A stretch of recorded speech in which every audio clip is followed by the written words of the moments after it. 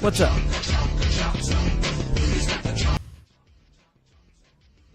Oh my gosh, it went way quieter all of a sudden. What was that? There we go. Who's got the chalk? You know? That's what I keep asking.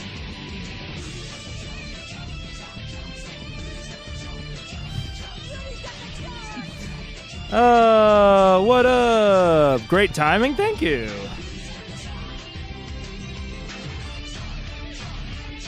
Chalk zone. What up? Hello. Welcome. Welcome to you. Welcome to me. Welcome to us. Daniel Teprock. Hello. I really wish YouTube still autoplayed live things in background tabs. I agree. It's so strange the way that YouTube interacts with live. Am I getting that up? I am. Hello. Yeah, it's strange. It's strange. I agree.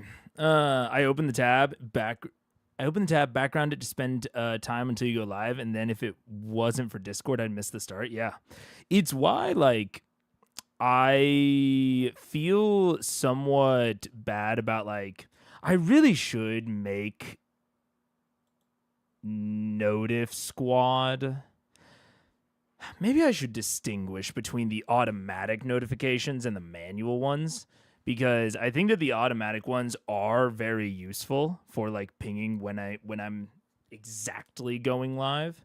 But then I know that some people don't want that sort of ping, and so maybe I need like a separate one for like these are manual announcements that I want you to know about, but they're not going to get pinged every time I go live. I don't know, maybe. Hello. What's up? That's just me thinking out loud. Hello, hello, hello. We are here. We're going to finish the fight with Raishan. And I'm trying to make sure that I have everything pulled up. I think I do. And we're ready to go relatively quickly. I did want to say, ooh, yeah, before we get too far into it, it's not necessarily a takeaway, because I don't do those on Half Ep, but it's sort of a follow-up to one of the conversations that we had last week, and highlighting a good point that I saw made. Wait, what's this? You ready to see the end of the Chroma Conclave? Yes, sir. Yes, sir. Okay. Oh, nope. I lost it. I lost it immediately. It's a comment left by the illustrious G. Hercub. And things that I have responded to. Okay, there we go. Let me pull that there. Okay. And screen share. Nope, wrong one. There we go. Okay. RE Dragon Egg Genocide. I don't really think it matters if they're a new species or not. VM would be killing 5 elemental dragons that haven't done anything bad yet. Whether or not it counts as genocide doesn't affect the morality of the choice, in my opinion. It's just semantics. Species don't have a right to life. Individuals do. And then goes on to talk about like the usefulness of even talking about species in terms of fantasy. But I thought it was a very good point. And you can see at the beginning of the conversation, I rightfully recognize, I'm like, this is not like core to my argument. I was like, oh, I'm not even going to look up the definition because it really doesn't matter. Because it doesn't. And this is a problem with me is I make like certain levels of like assumption, because we all do, I make certain levels of assumption when making a point or an argument. And then when someone agrees with or disagrees with one of like the base assumptions, even if the disagreement doesn't matter, I then get caught up talking about that disagreement because I want to, make sure that we're all on the same page and blah blah blah blah. But yeah, it got me thinking more about that specifically, and I think what I had been, or why I was focusing on like the species stuff and all that, is because I was thinking about it more in a like a sci-fi context, like a sci-fi tropes, because that's where you see more often this sort of like discovering a new species, especially like a synthetic species. But in those sorts of movies and TV shows and tropes, the weight is often like the morality weight decision is like, this thing is dangerous, but it is like novel and unique, and we could learn so much from it and whatever, because there is just the underlying morality of like, oh, this is like, individual things and creatures have rights and have a right not to be just slaughtered and killed in their crib. And so I had kind of already been assuming that and moving on to a without saying it, and this is my bad, but without saying it, I'd already moved on to essentially defending why, even though they might be dangerous, we might want to preserve them. Which is not the way that the argument ended up working out. So that's my bad. That's on me. But yeah, and I think the real kind of core thing that I wanted to and was trying to communicate was I and I remember someone saying like, oh, Matt is really leaning into like the older D&D tropes and et cetera, et cetera.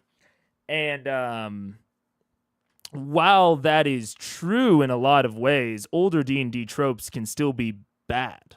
And like bad storytelling specifically.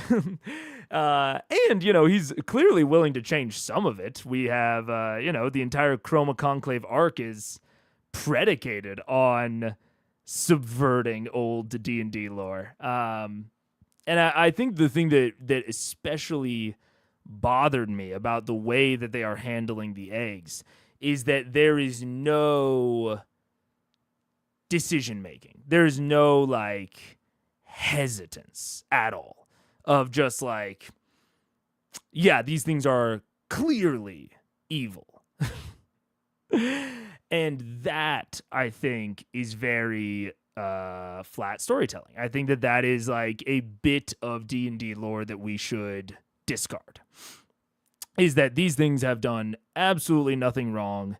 Maybe there's an argument for like they are dangerous in the way that any magical being is dangerous.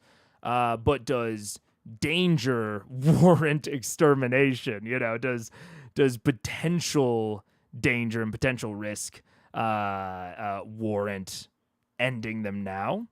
I don't know. I think that's an interesting question for players to ponder. But the thing that bothered me during that episode and sequence is that they did not ponder it. They did not consider it. There was no question. They saw the eggs, stab. And again, I'm not gonna act like my players have never killed monster eggs in a campaign. They have recently. My players get like smashed some troglodyte eggs in a cave because they were sent to clear out a cave of troglodytes. But especially for something so plot significant and substantial, it was a bit bothersome to me that there was, at least from what I could tell, no real consideration of, hey, these things haven't done anything wrong yet. Like, are we sure we want to just kill all of these, individuals just in their cribs, essentially? I don't know. I don't know. So that was the point that I was going towards, and I got distracted on the way by something that, didn't matter ultimately. I can't quickly find the name of the TV show, but I remember one where it was set up like a procedural court drama, but it was in the future and it was all about the legal questions of sci-fi tech. Oh, interesting. It's like it's very Star Trek makings of a man, Star Trek Next Gen makings of a man, where they interrogate whether or not Data has personhood. Yeah. My favorite episode was about a guy who cloned himself. The clone was a 100% genetic copy, and he claimed that the clone was property, not a person with rights. Ooh, yeah. Which, like, again, I'm not saying that there is a right or wrong answer to that sort of question. I think that media and storytelling isn't exactly for that. It's going to communicate a point of view. But I really just think that question should have at least been weighed, VM could argue that if they raised the dragons as their own, and in like 30 years, the dragons would discover that VM killed their parents and try to kill VM, not because they're evil, but out of revenge. That would be an interesting argument instead of, no argument. Exactly. And I think that is exactly my mindset, Confused Strawberry. In like, why I said that like a dragon being like inherently evil, just by their nature is flat to me. Even if you take the Mystara route where there's like a small chance that they're not evil, that adds some ambiguity and that makes them weigh it. But it seems like, and I don't just blame the players for this, I don't just blame Matt for this, it seems like there is just no consideration for that at the table in general. And, we'll see. Maybe I'm wrong. Maybe they, they kind of post-analyze it. Maybe they have a discussion about it afterwards. I'll have to see.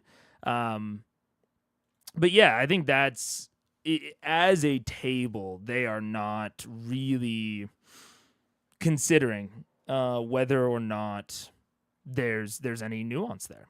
And I think that is very flat. If there's zero consideration, this sentient, or at least seemingly has the potential for sentience or sapience, this thing is just evil and by its very nature deserves death.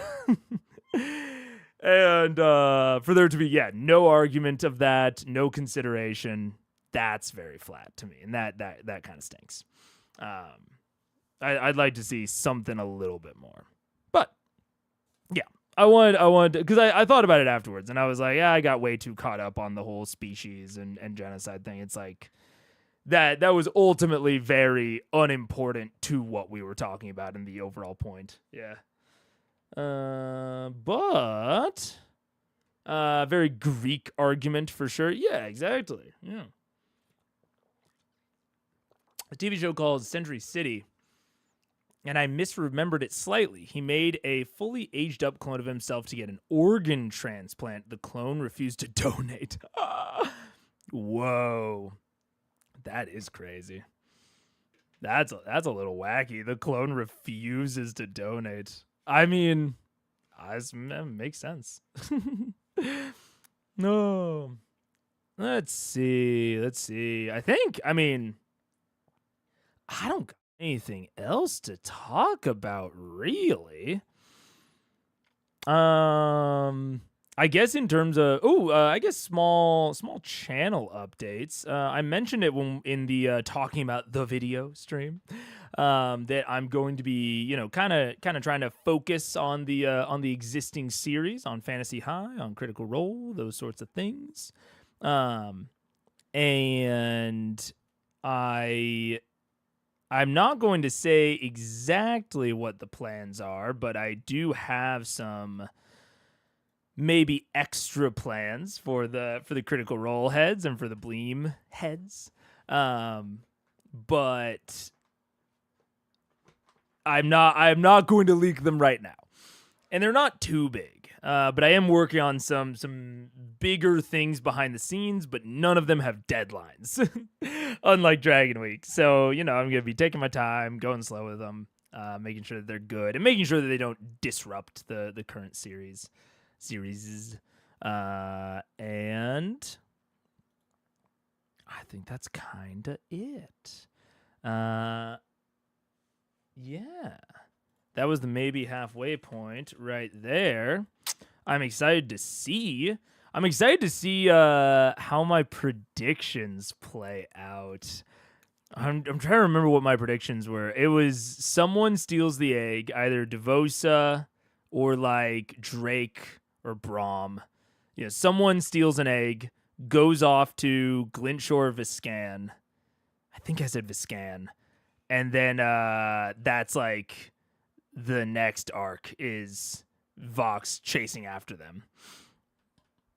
I think that was my prediction. And I'm going to stick with that.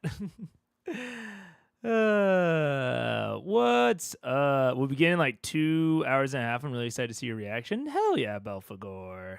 Yeah, the Sundays start earlier. Sundays start earlier, Wednesdays are later. I try to hit different times for different time zones. And I meant to. I've been bad about this. Well, off and on, bad and good about this of posting the unlisted event in the Discord. I didn't do it this time, but I've been generally all right at posting the event for the next CR in the Discord once I come up with a title. That was the problem with this one, is that I didn't come up with a title until like today.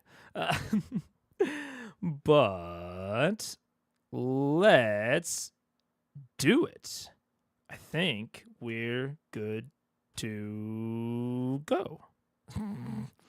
Oh, good. Means I might be able to see much more of the video without staying awake till 3 a.m. Exactly, Belphegor. That is the point. That is, yeah. I have been debating changing up the Critical Eyes schedule for a while now. But like the current schedule works really well. And so I've been very hesitant to change it because I would need the new schedule to work at least as well as this one. And this one works pretty well. I like having the earlier one for people to come and join if they're in, and if they're like EU, and have, it's a worse time zone for them. So yeah. You also predicted that either Vax, Keyleth, or Sam die because the others have anti-death armor in your mind. Not anti-death armor. It's more like in the broad statistics, It's like, because Raishan is such a seemingly is probably more of a glass cannon, it's more likely that targeting priority matters. And, broadly, statistically, if all else is equal, I think that who has already died is probably a targeting priority factor in Matt's mind.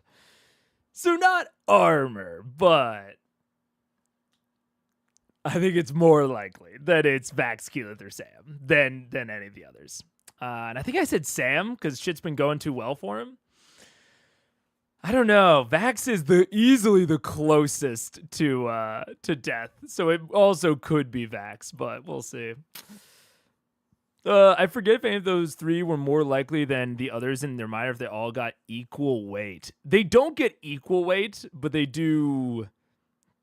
They hedge out. I would say if you told me that one person died, like guaranteed, like one person died, I would.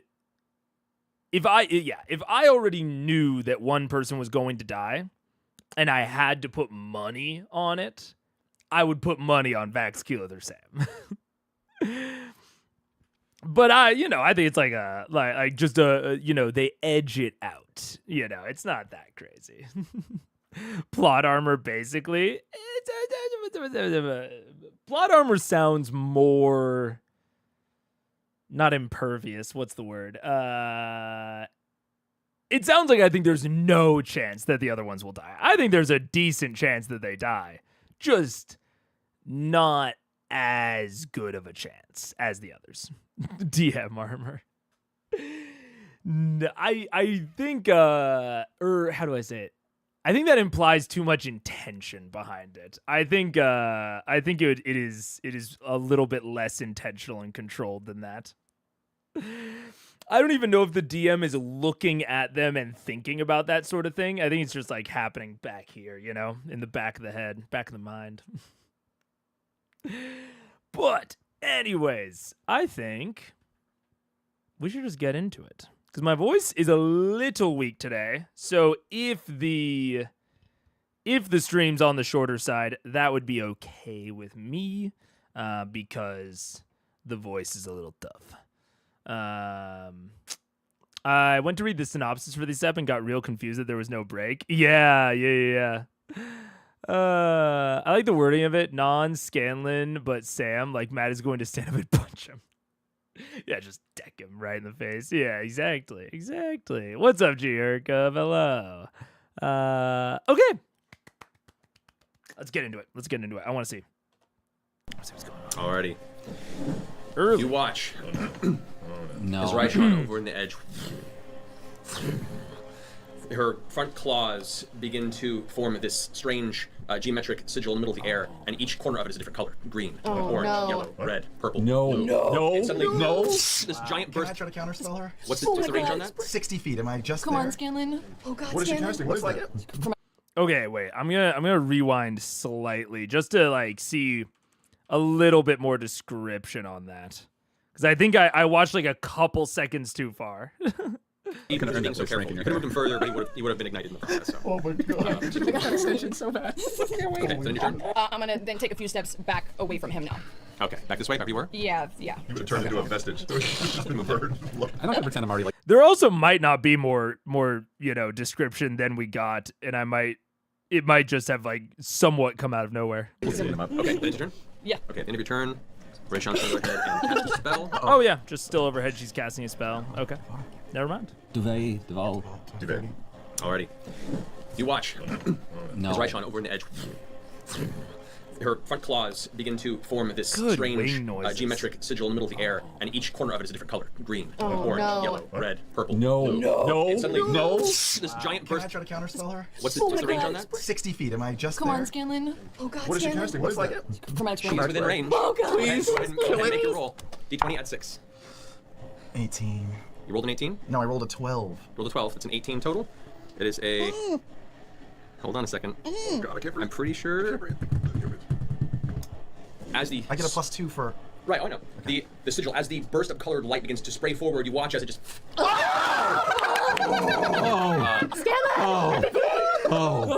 Vax wakes up for 2 seconds and says, "You demand!" And then lies back down.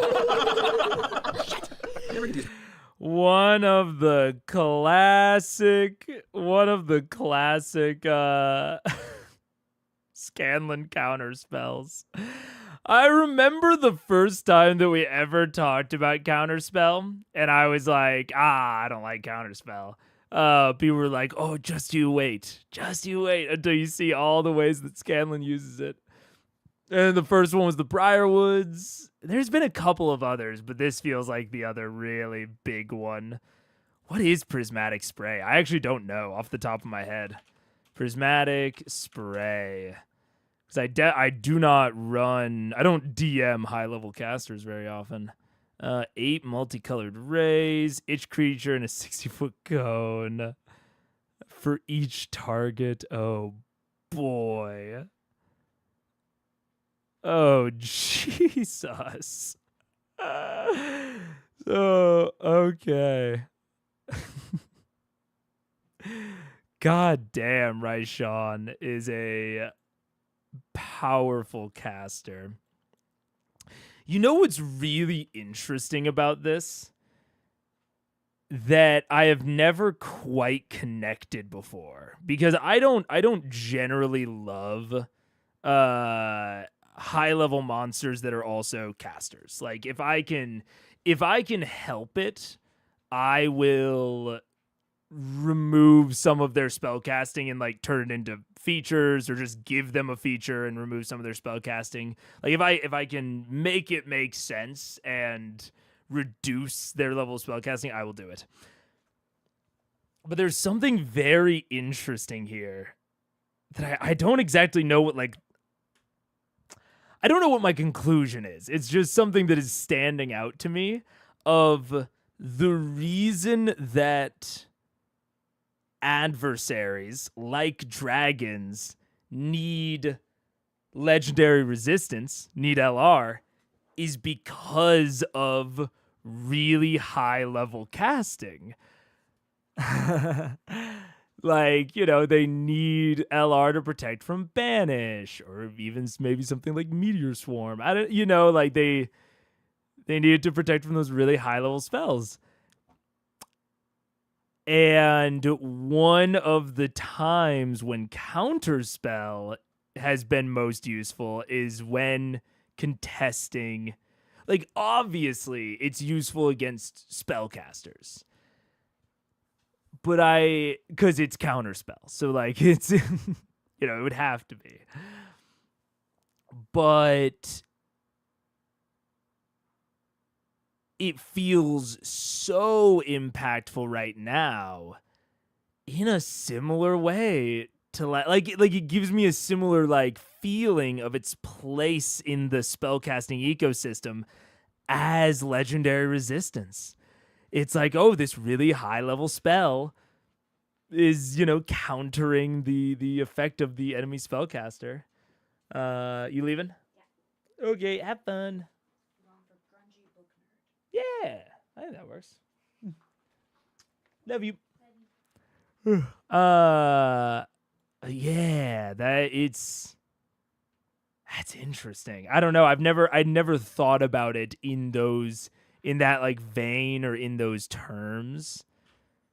But in that segment, in that scene right there, it felt like that to me. You know, it felt like a legendary resistance almost. Yeah. Oh, man. Matt is insane with some of the sound effects. I feel like you missed some of it with the speed up. It's not worth slowing down for, but damn shame you never hear the full impact of them. It's tough to say, yeah. Yeah, I can definitely see that I might be missing some of it, but yeah, definitely can't slow down, yeah. Counterspell sucks if it's used too often. Counterspell is perhaps the single best spell in the game if it's used exactly the way I like. Yeah, it is. It's this resource, you know. I don't know. And I don't like them in basically the same way. Like, I don't like that slowdown. But it is this really, I think maybe the reason I'm calling out the connection specifically is because I think it highlights the strain that the magic system places on D&D. Like the magic system places such a strain on the whole of D&D and especially like on itself. And so you need to have these like band-aids and counters and like you need to have these things that essentially negate just that strategically negate things because magic otherwise is much too powerful to just like leave to its own devices. It'll take over and just define an entire scene. In a way that is very uncontrollable. And so you need counterspell, you need legendary resistance. And it's funny, I was talking to one of my friends, they were talking about like homebrewing a system for like for weapon degradation. Like, oh, your equipment degrades over time. And me and my other friend were talking about like, okay, well, the problem with that is that if you do that or not inadvertently, but it disproportionately affects marshals. So you would need some equivalent or some way to do it to casters. But casters are so fundamentally different from marshals that like I don't think you can. Like, even if you say, oh, they're spell focus degrades, that is not nearly as detrimental to a caster as like a sword or armor degrading is to a martial. Because there is, like, beyond a power split, there's just such a fundamental way that they interact with the game split between martials and casters. It's not like, Daggerheart, where you spend hope to cast spells and you spend hope to do like maneuvers, with your cards. They just operate on like fundamentally different frequencies. Yeah. Not high level. Yeah. You know what spell on paper is just as broken as counterspell, but I rarely ever see? Dispel Magic. Yeah, on paper. On paper, I think it requires the GM to work in more like enchanted effects, or like it needs to work in lasting effects. Most spells don't do lasting effects, and so the GM either has to like not homebrew necessarily, but like kind of homebrew lasting effects, or they need to like enchant things within a scene. And so it's like, yeah, if you think through the world of D&D, Dispel Magic is definitely more or as broken, but Counterspell is going to be more consistently useful when you do need to counter magic, like when magic is actually a threat to you. Yeah. Also the reaction nature is, yeah. It's the fact that Counterspell, there's no like, not opportunity cost. That's not the right way to phrase it. There's no, when it is useful, it is just useful. Dispel Magic requires something to exist ahead of time, or it requires, one of those spells that actually sets up a magical effect, which aren't, like super rare. Something like Mage Armor is pretty common, but they're more rare than the instantaneous type effects. I imagine dispelling the big bad's main magic weapon, in theory, in practice since they're used. I have no idea what level enchant. Well, even like the big bad's main magic weapon. Most big bads. Well, I shouldn't say most. If you're running a big bad as just like one of the monsters with a stat block out of the monster manual, the Tarask, let's say, doesn't have magic weapons. Magic weapons are like a player focused feature within the game, not necessarily an adversary focused one. So there's no like by default, or not no, but there are far fewer ways that Dispel Magic's usefulness would just come up compared to counterspells. Yeah. I don't think that's a bad thing though. I'm not sure I'd play D&D if it was just hitting things over the head with various weapons. Are we talking about in terms of like spellcasters and martials being very different? Maybe, but I think it's more of what I'm getting at when I talk about the difference is like the fundamental difference in which like they interact with, like, how do I say it? The differences in how they like necessarily like put out damage, it's like there could easily be, I think, a good example maybe of a way that marshals and casters could kind of see like a unification, so to speak, is, and I'm not saying that this would be good, I'm just giving an example, is like Way of the Four Elements Monk. Obviously, Way of the Four Elements Monk sucked. So I'm not pitching that we go to Way of the Four Elements Monk for all of our casters. But monk can use key to do a very martial like a set of martial like abilities. They can do flurry of blows, patient defense, step of the wind. And then for elements, monk could also use key to cast spells. And if we had a singular, or not even necessarily singular, but like a more commonly designed resource system where like marshals had points that they spent to do stuff and magic users had points that they spent to do stuff, and those stuff were just like maneuvers versus spells, then you would have classes that were commonly designed. Spellcasters and marshals are just fundamentally like differently designed at like a base level, with like the way that they do all of their shit. And so it's hard to build a common system for D&D, like a homebrew weapon degradation system, because spellcasters and marshals are so different. It's very, very difficult. Like, even imagine something like you have like a staff or a wand, and your staff or your wand gives you access to a certain spell list. Like, maybe the cantrips that you can cast are not learned off of your spell list. That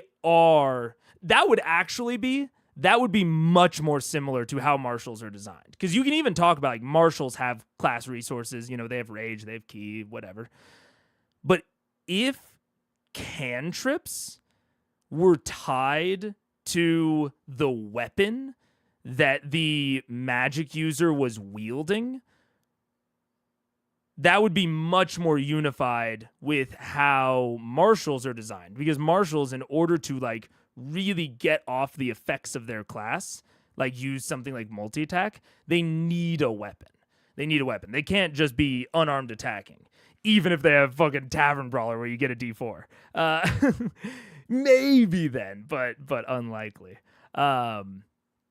But magic users are just very, very fundamentally different. Monk is probably the most similar to a spellcaster out of the marshals, even not for elements monk. But it's hard to design commonly when the things that the classes need are so different. You know what I'm saying? The only bad part is that, like Meg is saying, it makes balance inherently more difficult. Balance and common design. It's like you can design a system for marshals or you can design a system for spellcasters, but it's hard. It's very difficult to design one that impacts both evenly. And so you either have to introduce a balance of systems that don't impact each evenly, but on net, because this system, impacts marshals more and this system impacts spellcasters more, then it all evens out. That's hard. And I mean, frankly, it's very hard to even design a system that does impact spellcasters because they're so just inherently powerful, For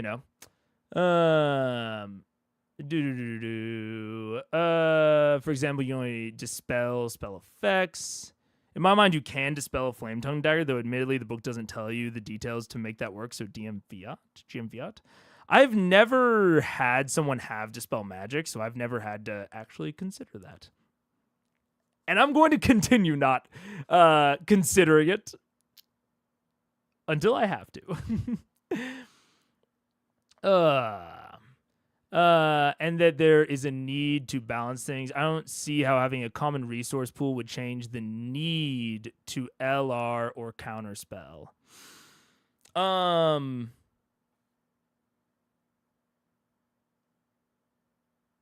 How?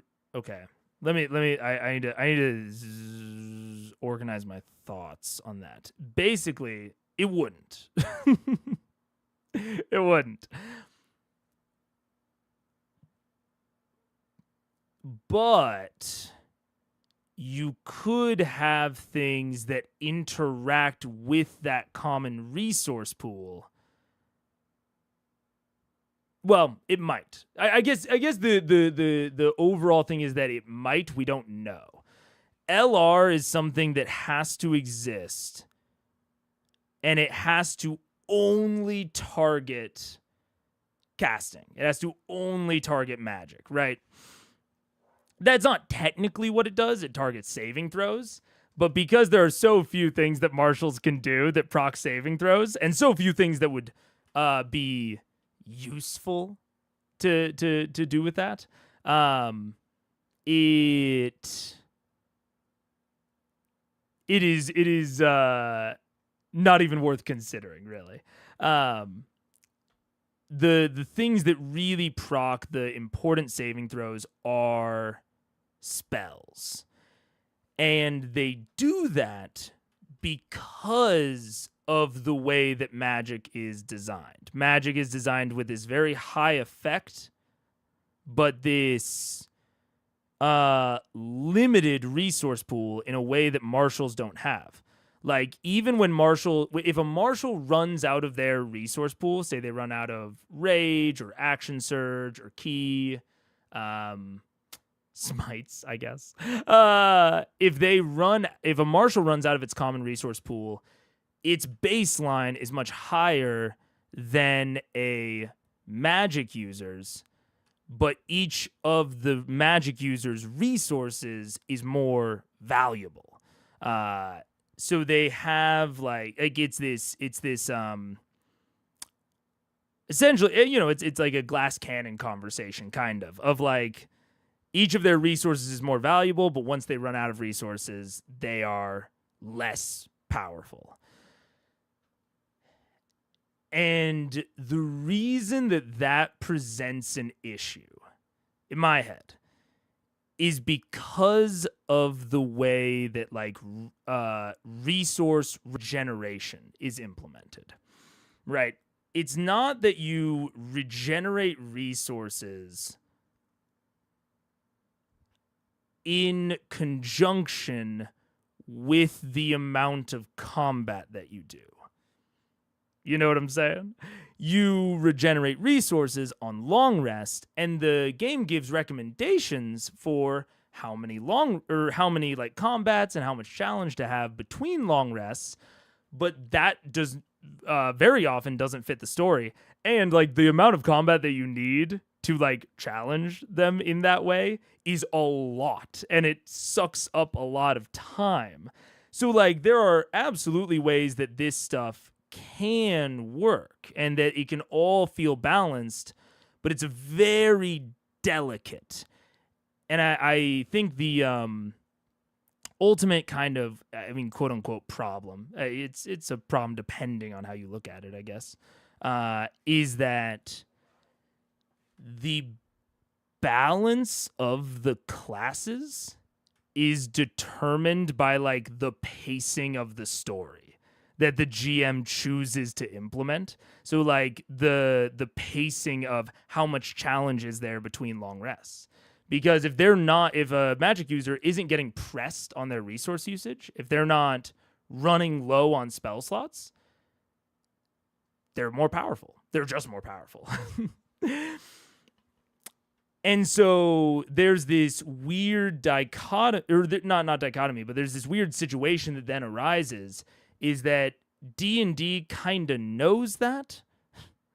They know that, at the very least, a magic user starts off the long rest more powerful than a marshal. And theoretically, their power would degrade faster across a long rest than a marshal's would. But if you're designing a high-level adversary, you have to keep in mind that even if a DM is following all of the guidance on how much danger to present to a party between long rests, they might throw a high-level adversary at the player's first thing. So the magic user still has all of this built up and baked in power, just kind of sitting around.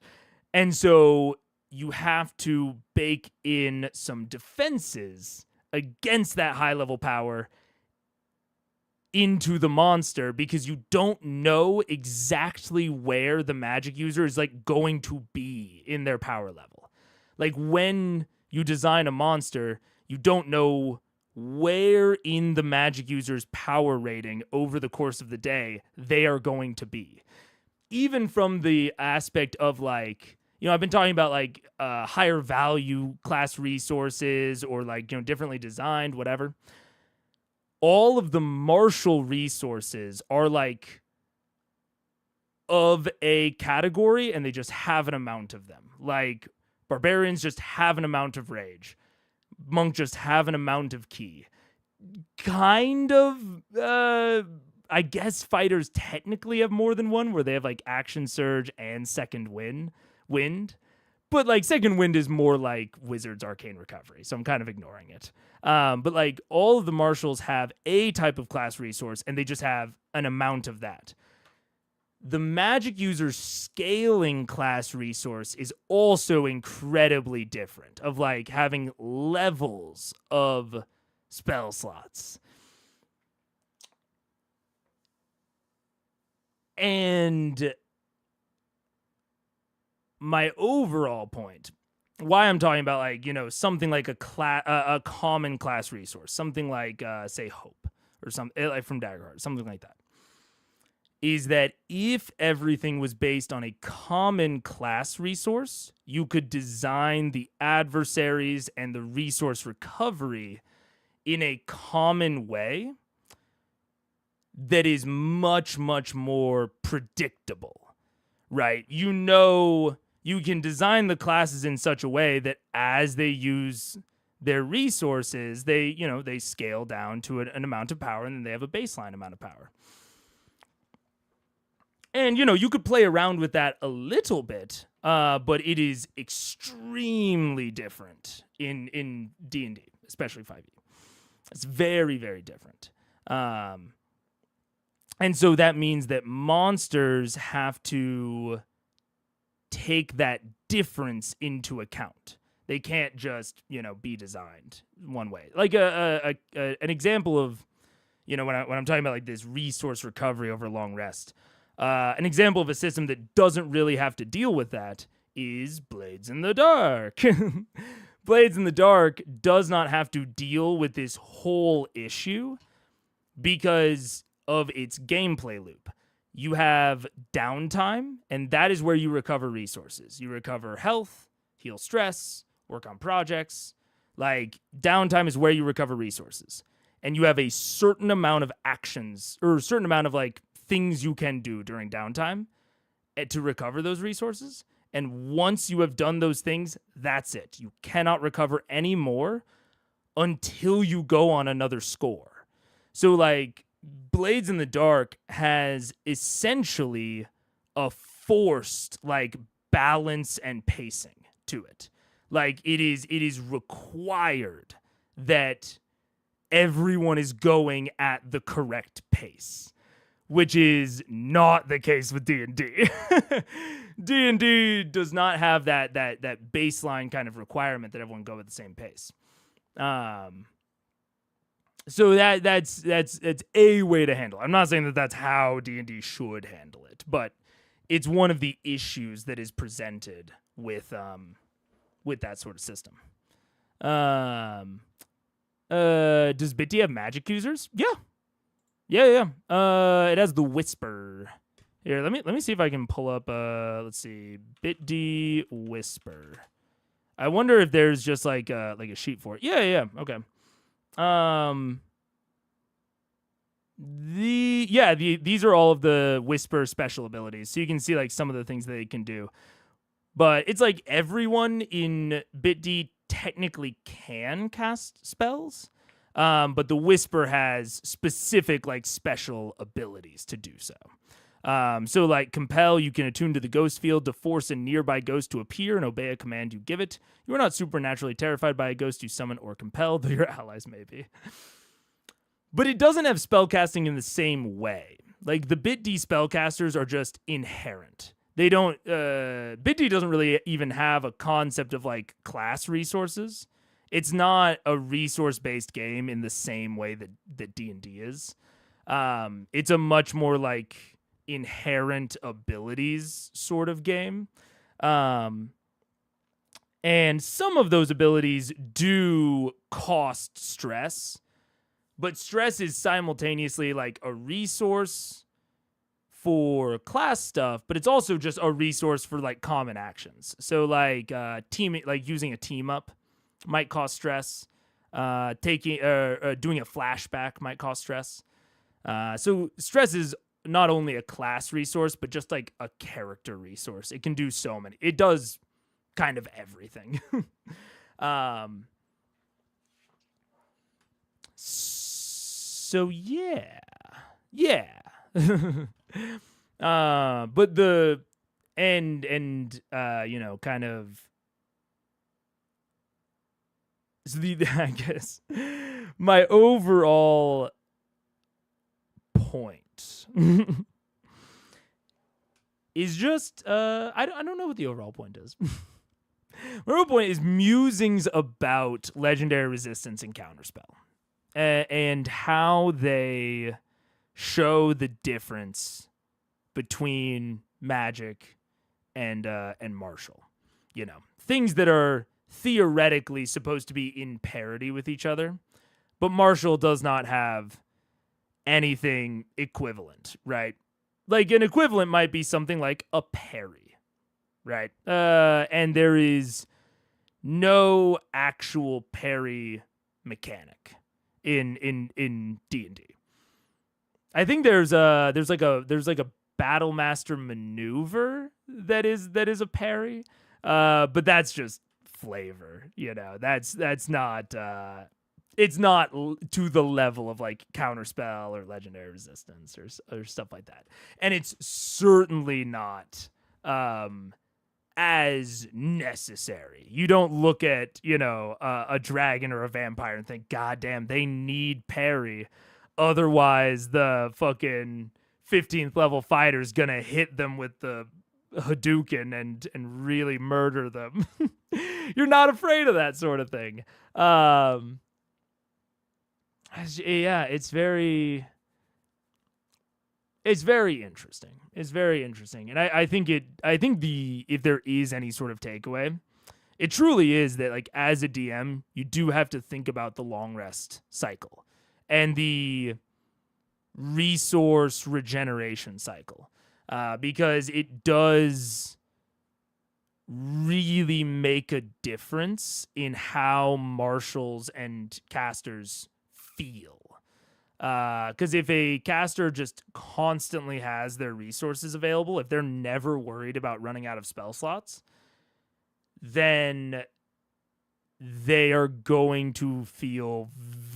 I think that is where you get, like, the Reddit, I hate casters sort of shit. Because if you do follow all of the recommended, like, pacing advice from D&D, they are in relative parity. Like, I'm not a martial caster divide truther. Like casters can be incredibly challenged if they really have to think about their spell slot usage. They can be very, very challenged. And it's, you know, a lot of times they're harder classes to play in those situations. But I think that pacing is very hard to keep up. I think it's very hard to keep up, and it will very frequently slip. I've never played 5e Monk, but I did in PF 1e. The fist wound up feeling mostly just like weapons. The biggest difference to feel was I had nothing to spend my money on. Yeah, that's fair. I agree. Yeah, the fists basically just feel like weapons in D&D as well. Yeah.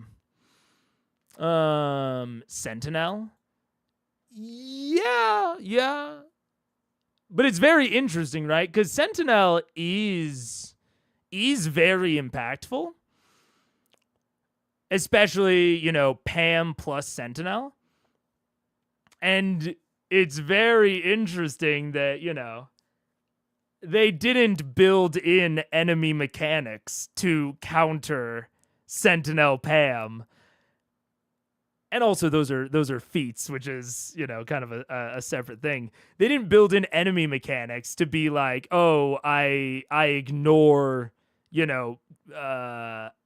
these types of enemies ignore effects which reduce their movement, or they can spend a charge to regenerate movement or whatever.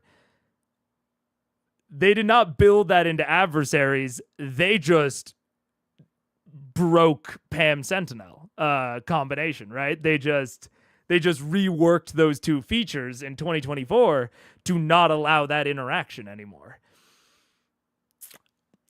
Which I do think it's a good thing to bring up, and it's kind of indicative of like what their mindsets are around the two things. If a magic user is something very powerful that would break a combat or trivialize a combat, that's just what magic users get to do. Magic users just get that. And we're going to have to build in mechanics into the adversaries so that an adversary has to like strategically counter in those moments. If a marshal has something that they have to spend feats to get that trivializes a combat, we're not going to build in a counter to the adversaries. We're just going to deconstruct that strategy. I'm not necessarily saying that I would prefer it that they left Pam Sentinel in the game. I was a fan of them removing that interaction, but it is definitely telling about the mindset. You know what I'm saying? Overall point, BitD is better. Just kidding. BitD's different. It's I mean, obviously I am currently playing D&D right now. I'm not playing BitD. There's some challenges to BitD as well. I'm not I don't think it's all sunshine and rainbows over there, but there are definitely things to there are things that the differences very much highlight, D&D is kind of iconic because you don't have to put all the players in equal terms in a fair game without erasing the very fantasy of playing those classes. Yeah. It's so tough. It's so tough. Yeah. D&D has this weird kind of status and mindset of like things don't have to be balanced or necessarily fair. And I think that they try, as hard as they can. But it does present it presents a lot of design challenges. Like D&D is kind of balanced on a knife's edge where like everything works within the system. And on its face, it's incredibly easy to add stuff to D&D. Like the skill check system, super slick, very simple. Like it presents so many routes towards adding stuff. But then you look at something like called shots, which is, I don't want to say impossible, but would seem to me to be ludicrously difficult to try and implement. And a lot of systems, like when you go a little bit deeper into it, it starts to reveal that it's, even if you want it to be balanced, it's very hard to do that. And that's kind of like you said, it's like there is this kind of mindset that like that is okay. Like that is like tonal. That like the classes don't need to be balanced. Sometimes some classes are just challenged more than others, and that's part of the fantasy. Which is not a bad thing. But it is interesting that even though it is kind of okay if things are a little bit wibbly wobbly, and like there's a lot of systems in place within D&D to account for that. Like, there's a lot of systems to account for wibbly-wobbliness. It doesn't change the aspect that, like, if you don't want it to be wibbly-wobbly, if you don't want the new system that you're introducing, the homebrew, if you don't want that to be unbalanced, it's very difficult to achieve that. It's very difficult. So it's strange. It's all very strange. The more I hear Bitty, the more it sounds like my old... Oh, wait, we're about to go into ads. Okay, ads in 1 minute. Ads in 1 minute. The more I hear Bitty, the more it sounds like my old favorite system, slightly less rough. I need some time to actually give it some time. Yeah, I mean, Bitty's awesome. I love it. My biggest issue with Bitty is that... Or not issue, I guess. But I think the biggest factor that is, like... If we wanted to say that, like, the unbalanced nature of D&D is the thing that holds me back from building stuff in it, because I think that's not too far from the truth. The thing that holds me back for Blades is that there's a level of commitment to it because of its, I don't want to say reliance, but because the tone is very focused on the faction web and relationships and contacts and opinions. Like, it's very important what all of the players in the city think about you and what they think about each other. Because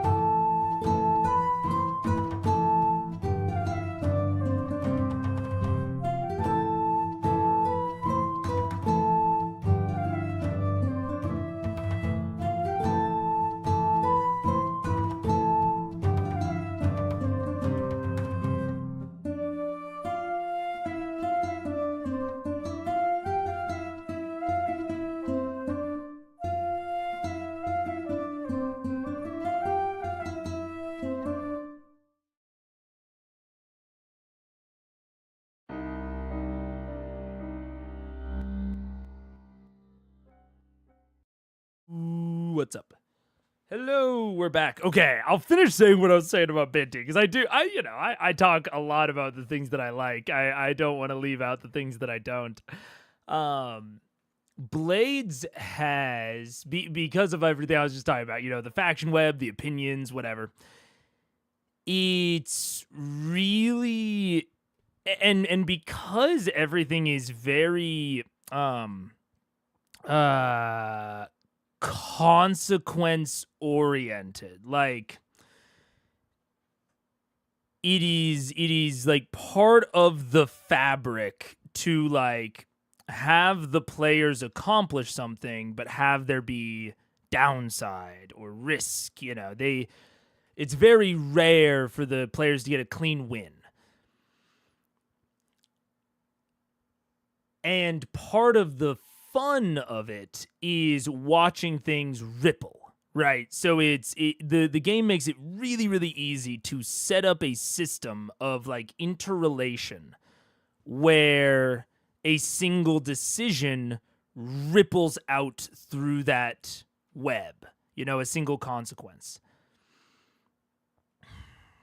And it makes it somewhat easy to convey that ripple to the players. But what it is much harder to do is to undo a consequence that is in the works. So like it's really easy to kind of world build yourself into a corner as a DM. And then you kind of look at the web, they make like one decision, one domino knocks it down, and you're like, oh no. Oh no. They just did that, which is going to make this person think that, and this person think that. Oh no. And because it makes it relatively easy to convey the interrelations to your players, they can also piece that together. And so you have to walk this tightrope of giving them enough information to where they feel the they feel the coolness of it all, because it is so cool. But it is so easy because of like the very nature of what's cool about it to have a single decision ripple out in a very unintended way. A single like improv decision during a score that improvs out in a way that you didn't plan on, the players didn't plan on. Like, yeah. So it's a very connected system in a way that is so interesting and so cool. And it's a system that like thrives on improv and that sandbox sort of feel and approach. But I also think you have to be very controlled as a DM with the magnitude of consequences that you give and how far those ripples go and how far you allow your players to see them going. Because again, the ripples are the cool thing, but they can easily paint you into a corner. Like suddenly you have established like 4 or 5 separate things, and the logic of what you have established suddenly paints the players into a situation where they should be stabbed in their sleep. Like they should not survive the night. And it can just come out of nowhere. So it's a great strength and a great weakness, and it's something you have to be like really on as a DM. And that was what happened to me. That's why I'm my BitD campaign kind of ran aground, is because I accidentally painted the players into kind of a no-win situation. I put them up against essentially an adversary that I established a bunch of facts about the adversary, and like I gave it in mechanical terms. And then when I actually went to like follow through on some consequences from this established threat, I was like, oh no, they won't be able to survive that established threat. Uh-oh. This is suddenly much worse than I thought. And that was partially my own inexperience. Like I wouldn't do that again, even by accident. But those sorts of pitfalls are prevalent in BitD. And I think there are equivalent types of pitfalls in D&D. But the pitfalls, because of like the rippling and interconnected nature of BitD, a single pitfall can have a much more disproportionate impact than it can in D&D.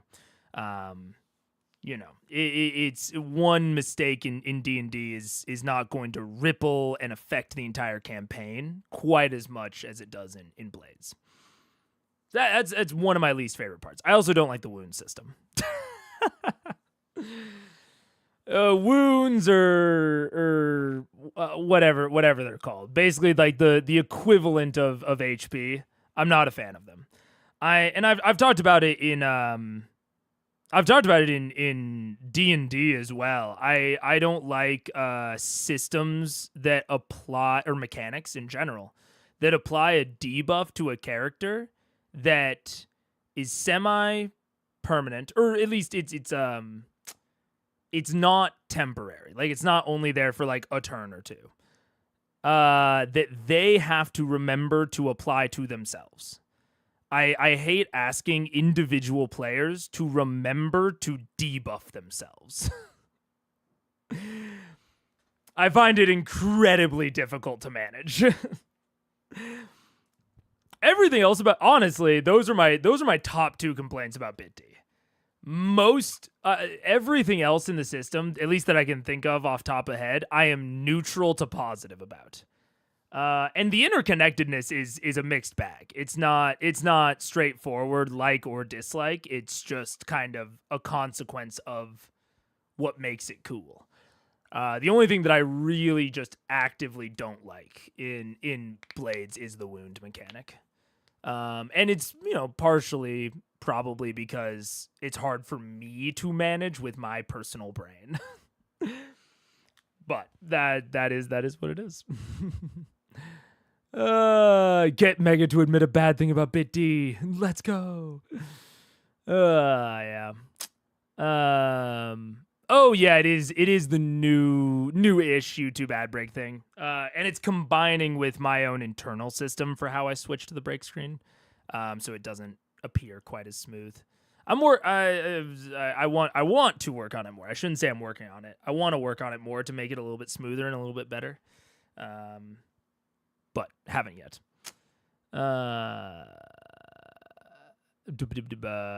Ooh, this is perhaps our largest disagreement. Though it's probably one of those things where if we talked about it, we aren't as far apart as it seems. I love wounds over HP almost universally. I think that is fair. I don't mind them from, like, if they are implemented and remembered, like the actual mechanical impact of them, I like. Like, I like their setup as a representation of like physical damage and taking wounds over time. I just find them incredibly difficult to manage. I as a DM, I forget about them. Like, I forget about which player has what and when they're going to apply, and I find it hard. My players find it hard to remember, which maybe, we all just have this problem of memory. And I find it disruptive to like check or remind them or what have you.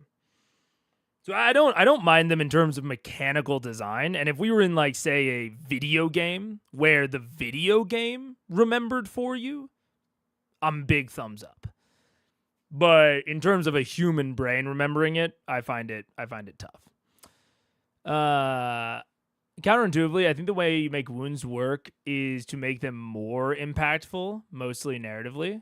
It's easy to forget that someone is nervous. It's hard to forget that someone lost an arm. Yeah, I mean, I would give like one of the examples of like a first level wound that Blades will give, like one of the examples in the book that it'll give is like lightheaded or foggy. And it's like, I can, like, you're right. I wouldn't forget that I lost an arm.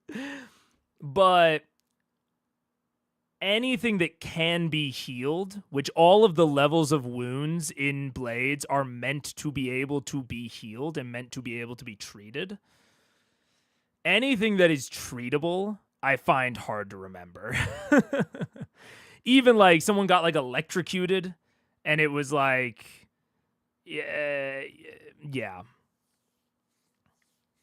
I don't know. I'm sure that I would get used to it and I would find a balance that made me like it more. And it's not enough to put me off of Blades at all. I love Blades so much more, or so much more than that small factor.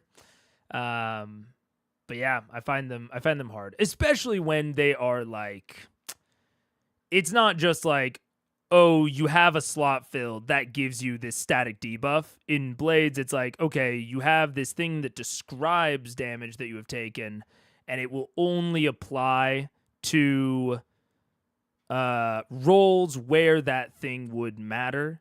So it's like, I remember in one of the sessions, my player got a big gash through their hand because they took a consequence because they were jumping across a rooftop and they just barely managed to like grab the top of the next roof, and it like sliced open their hand, but they still, could pull themselves up. And they were a gunslinger. I think it's the Hound. But they were a firearms person. And so I was like, oh yeah, if you're using your gun at all, it's going to be hard because your hand is like sliced open and it hurts. And then we forgot about it.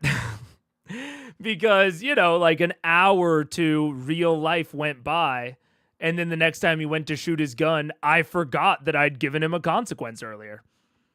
Like I just didn't remember that he'd had that. And then we, realized it like an hour after the fact. And it's like, oh, I should have, taken like minus 1d6 to that roll because I had this wound probably. And I was like, ah, shit.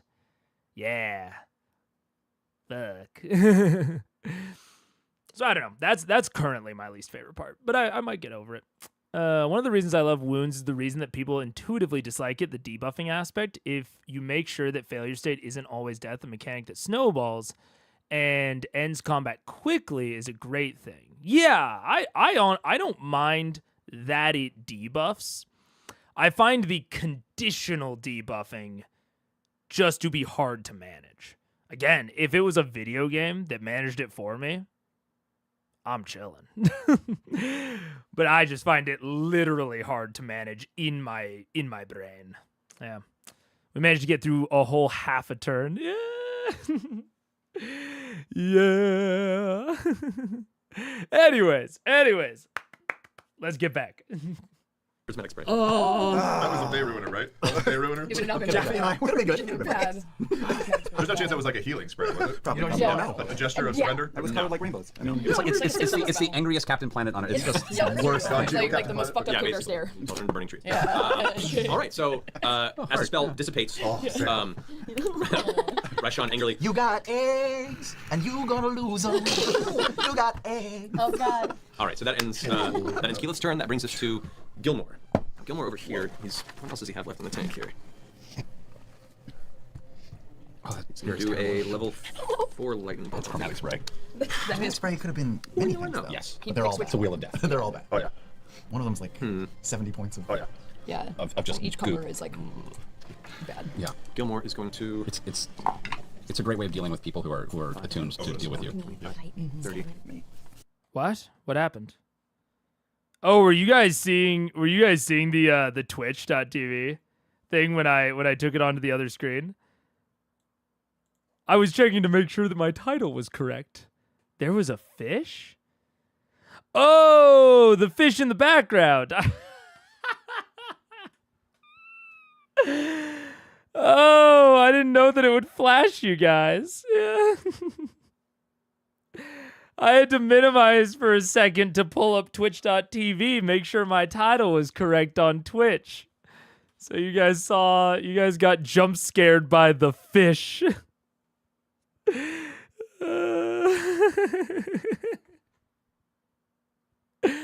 I love the I have like the auto wallpaper on where like Windows just gives you a new wallpaper every day. I fucking love it. They have great wallpapers. And it's always fresh and new and I never know what to expect. So sometimes I get fished. You were looking at that for a while. Yeah, it was. It was good. It looks good. It's really good. It's very easy too. It's rainbow. Yeah. Yeah. Okay. Sorry. Just checking I can do this. Check real out those fast. Gilmore t-shirts. I know. Sorry, I'm checking to make sure he can do this. Gilmore.com. This is what he's trying to do. Gilmore's wearing one right now. No, Hey, take your Laura, time. Take your are time. those okay. keychains laser etched? Why, they are. It's so funny you should ask. Wow. What about the So precise the in those keychain? Did I say the keychain or the Yeah, necklace? yeah. What about the necklace? So Gilmore runs up, like, and just vanishes from his place and instantly blinks What? up over into this area using his Misty Step as his bonus action. And looks upward. How do you like it? And raises his hand. As he pulls this way, you watch as this necromantic energy begins to gather around his hands. A familiar spell to you, Keyleth. As you watch the diseased blackened veins up the side of Raishan's body begin to spread and grow momentarily and kind of begin to dig their way into her throat. She begins to pull backward, unfamiliar with this sudden internal pain. Rolls a natural 20 for her to save. But regardless, that's I still like how he 8 genuinely D8. looked kind of disappointed though that he rolled a 20. I think it's just It made me feel good. He's a really good actor. See, we're not even gonna need the flute guy. I hope he shows up. I hope he's not like that was A month for from Lord now, he's Bucks. gonna show We're up. not That's getting what him he's outside. packing like his carry-on. He's like, He's I at should TSA probably- right now. He's He's like, I have nothing else metal on me. I don't even. Oh, I'm bronze. 17 points of necrotic damage to Raishan. how many? 17 points of necrotic damage to Raishan. Dude, I will say, I ran a combat.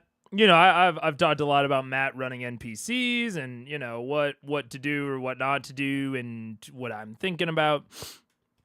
And I ran a combat 2 days ago where the party had a friendly NPC ally with them. First time I've run a combat with that sort of thing in a while, and I just played the NPC. Mostly because I realized pretty close to the combat starting that their stat block was incredibly boring. and I had described them as being pretty badass. And so it might be which they were just their numbers were just high, which isn't that fun when you're looking at it as a player. And so I ended up running them, and in retrospect, like halfway through the combat, I was like, God damn, I wish I would have just made the stat block a little bit more interesting and given it to the players. Oh, throughout the entire combat, especially because it was a really big combat. There was like, I want to say there was like 11 adversaries that I was managing. And also managing an ally was tough. I thought about, you know, Gilmore, and I thought about Pike, and I was like, oh, I absolutely should have just given Ned to the players to manage. I'm gonna try, you know, maybe I won't like it if I'll try it and report back. But that combat, I was like, I really, really wish that I was not managing this right now. Can you see why Matt doesn't want to Gundam Pike? Yeah. Well, it's like, you know, broadly, I'm like, I try just not to involve allies because I think that any implementation of them is going to be a little clunky no matter what. But even in that case, I think I had rated all of the solutions a little bit too close together. I think in retrospect and after experiencing that more recently, the DM managing the ally seems substantially more clunky than the PCs managing the ally. And you have it to where it like totally puts them out of the scene. You know, they're talking about the laser etching and whatever. It just like ejects them from the moment when it is the DM just playing with dolls and making them fight, you know, like just having, oh, I have this person hit that person. Yeah, you know. Yeah, I'm becoming more and more and more convinced that just having the PCs manage them is the right call. I will continue to report on my findings. With the save. That's Gilmore's turn there. That brings us to Grog. Me? Yes. Your dragon-based humor is way too tight right now. Can I run up with Sean? Yep. Yo, Set just on dragons and serpents. can I attach the chain of returning to the axe? Yes. And can I swing it really hard and go, yeah, catchphrase, and throw it up? Yes, you can. That is a good point. I definitely, like, I remember very easily now that you say it, but I've definitely probably not been remembering when I have referenced them. It's a good point. Oh my god, the dogs are going crazy. Dog, hey. Hey. That's a good point. I did forget that. Reckless, please. Yes, you may. But I didn't think about it. That's a natural 20. All right. Oh, and with the brutal critical, I get 2 additional. Yeah, 2 additional damage. d12s to that. So roll the die first. Plus, don't forget you double the narcotic die. Yeah. I do double it? Yeah, Oh, I that's know. sweet. Okay. Yes. That's a 6, so it's 12. Ellen, I'm enlarged. Where's the triangle? I took the triangle. I don't. Here you go. You got like Valley Girl on that. You look like a lot. I mean, The triangle. That's 29, and then 2 additional d12. Correct. So, Doesn't 9, look like the character from 38, Temple. 10, yeah, 48. yeah. 48. Angels many. That's not enough. You got that. Okay. Did you double those extras? Can you do double those dice as well? No. Okay. Critical critical, you get 2 additional damage die. Okay. So as you rush up, catchphrase, and throw the axe sideways, it arcs upward, and Raishan is currently kind of reeling from the dispel and angrily like yelling into the room in Draconic. Gets partway into a phrase, just finishing. The axe just jams into the side of her collarbone and front torso area. And the axe is still kind of wedged there. Are you gonna pull back? Yeah, I'll pull it back. So go ahead and roll your check. DC of 12. I don't know why you're looking over here for that. I'll let you. Yeah, I got it. 14, 23. Yeah. So you yank, and the axe just lodges itself, and you catch it as it's covered in Raishan blood. As you pull the axe back, you watch. Suddenly, there's a flash of arcane energy around her, and some sort of spell, uncast by her, just seeming automatically, just kind of surrounds her, and her flying begins to speed up. She got hasted? Yeah. What? How? I didn't know I was this powerful. What the fuck happened? How did she get hasted? Find out. So that Where's the brass I dragons have helping movement her? still? you have a Or what you if the probably eggs are have helping her? So what if there. You have maybe 15 more feet. I don't know. I'm just like Can I putting things keep out there. rolling towards that end of the map as far as I can This go? end? Yeah. Sure. That end of the map. Can I go that way? There you go. Yeah, let's go. All right. Great. Oh god. That ends at the end of your turn. Try code crit roll. Probably won't do anything. She's going to use legendary action. At this point, in her kind of sped up sword, she begins to, and there's a slight ripple again in the air, similar to what Gilmore did towards Raishan early part of the battle. Let me see the notes. We're making some bad groupings there, by the way, people. Yeah. You're getting lines. Yeah. I have more distance here. You feel a kind of a strange warmth and tingling sensation within your body, Scanlan. Oh, what? Me? Yeah. But I didn't do anything. You relieve yourself gently. Did you just pee? Okay. All right. All right. Cast Counter tinkle. that. And I don't get to save or anything? It just It's not a happens? save. It's against an effect on you, and she. Wait. She rolls this, just like how you roll to overcome her spell counterspell. Okay. She gets to roll to overcome whatever effect is on you with your spell magic. Okay, she gets to. So it is Raishan.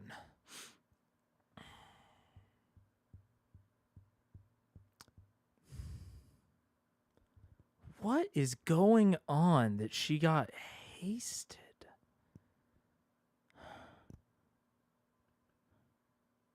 And then I was like, oh, is maybe the same person that just hasted Raishan, if she did even get hasted, if that even was what that was, is that the person that's been dispelling Vox?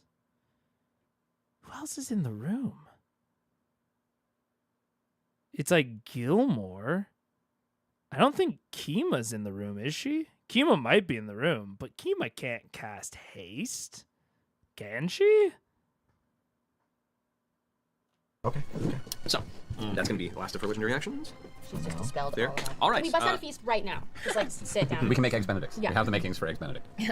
Does that dispel my fire resistance as well? No, it only affected the hero's feast. Okay. You'll have to explain that. Vex, you're up. So giving a potion to somebody is a full action? Yes. Personal gripe with dispel magic being cast a bunch at the beginning and no one could find her. Yeah, it's it's a weird thing because my interpretation, and I didn't dig too far into it. I didn't dig into it at all last stream, and I won't dig too far into it here. I think how it is working in Matt's mind. Number one, he might just not be thinking about the verbal component, which I mean, I think, a lot of people don't. And that's a whole separate gripe and conversation. I think even if he was, there is at least a small argument, that no one has enough range on their dark vision to be able to see up and into the tunnels with the light being put off by the magma. That is how I was imagining it, because the ceiling sound at one point during the first round I was like, damn, the ceiling's really high up, eh? Because they're doing a lot of like vertical measurements. I don't think it comes off that way necessarily, but there have been like certain things where he's mentioned like, oh, it's this high up, and it seems like the tunnels, especially the interior of them, might be more than 60 feet, which I think is all of their dark vision range. But then she might be able to see them more clearly because they're nearer to the lava. Like, lava doesn't give off that much light. That is how I was internally interpreting all of that. Like, just them broadly not being able to find her. But that's what's the range on Dispel? Dispel Magic 5e. Is it 60? I actually don't know. I have no idea. It's 120. It's 120. So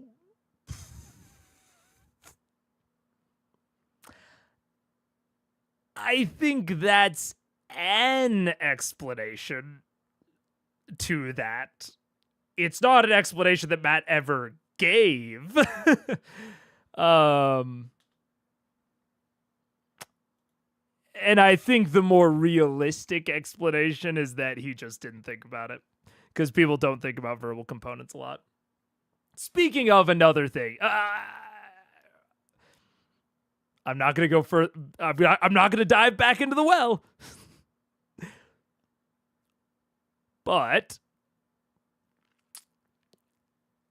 one of the other issues, or not issues, but one of the other factors of the differences between like martial and caster design is that casters broadly, the things that would make them weaker, or the things that would be, issues in certain scenarios, are harder to track than they are for martials. Not saying they don't exist, but something like a verbal component is harder to track than is the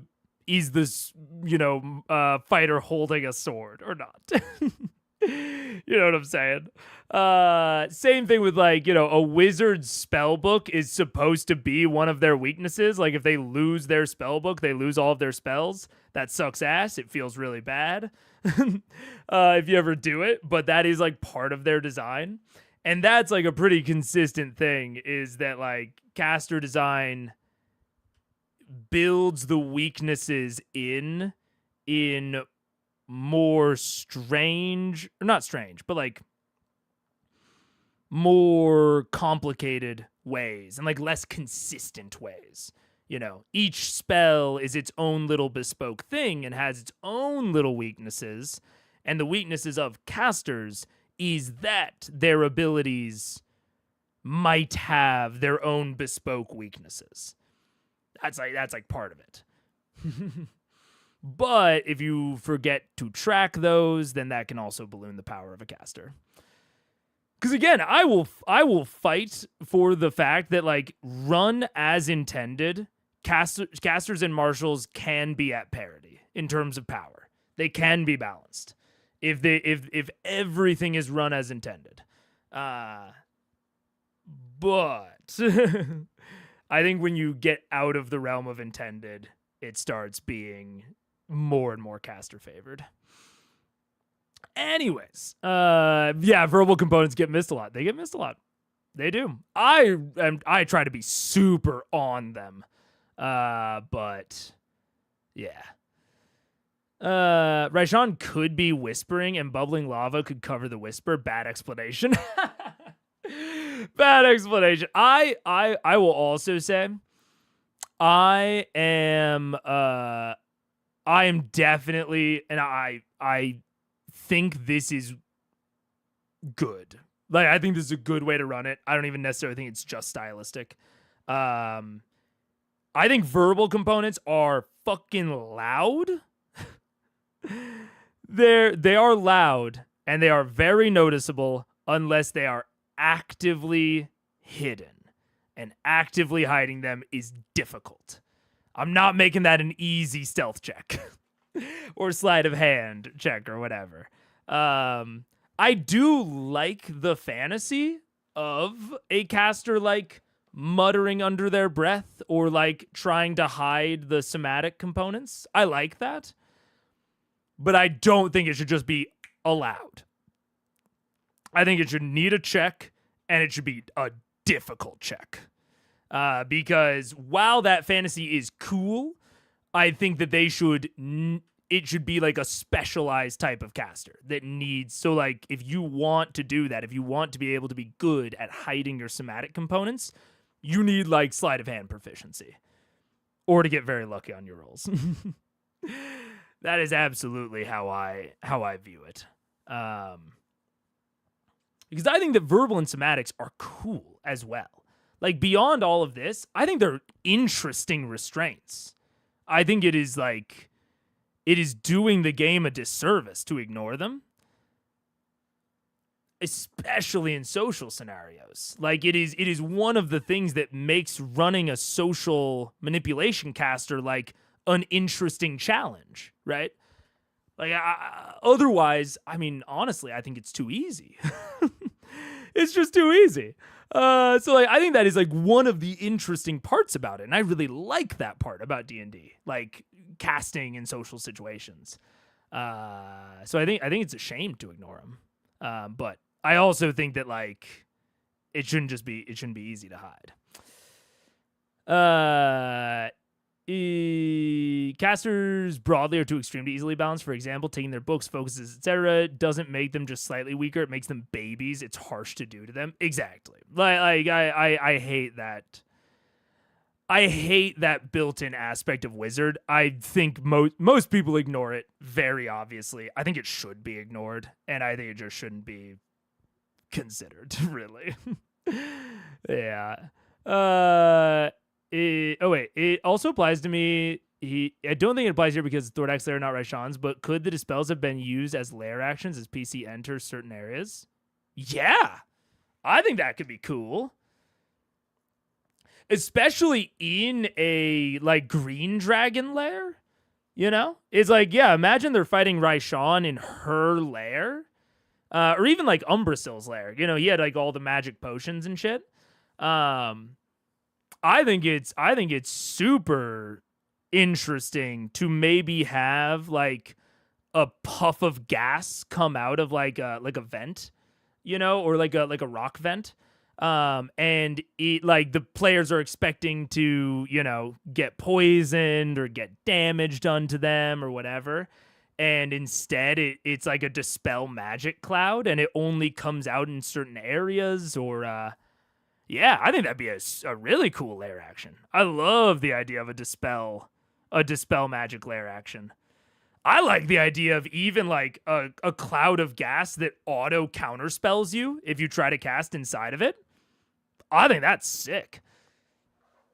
Those are the types of things I think you can do to make certain areas of the map really harsh to the players. Yeah.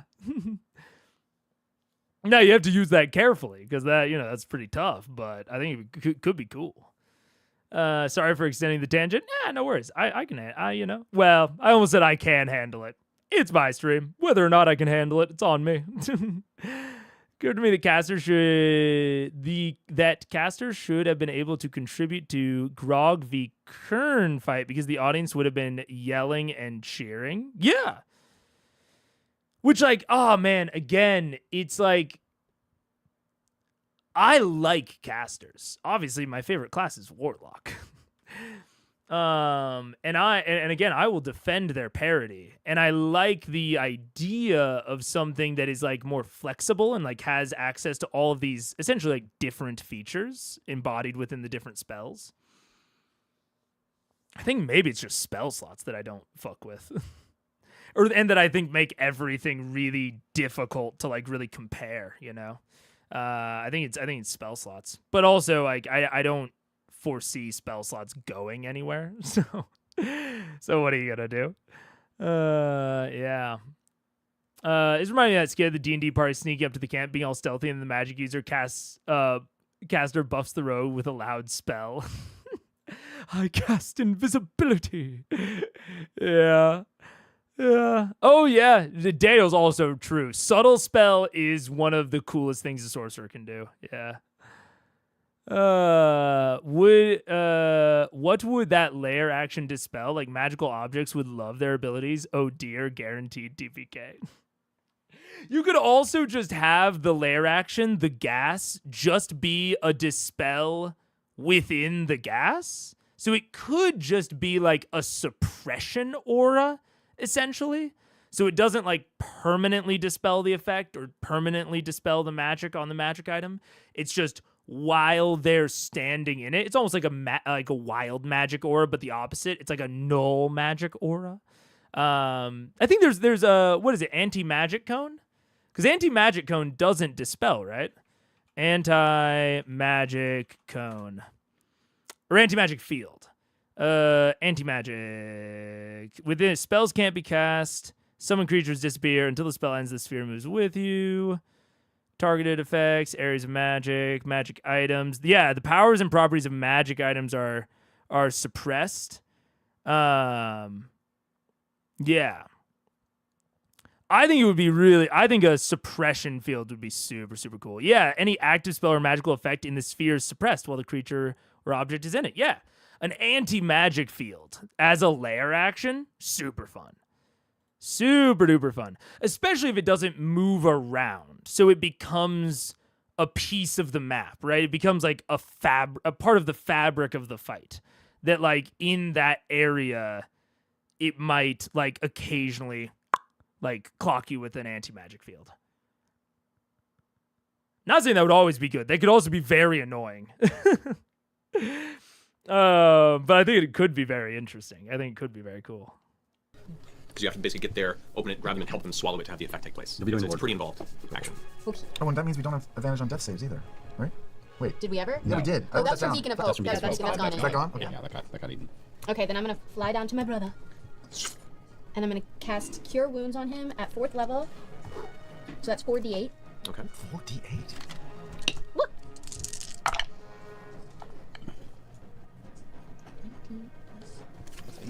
19 plus 8. Wow, 27. Wow. Hey! You don't have wings anymore. She dead? No. Oh, shit. And then, get away from the lava. And then I'm gonna fly away from the lava. Up. This way? Towards Matt? Yeah, towards Matt. Up and towards Matt. Up kind of away Matt. from Pike. Actually, let's go. Oh, God. This way? I don't know. Yes. This Yes. way? What you just did. That way. That's my smart suit right there. Okay. And I got a bonus. I can do something with bonus. I'm gonna Hunter's Marker. Okay, yeah, because you... Yeah. Say. All right, so Hunter's Mark reapply. Oh, wait. I can take a potion for myself as a bonus. Yes. I'm gonna do that. All right, go for it. Yeah. Get it. Okay. Is it a regular potion? Just a superior Oh, right. that my brother gave me. That is an 8d4 plus 8. What is that? It's a 4. Easter egg.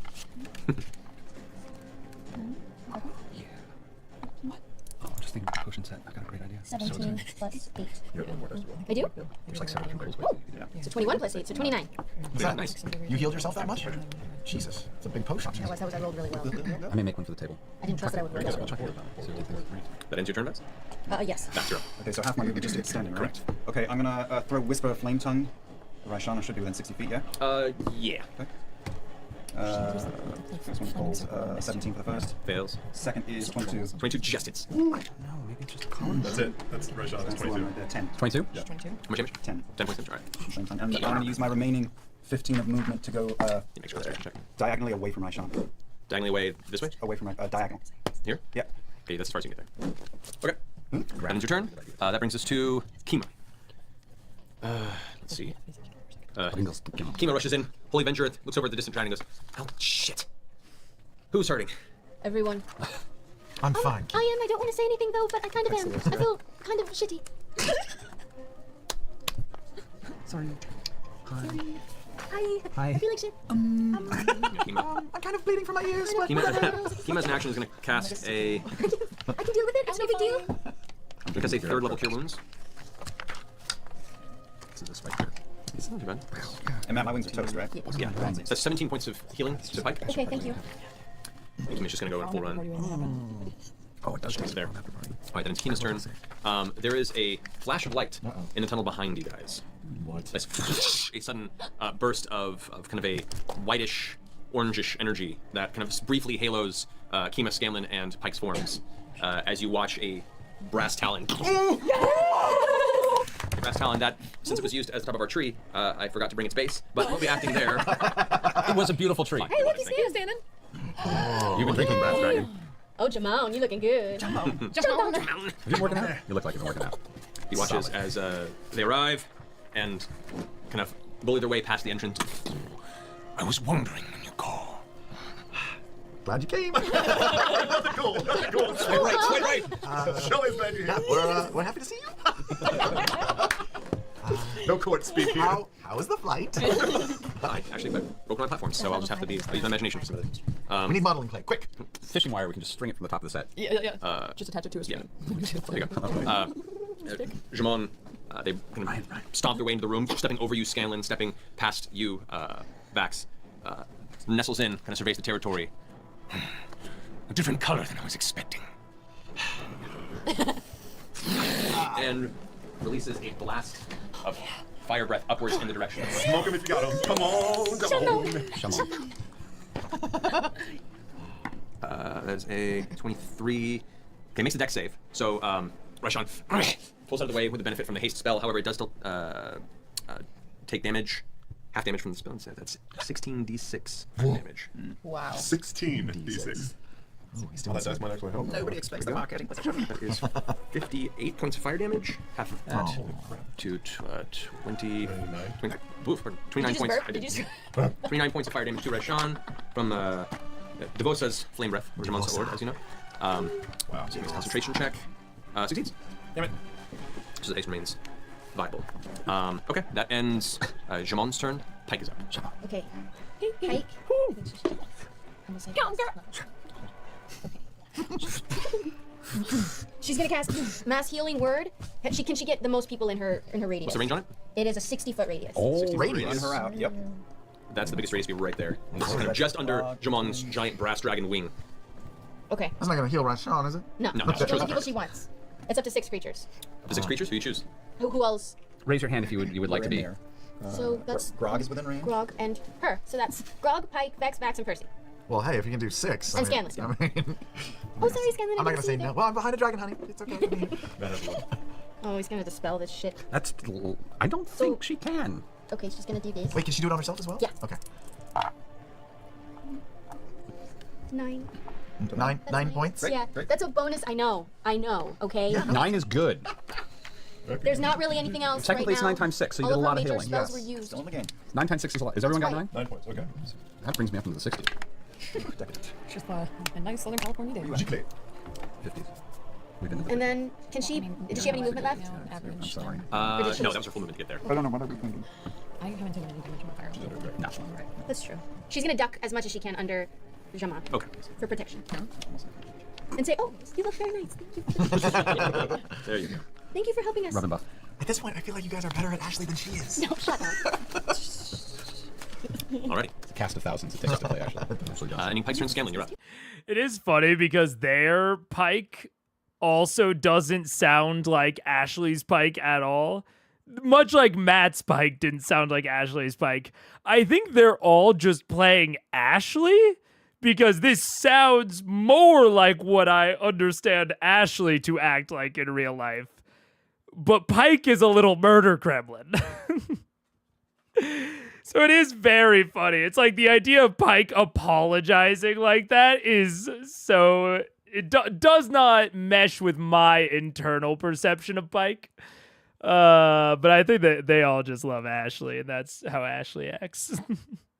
Oh shit! I should have been thinking about what I was going to Yes, do. you should have. Ashley's also a gremlin? Well, then what are they doing Okay. with this? I will shoot some stuff at the Raishan of it all. Yeah. Do it. What are you doing? I'm gonna shoot lightning bolt at Raishan from my dick. Yes. So, as you begin creating your incantation and thrust your hips forward, Jamon Sa'ord turns their head beneath the wing in your direction and arcs a brow. I just surprised. nod, like, yeah, this is happening. As the bolt of energy streaks forth from your groin in the direction of the dragon. That is a 15.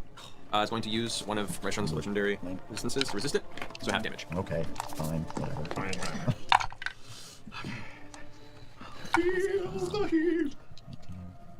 Wow. 35. Halved. 35 half. 17. That's a good roll. That is a good Good one. That was roll, yeah. mostly 6s and 5s. Alrighty. And you wish to move, and you stay where you are. No, I would like to move. I would like to move forward a bit, still within the Devosa range.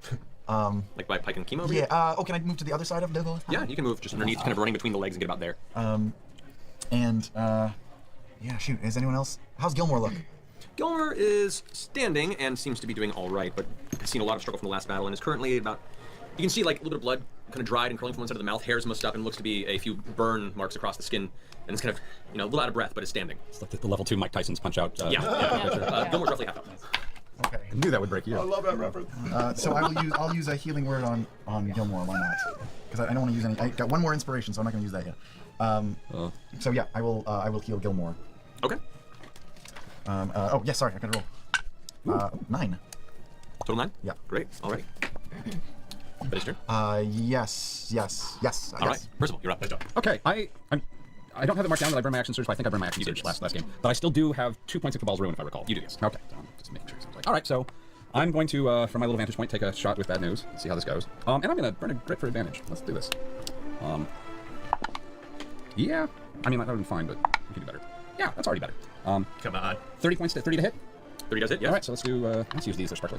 2d12 plus 6 plus. I'm gonna throw 2d6 worth of electric. 2d4 worth of electric. Sorry. Learning how to use. Oh, 1d6. No, never mind. Here we go. So let's add. Let's empty out Cabal's Ruin. Ugh, that's awful.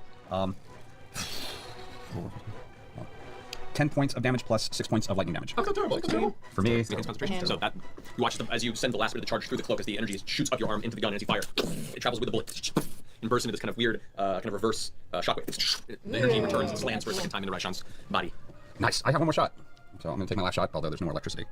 That's probably not gonna hit. That's 18 to hit. That does not hit. No, it does not hit. But at least it doesn't backfire. It hits the side of the hide, ricochets off the dragon's skin. I'm gonna start running. I know you don't have a little plastic thing, but I'm gonna just. I'm feeling a little overclumped over there, so I'm gonna start running up the wall at an angle. So probably Okay. 3 up and 3 up. Okay, 3 up and 3 so sides. we'll, Yeah. we'll mark you at 25 feet up on the wall. Just keep that in mind. Okay, and Percy, top of this now is another layer of action.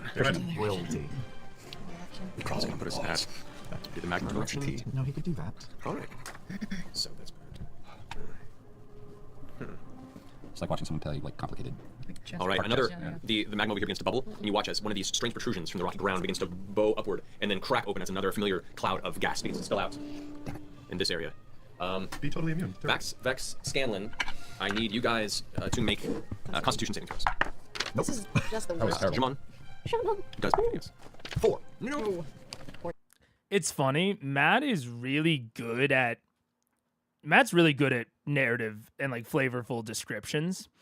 And so when he is describing these lair actions, he is describing things that are like within the language of books and especially the language of movies, but just like the language of stories in general, he is describing things that would normally be tells, right? Like the ground like bowing up and like, you know, like he's describing things that would traditionally give people a moment to react to them within like the language of stories.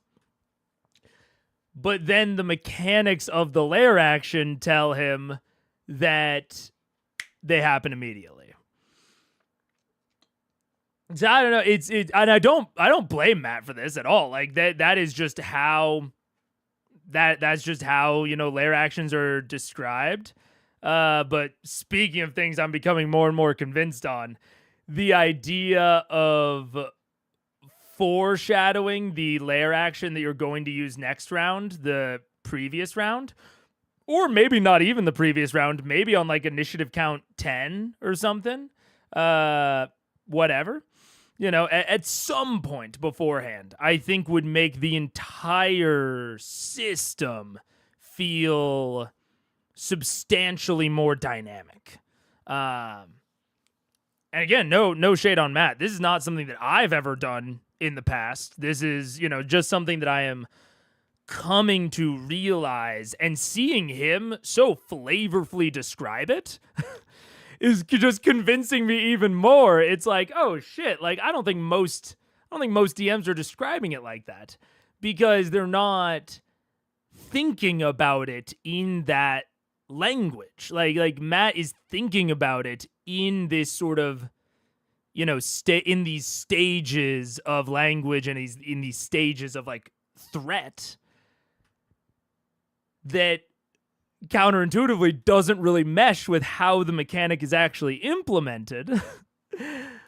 Whereas, you know, most people are just thinking about it instantaneously. So yeah, I'm becoming more and more convinced. It's like, yeah, describe like the bowing out and the bulging of the ground on initiative count 10, and then on initiative count 20, the gas bursts. That wouldn't even let everyone move out of the way, by the way. You know, it would only let certain people move out of the way. Maybe they have to grab their compatriots, you know, whatever. Yeah, it's interesting. It's definitely interesting. We're talking about Ashley and Pike. I can't wait until Pike is... Or not Pike. I can't wait until Ashley's around more regularly. I know that I have probably real life years to go, but I can't wait. It'll be awesome. 18, son of a giant. Okay, you do make it, right? 18, yes, the two of you managed to. Pike as well? Oh, yeah, that's enough. Oh, hold on. That's gotta make it 13. 14. Okay. Yeah, that's actually really good. So this cloud is still kind of permeating this area, steering it slightly. Ending that now, it is Wait, Raishan's. what did I do? What happened to me? Oh, you rolled a 4. Yeah. So when your turn comes around next, I die. I'll let you know. no, you'll just be coughing and incapacitated. The coughing fit that this poison gas creates is so bad that you can't do anything but happy. It's called LA Smoke. Yes. Now being Raishan's turn. Still hasted. Pardon me. Raishan's going to dart backward I'll come down lower. and snatch up this one egg. No. From her claws. She grabs it and kind of carries it up underneath. She does care. She cares. Let's kill them eggs. Care Bear stare. Maybe she's just trying to be a good She's gonna throw it at us.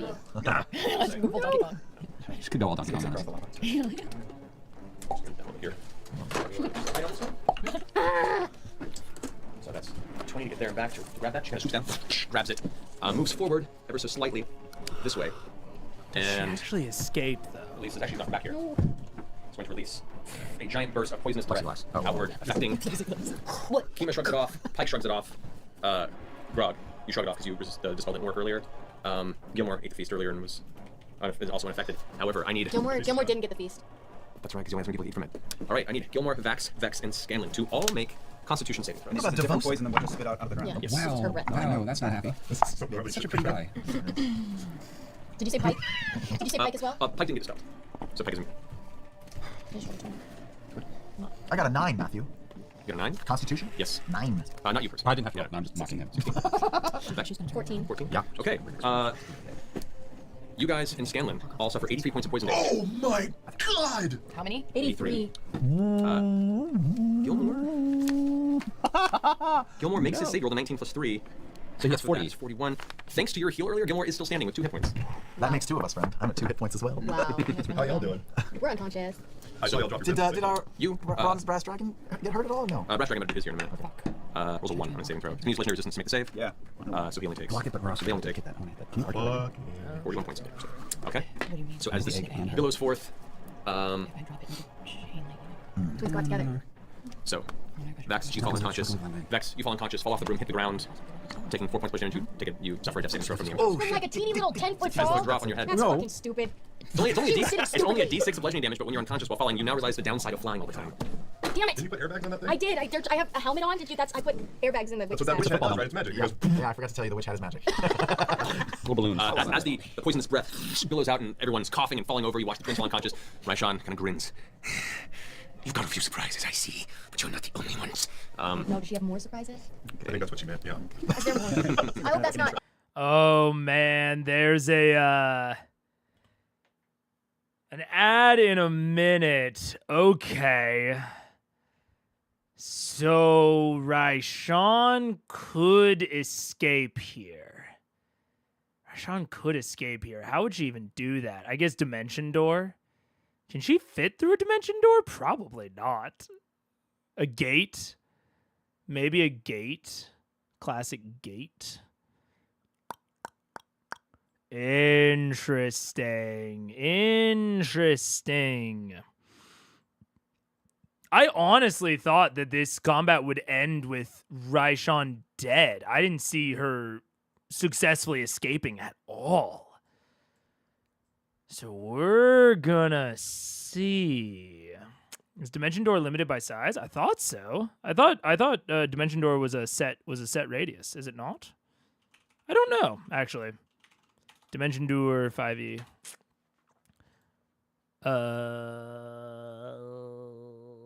You bring along objects. Oh, I guess Dimension Door does scale. Okay, well that's super within her capabilities. Never mind. Yeah, I mean, all she has to do is Dimension Door upward, as long as it's 300 feet. What? Or no, 500 feet. As long as they're not 500 feet underground, which I doubt. I guess they could be. But she could just Dimension Door out of here. And she is hasted, so she would even have... Well, she wouldn't have 2 attempts at that, I think, with the raw rules, right? You can't cast 2-leveled spells, even if one of them gets counterspelled. But Matt might wiggle that. I also wonder if Scanlan even has enough left for a counterspell. Or if because he's still up with 2 health. Oh, I don't know. We're going to see. That is the... Oh, wait, did I not say yes to ads? I didn't say yes to ads. That's why. I saw the ad stuff come through, and then I was like, oh, it's in a minute. But I didn't click yes on the ads.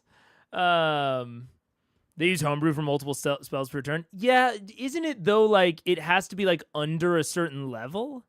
It has to be, like, the second one has to be, like, under 3rd level, I think.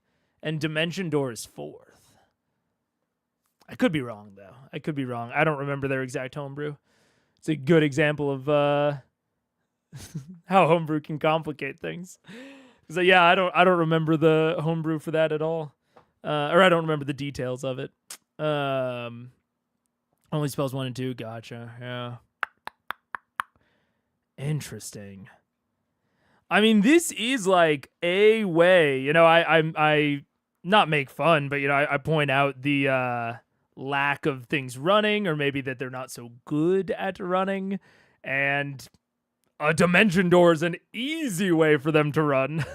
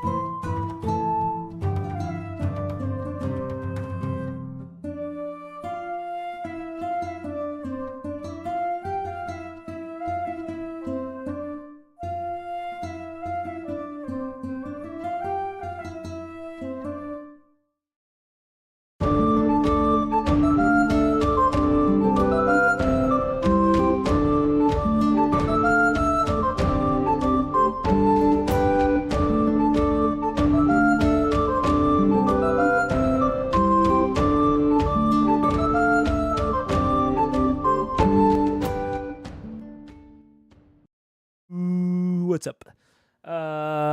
Okay, we're back. Oh my goodness, there's so much dog hair. The dogs might come in upset because I was going to take them out during the break, and then there was another dog in the backyard, and the closest grass patch out front is a little ways away. It's not that far, but it would have been a much longer break. So I wasn't even they weren't even asking to go out. I was just doing it precautionarily. So they saw the other dog, so they might just get a little bit antsy. But anyways, okay, let's see if Raishan escapes, because there's a lot of time left in this. And I think she can just close it immediately, but then Scanlan might be able to follow with Gilmore. I guess we'll see. Maybe this will turn to a chase sequence of them chasing Raishan somewhere. There's cake and ice cream upstairs. There's more surprises. I think she has more surprises. That's literally what she just said. I just thought maybe the breath was a surprise. And then it's going to use the rest of her movement to whip over here. Where's that be? Damn it. Damn it. Damn it. Why'd you have to leave? I just wanted to give her a high five. Need to Grab heal this the egg. living hell out of these. Damn it. And the other claw is not touching. She's carrying 2 eggs underneath. She also Over can't here claw still attacks. has 40 feet of movement. It's true. 2 eggs. And is going to turn back and flies there. Didn't pick up anything else? Nope, just grab the 2 eggs in this position. Should I drop All this right, into that any ends Raishan's turn. Keyleth, you're up.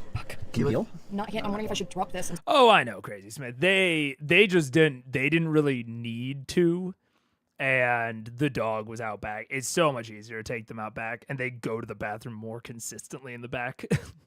So I'm just gonna wait until the next break and try again. start doing beefier stuff now. Yeah. I think now's the time. This is only injured Vax so far, so. Me and The twins are both unconscious. Oh, great. With 1 death saving throw already failed. Great. So that's No. not just me. Okay. I'm going to move from And Pike's out from over the lava. How do I feel? some cantrips. This direction. Jeez, I can't tell. Which way, This way. this See way? the laser pointer? No. I had it, and it went away. You're This coming way. over Over here? No, it's the wall. Yeah, over there. Over here. And how far away is Raishan from me now? I'd say roughly 30 feet, 35 feet. Okay, I don't want to be that. Give me like one more closer to her. There you go. And how close am I from the twins now, roughly? I can't even Twins, see you're the about 30, another 35 feet from them. Okay, let me move up 5 more feet so I can be within 30 feet of the twins. Okay. Okay, now I'm gonna drop my Well, both twins you have to move there. You drop your form? drop my form. All right. I hope this is not a terrible idea. Put you there. We're at that point. We're at that point. This is Dungeons and Dragons. This is Dungeon and Dragons. Yes. I'm going to bust out Literally, the two Spire dragons of from Confluence. So I'm gonna bust out the staff. I'm gonna be like, you bitch, and then aim it. I'm gonna do chain lightning. And can I try and hit her and the 2 eggs? And maybe like since I still have the storm going, like it just looks cool. Sure. All right. Raishan saves. The eggs cannot save technically. So go to damage. Don't you get like the lightning attacks too? If you're doing chain lightning, you still get the other lightnings that are there? I have to Maybe it's just choose not to make an all action. now. It's still there, but I can either like do other things or choose to do I an understand. attack. Thing. Sorry, I don't do the 10d8. You need some d8s? I have 1, 2, 3, 4, 5. I think I'm good. I'll just roll 5 twice. Oh god, serious. Did she save? Yes, you do. But the eggs in. Yes, no. Okay, that's not phenomenal. 3, 6, 9, 10, 9, 10, 11 plus 4 is 15 plus. Okay. What did I say? 15? Yeah. 25, 29, 36 total. Oh, wait. Oh, and I get to reroll this one. 36. No, 38. 38. Okay. There'll be 29. No, sorry. 19? No, from 30 to 19. 19 damage to Raishan, and the 2 eggs. You watch the bolt arcs through the eggs. You see run the eggs, still carrying them, no visual. It didn't do anything to him? Well, nothing you can see, no. Nothing I can Maybe see. it Maybe made I'm them like microwaved them parboiled. inside. Yeah, like Might have nuked nuked them a them. bit. Might have nuked them. Or gave them Might have been like vision. extra Or Or I turned them into little vision dragons. Yeah, one of the 2. Okay, and then for my bonus action, I'm going to do a healing word on Vax. Okay. I'm just gonna do it at first level. Sorry. No, it's back up. 3 plus 9, so 9 total. Thank you. Okay. At the end of your turn, watching you form over, shoot her with lightning, and kind of hit the eggs, and all of a sudden breath come back to the lungs of Vax on the ground. Raishan, not so fast. Still touching the eggs, her front claws kind of form this small spiral as the air grows surprisingly cold, causing this kind of mist to form around the extended ends of her claws. As she puts her arms forward, casting a cone of cold outward from her. I wonder if they're elemental like amplifiers. The eggs. I think maybe they're Just eggs? No, I think she may be onto something. Cone of cold as a reaction? Is that... Wait. Green Dragon 5e. I'm fine if that is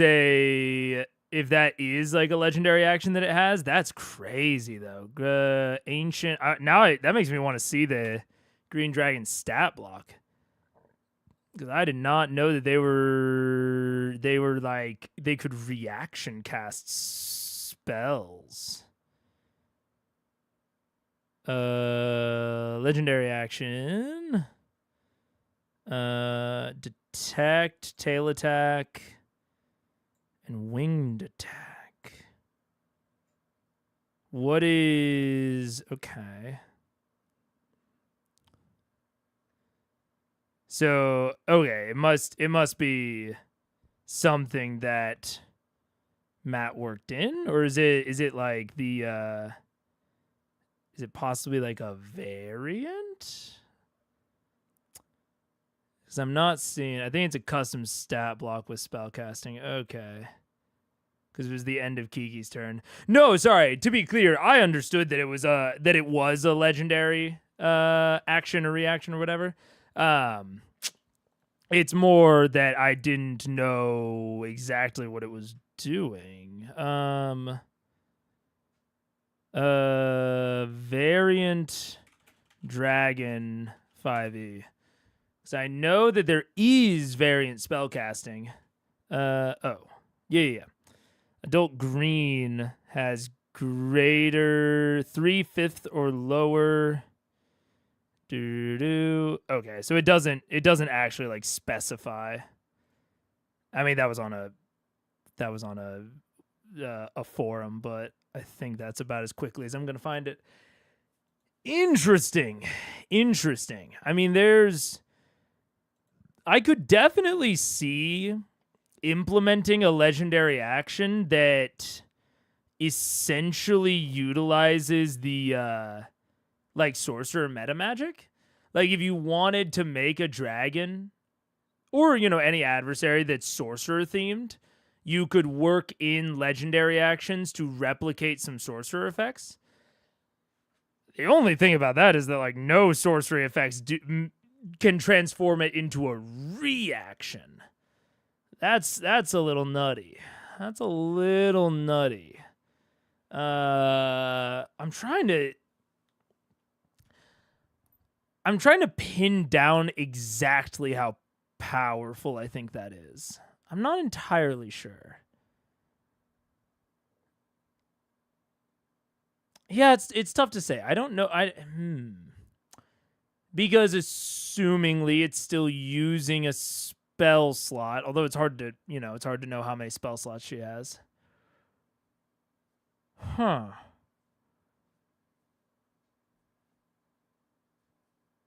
My gut reaction is that I don't love it, but I also don't know. I don't know how I feel about it. Interesting. I don't know. I wonder if Matt isn't basing Raishan's stat block and abilities on 4E or Pathfinder, especially regarding her magic. Maybe. I mean, if he is, I certainly don't know. My interpretation of what has been going on is that Raishan is a dragon and has the dragon stat block, and then she also has some class features as either a wizard or a sorcerer. I think wizard. So my interpretation is just like she's not using the wizard like hit die. She's not using, that stuff from wizard, but she's using like probably the spell slot and maybe the class list stuff from wizard. Yeah. That's my interpretation so far. You don't love it as a reaction or as a legendary action?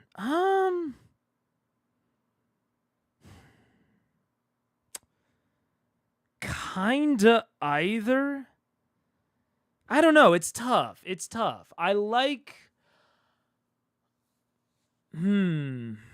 It's very high level. Like, how would I say it?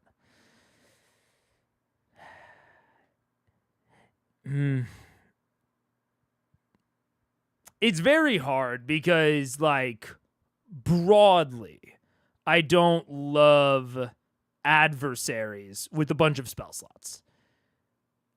because spell slots are meant to be like essentially rate limited by long rests, which really isn't applicable for adversaries.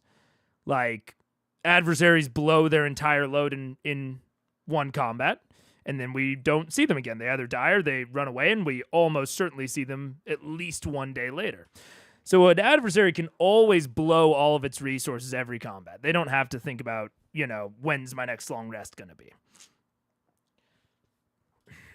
And so spell slots, to me, seem pretty at odds with that. Like, there's actually a good example of something I do like. So, I think it's the Ancient Red Dragon 5e, as long as this is the 2024 version. I don't like the the 14 version. Fire Breath, Legendary Resistances. This is not the 2024 version. Let's see. Is it this one? Multi-attack, Fire Breath, Detect. Yep, this is also... Yeah, this is Legacy. I want not Legacy. Give me Ancient Red Dragon. I don't know if I bought this, if I bought the new book or not. I'm going to be honest. Monster Man, come on. Hey, there we go. Okay. Yes. Okay. I really like the Red Dragon's legendary actions. And I like that he has Scorching Ray. He has a level 3 Scorching Ray at will. I like that. That feels dragony to me. That he can cast Scorching Ray at will. Absolutely. Kind of re-flavor it a little bit as more like individual fireballs rather than the big suck in and then expel fire breath. I love that. And then I also he can do that Scorching Ray as a legendary action. I like that. I'm into that. But that is working into the flavor of the Red Dragon. And it is relatively constrained, because one of the most powerful things about spellcasting is its flexibility. Like the fact that it has, the right tool for the job. And so something like a legendary action that was, say, the dragon can cast any spell off of its spell list as a legendary action. I'm not as into that. That seems... it's tough. I don't even want to say I'm not into it. It's just very strong. It's very, very strong. And so... it's really hard, because I would have to see Raishan's full sheet. Because it's not that I think it's bad design. It's just much, much more powerful than something like the Ancient Red in 2024, which can, just do Scorching Ray as a legendary action, and it can do Scorching Ray at will. Right? Its magic is relatively constrained.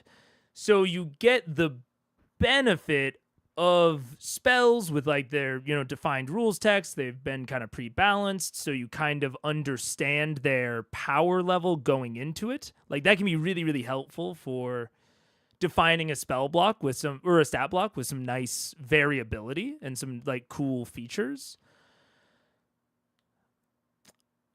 But this is relatively constrained. The Ancient Red has Command, Detect Magic, Scorching Ray, at will, and then just Fireball Scrying once per day. And it can only do Scorching Ray or Command, and it can't do either 2 turns in a row. It's using spell casting, but the spellcasting itself is removing one of the best features of spellcasting, one of the most powerful features, I should say, in that it gives you a wide variety of features that you can pick from to match the situation the best. Like, that's one of the huge benefits of spellcasting, especially like a wizard, right tool for the job. So giving that to an adversary is just very powerful. It's very strong. And especially like all of these AoE attacks, like the prismatic spray and cone of cold, these AoE attacks, like there's a reason that breath weapons are on a recharge, because PCs have much lower health than a complementary adversary would. And so AoE attacks are especially rough against them. It's why, why breath weapons from dragons are so feared. They really are like the scariest part of a dragon, and that's why they're on, a recharge.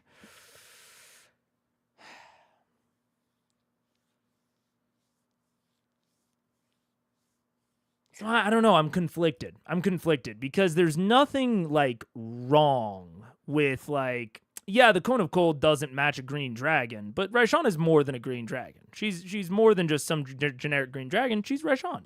She's a spellcaster. Like, that is a part of the established character, is that Raishan is a spellcaster, and that is like part of her power set. I just have, based on how much damage they've done, I don't know that she seems very powerful. She seems possibly more powerful than Matt intended. I don't know. I can't speak to Matt's intentions, and I can't see the whole spell block or the whole stat sheet. But that's very strong. It's very, very strong. And so I see that after seeing all of the other things that she has, and I'm like, whoo, all of that on one stat sheet, eh? Whoo-wee. That's a lot. And, maybe that's what Vox Machina needed to go up against. I find it hard to couch any of this as a critique, because I don't know. I would have to think about it more thoroughly, and I would have to try to seek out the stat sheet to be able to see more directly. But I can tell you, being able to cast seemingly any spell on reaction, because I'll say this, I doubt that Matt said she can specifically cast Cone of Cold on a reaction, right? That's out of all of the things that she might do, Dimension Door, Misty Step, fucking Mage Armor, Armor of Agathis, Shield. Like, there's a shitload of spells I can think of that you would put on a legendary action. Cone of Cold wouldn't be on that list. So I can't imagine it's anything other than she can cast a spell on a legendary action. And that is very powerful. That's very powerful. Yeah. You can check the boxes of stuff you want. It generates PDF. They also have a page like that for spells, magic items, feats, warlock invocations, poisons, and herbs. I've heard that 4E was incredibly easy to like mix and match mechanics. Partially because it did try to like unify a lot of design stuff. Like and people talked about it felt like everyone was a superhero because marshals felt the same as casters. And, you know, maybe they needed to market it a little bit different, or maybe they could have, you know, made some design tweaks here and there. But yeah, from everything that I've heard, it was substantially easier to DM and to make both interesting combats and interesting adversaries and feel confident about what power they were at. I meant the 5e website, sorry. Oh, no worries. I mean, I don't know. I know that 4e and I think 3.5 to an extent had a lot of modularity to the monsters. So I thought that was what you were talking about, but still applies. It's just a shrug for now. Yeah, it's a shrug for now. I don't know. All I would say is that Raishan feels incredibly powerful to the point where I wouldn't call myself suspicious, but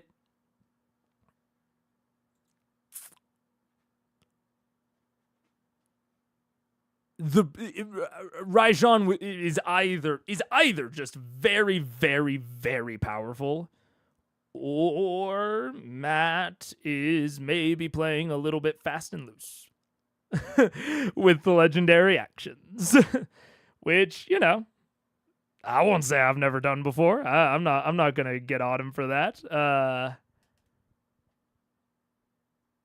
But it's certainly interesting. I don't know. That's going to be. I don't know if it's going to hit. No. Nope, it's not hitting more. However, Okay, actually, I'll end it with this. This is a little bit more of a cohesive thought. This fight, and one of the reasons that I don't like really wide spellcast, like a lot of spells on a singular adversary, is because since spellcasting is very like the right tool for the job, it's very flexible with all of the different spells you can have. On an adversary, at least to me, it winds up feeling not contrived, but it ends up feeling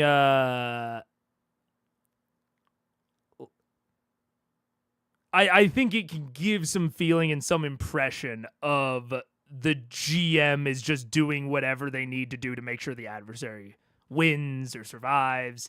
You know, oh, how convenient that the adversary has this spell that just so happened to be so useful.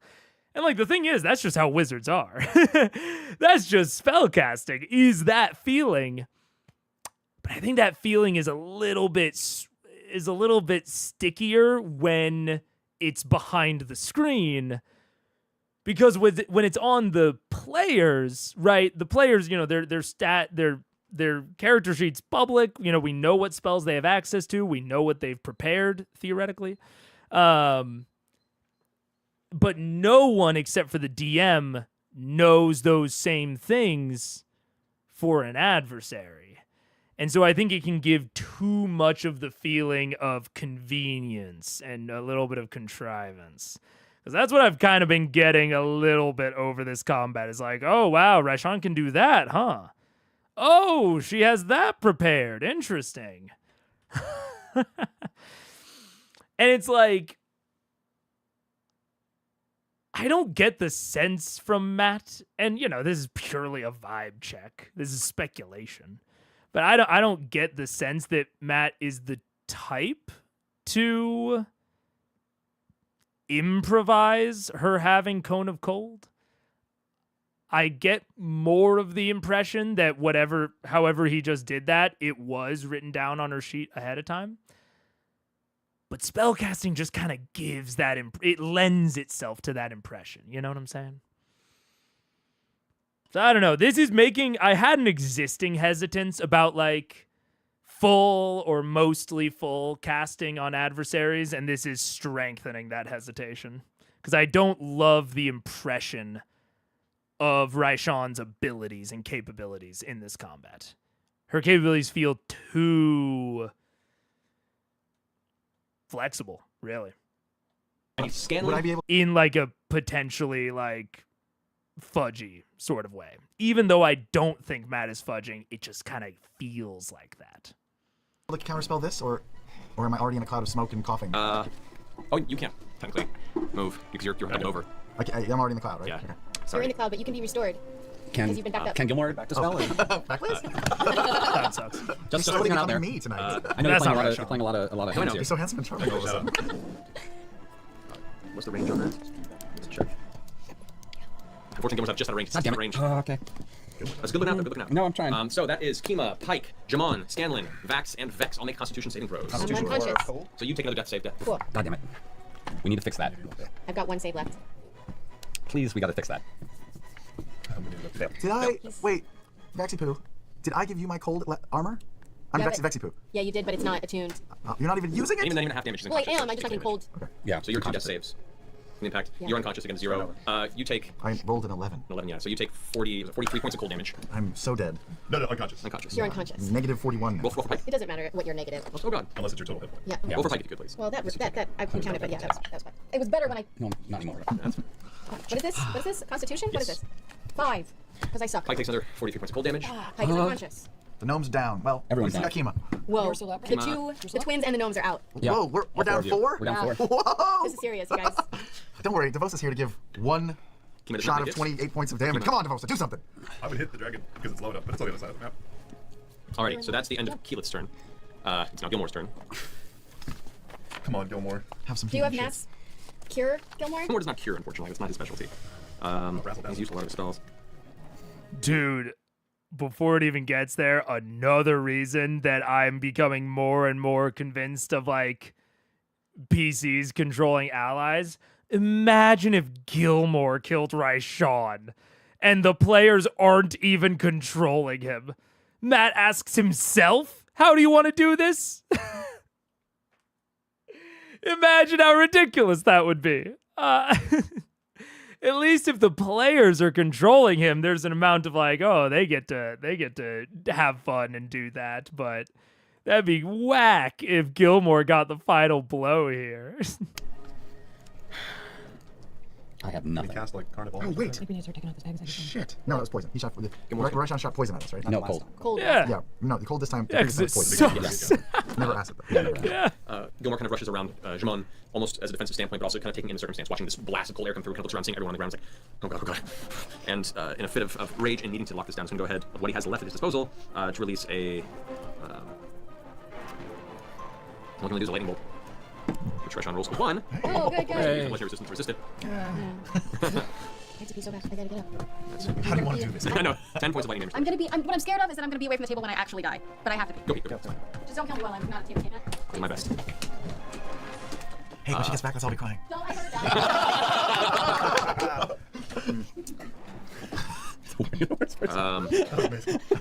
Just a second longer. Grog? Yeah. Actually, no. Oh, thank you so much. Oh, yeah. Thank you. That was it. Beautiful. Good combo base. Oh, wow, look at all those minis that are flattened. Wake up our healer. Look at that. It's much more majestic when it's up in the air. Oh god. I'll juggle in here. Stay on there.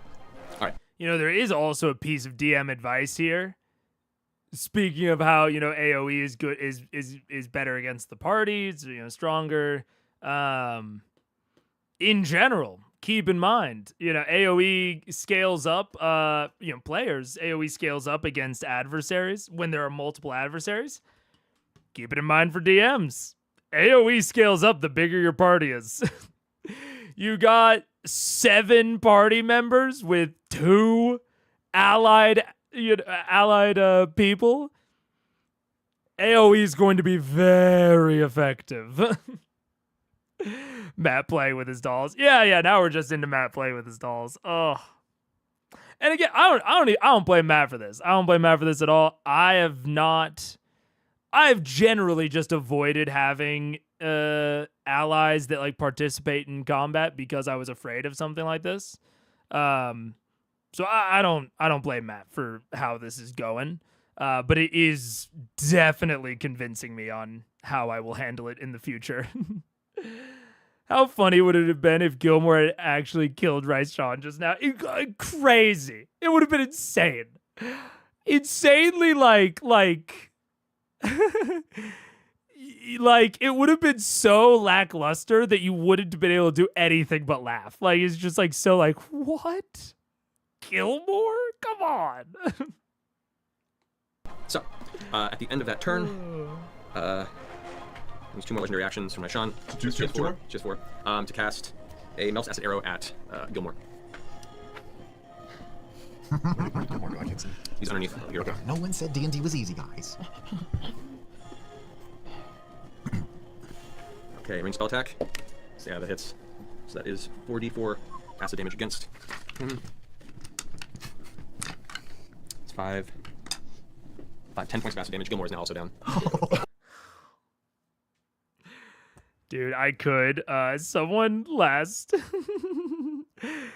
stream, someone brought up Raishan.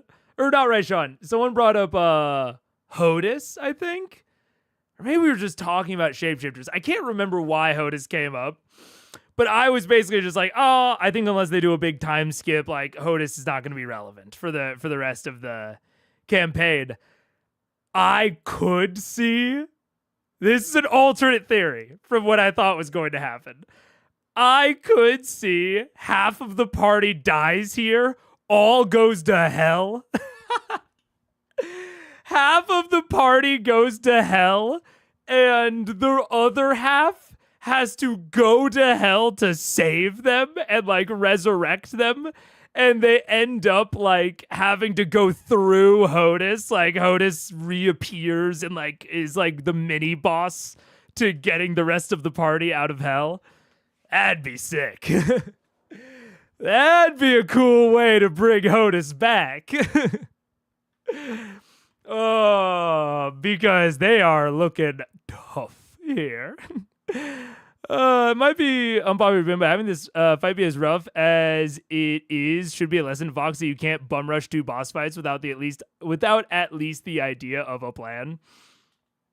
Yeah, it's tough, bro. It's tough. Like, you know, I'm gonna struggle to disagree with you. You know, like, I don't disagree that Vox was a bit overconfident here.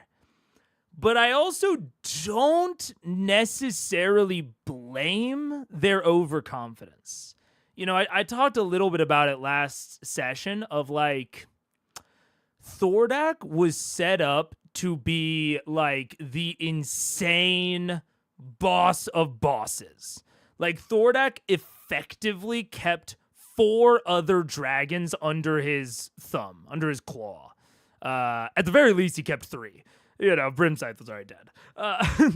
But he kept 3 other dragons under his thumb. Like, really effectively. And, you know, and not only that, like, even from not an in-fiction perspective, just from, like, a meta out of fiction, we're playing a game sense. He's been the big bad for so long. And he fundamentally, like, transformed the world and the map. And everything has been centered around him for so long that, to an extent, I don't blame the party for saying we took down Thordak, and frankly, we're not doing that bad. Like, looking at their resources and being like, we're not in that much trouble after killing the big bad that has been the big bad for 40 sessions. And then like, kind of the subsequent thought of how bad could Raishan really be? You know, so it's tough because in a more constrained context, I think you're right, RJ. Like, I think, like, if we shrink it down and we only have, like, a 10 episode view, you know, you start from 10 episodes ago and you go to now, absolutely. Like, them just rushing Raishan, not even using the flute, involving to do so, like, crazy, insane. but with the vibes that were like set up of like the distinction, the difference between Raishan and Thordak and like what that was meant to feel like, I kind of can't blame them for thinking, yeah, Raishan won't be that bad. Like, it'll be tough, but it'll be doable. So it pulls at me a little bit. I don't know. I definitely will say, I think that Raishan being more dangerous than Thordak and seemingly more powerful, that's really strange to me. Like, even if she was only a little bit weaker, right now, she feels substantially more powerful than Thordak. Maybe it's been long enough to where I don't like quite, remember the details of the Thordak fight. And maybe it's just because she's more flashy, but she feels way more dangerous than Thordak. I think if they fought her first, they would have been way more cautious going into Thordak. But, so I don't know. I lean away from her feeling, or from her being this powerful, mostly just because of like the tone that has been set previously. I can see an argument for what you're saying, but I don't know. I don't know within the larger context if I can fully agree. Except if they do kill the two bosses, lesson unlearned. Little bit. He was the big bad for a year. Yeah, he was the big bad for a year. And it's like there is an aspect to that of like, man, you just killed the big bad for a year. He did damage you a lot. You did use a lot of your prep and a lot of your resources. Like, you should not hop straight into a battle after that. But I don't know that that's how the player mind works, Yeah. He's been a longer big bad than the Briarwoods, who had more personal involvement with the group. Yeah.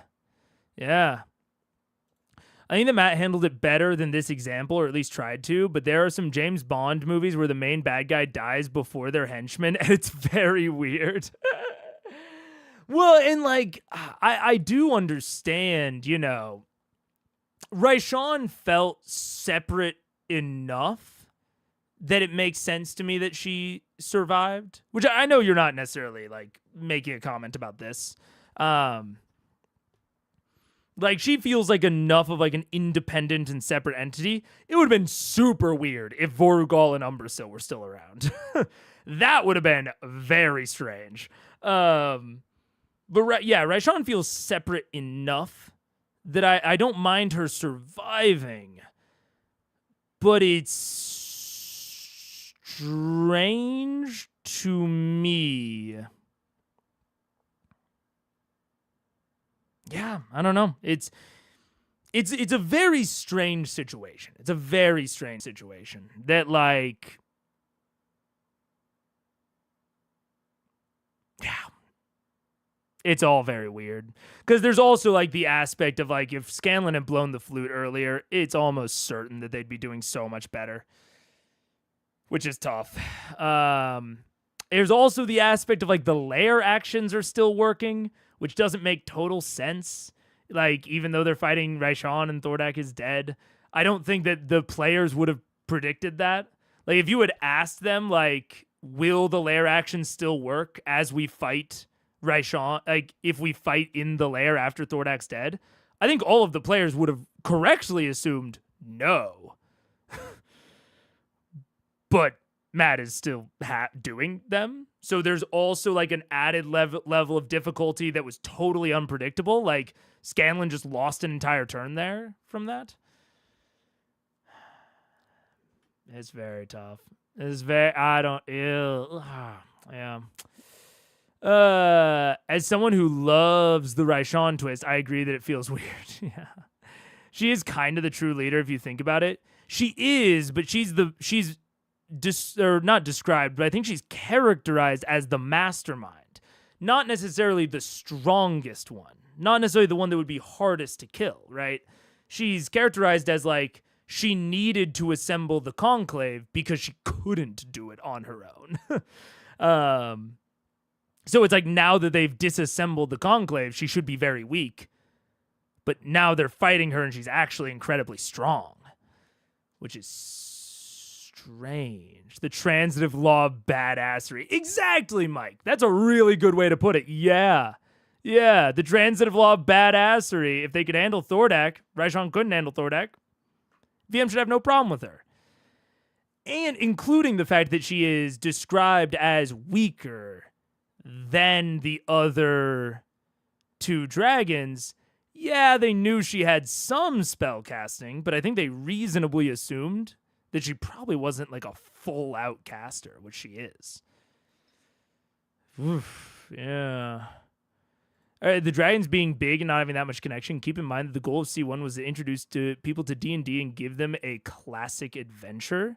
The tropes and focus on dragon is on purpose.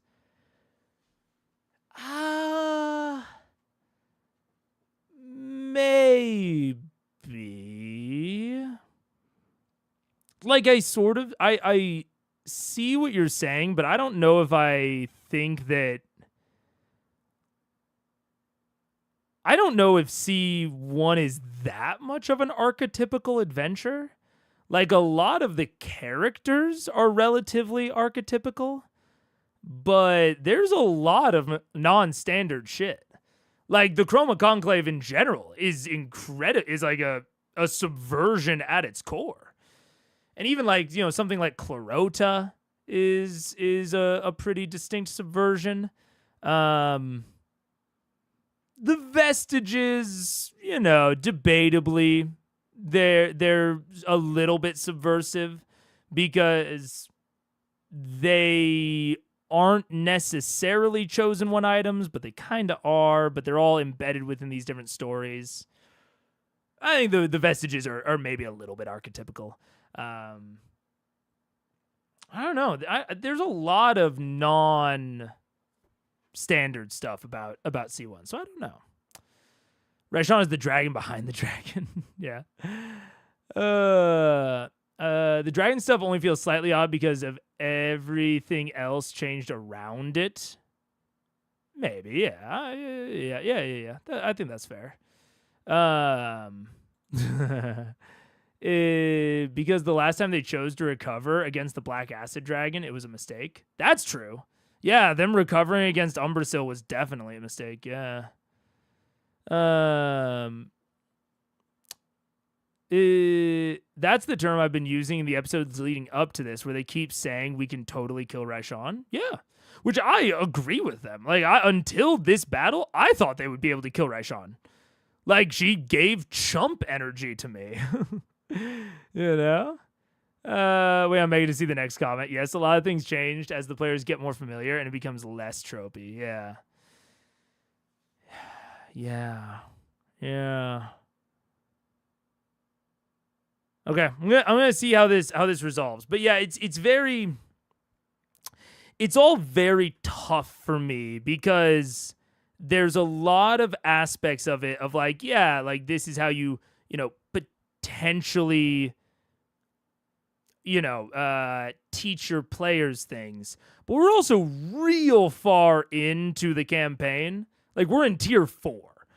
I think to an extent, the players are kind of going to have learned what they're gonna learn. And I don't know if you can really teach them anything new at this point. Because at this point, you're like endgame challenging them, right? There's so many options, so many tools at their disposal. It's kind of like they win or they don't at this point.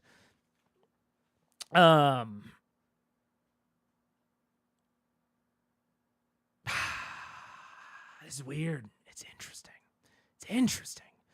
Why do you think Matt made Raishan feel stronger? Do you think it's just because the player's underestimating her, or that Matt wants Raishan to battle, wanted to Raishan battle to happen later?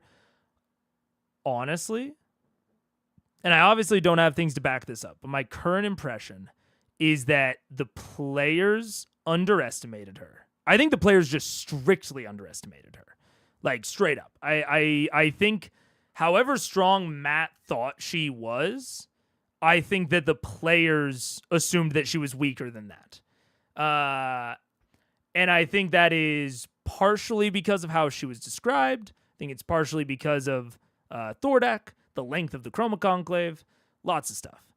The fact that she had to sneak in to talk to them and didn't just threaten them, right? She felt at a disadvantage. And when they were talking to her in Whitestone, she primarily threatened the populace. She was like, yeah, you might take me with you, or you might take me down, but I will kill civilians in the process. Right? She was negotiating from a place of weakness the entire first time that they interacted with her. And so I think there's that level of it. I think they really underestimated her. I underestimated her. Like I'm fully with the players on this one. I very much underestimated her. And I think part of that is also because I underestimated how much of a spellcaster she was. I thought her stat sheet or her stat block would have like 5 spells on it. And like maybe a certain number of uses per day. I did not expect her to have like a full out spell list and like a full out like set of spell slots. I super did not expect that. Which massively powers her up. And I also think there's an aspect of, honestly, I think it probably powered her up more than Matt anticipated it powering her up. You know, that's speculation. I don't know that. But with how powerful, again, it's hard to know without seeing her health, seeing like, you know, how Matt adjusted her. But giving an adversary a bunch of high damage AoE spells in their lair action, you know, whatever, and then balancing it against, you know, a 6-7 player party, I think that adversary would have to have less health than Raishan does. Even if you wanted her to feel as powerful as Thordak. Like right now, she feels so much powerful than Thordak. So much more powerful than Thordak. Like, Thordak feels like a chump compared to her. Huge chump.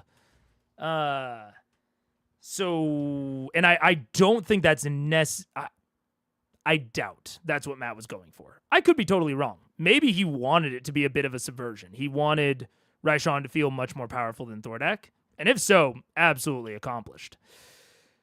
But I doubt that was the intention. And even if it was, I think I would have had Raishan run earlier so that she doesn't TPK them.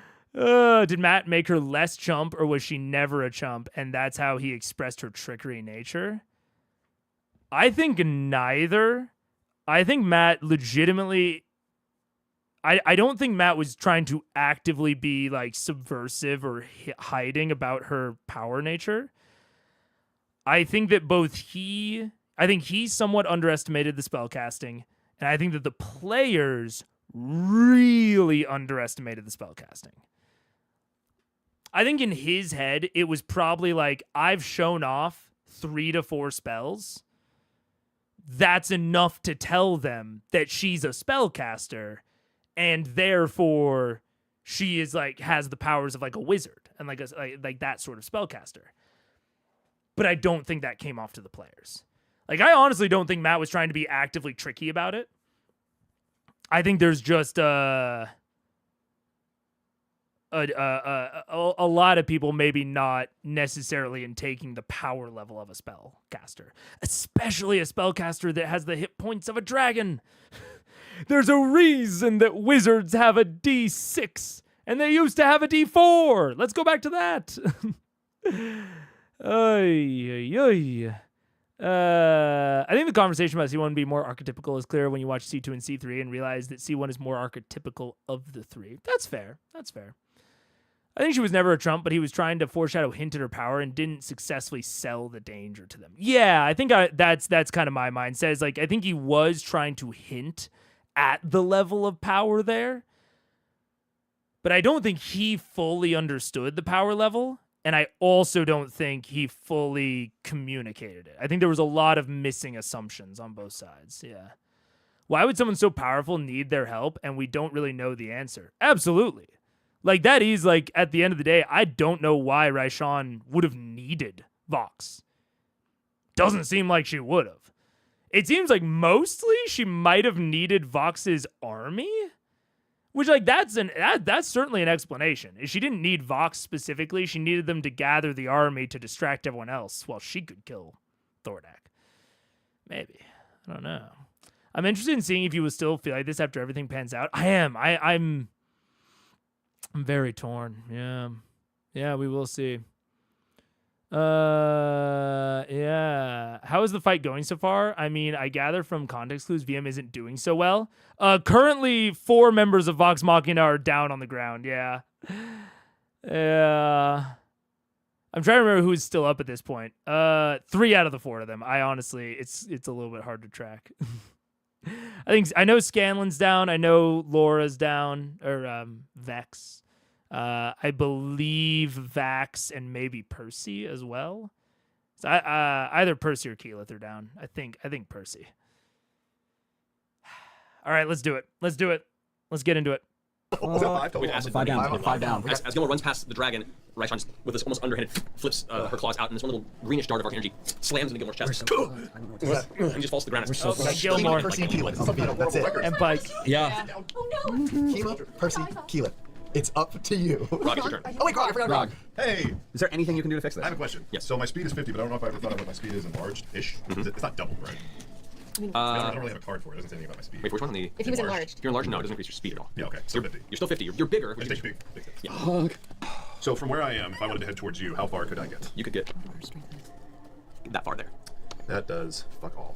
Yeah. I could throw the axe, but Pike's unconscious. I'm gonna run. Start saving shit. Okay. And I have the middle potion available. The greater? Greater. Alrighty, so you can use your action to administer the greater The healing whole potion. thing, yep. Alrighty, go for it. Pike. How many is it over? That's 4d4. Yeah, 4d4 plus 4. 4. That's 2. Hey, 7 and 4 is 11. 15. 15 points. Sit back. 15 points to Pike. And she still has her turn coming up. Yes. Okay, that's good. But she has basically no spells left. She's got no spell Does she slots. have- Any higher level spell slots open? She's got a 4th level spell. And then she Right, can burn a she can fourth heal someone to at heal fourth somebody level. at 4th level. She can heal you at 4th level because you need healing now. That is your turn, Rog. Like, Alright. it's not even funny. Vex, it's your turn. You should make a death saving throw. God damn it. I could die. Yeah, Wait, this is the last This one. is my last death saving Roll throw. d- roll d20 like No the original. advantage, no nothing. Oh, I got fucking down. I'm losing. No, I'm going to say. I paused it just in time. Just in time. The roll. I failed it. Oh, God. What'd you roll? 5. 5. There on the banks of the lava flow in Thordak's lair, the breath escapes Vex, her body going still and unfortunately not cold because of the vicinity of the flames, but Vex has fallen. Come on, bad. Yeah. Okay. Vex. He's unconscious. Death save. Yeah, with advantage. I made it. Made it? Okay. That brings All right. We're gonna run ads in a minute, so I'm gonna pause it there. Mega, you were wrong. No anti-death shields. You know what I was wrong about? I was wrong about the degree of AoE that Raishan would have. Because honestly, Matt didn't attack Vex all that much. He just hit them with a fuckload of AoE. And in my brain, high damage adversaries are typically a little bit more pinpoint. Because people get caught in the crossfires if they aren't.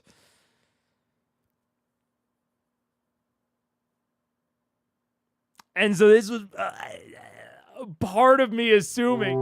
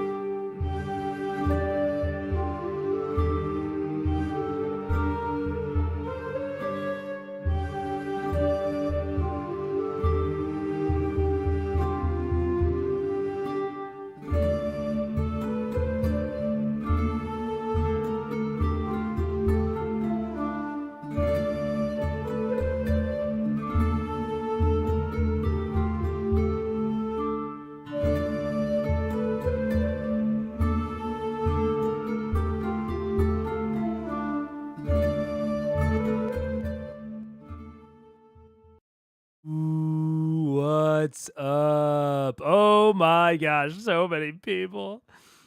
Oh man. We all know spells are all custom mat stuff. He might not have balanced it perfectly.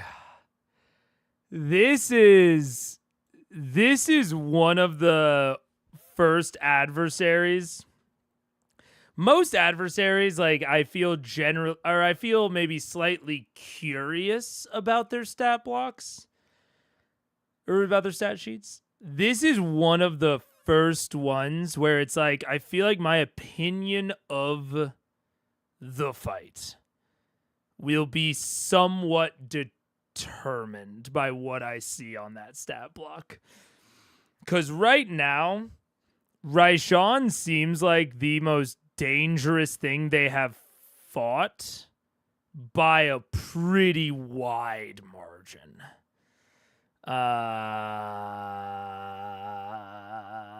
So we'll see. We'll see. I don't know. We'll watch the fight, see how it plays out. And then if I still feel like my opinion is dependent on that factor, then I may look it up afterwards and maybe calculate the offensive CR and see exactly how powerful Raishan was, because she feels unexpectedly strong. Even if her strength was meant to be a subversion. even if her like hiding her strength was a bit of trickery. Oh, and it's even like, man, the cone of cold is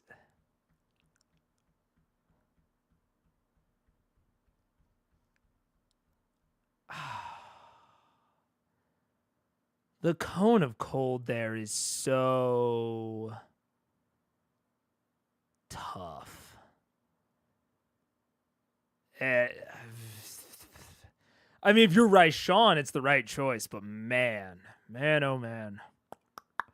You started at 12. I would have jumped in earlier. I start 11:30 Sunday. Always 11:30 on Sunday. That's it. Man, yeah. I did mean to put out the unlisted event earlier, though. That's on me. That's tough. That said, dragons do have a breath weapons generally, so they're both high damage and some AoE by default. Yes, but their AoE's on recharge. Their AoE's on recharge, bro. That's... that is tough. Yeah, have they even talked about running? Not yet, but it just happened. Like, it happened, I paused, and then we went on break. Whew. That is tough.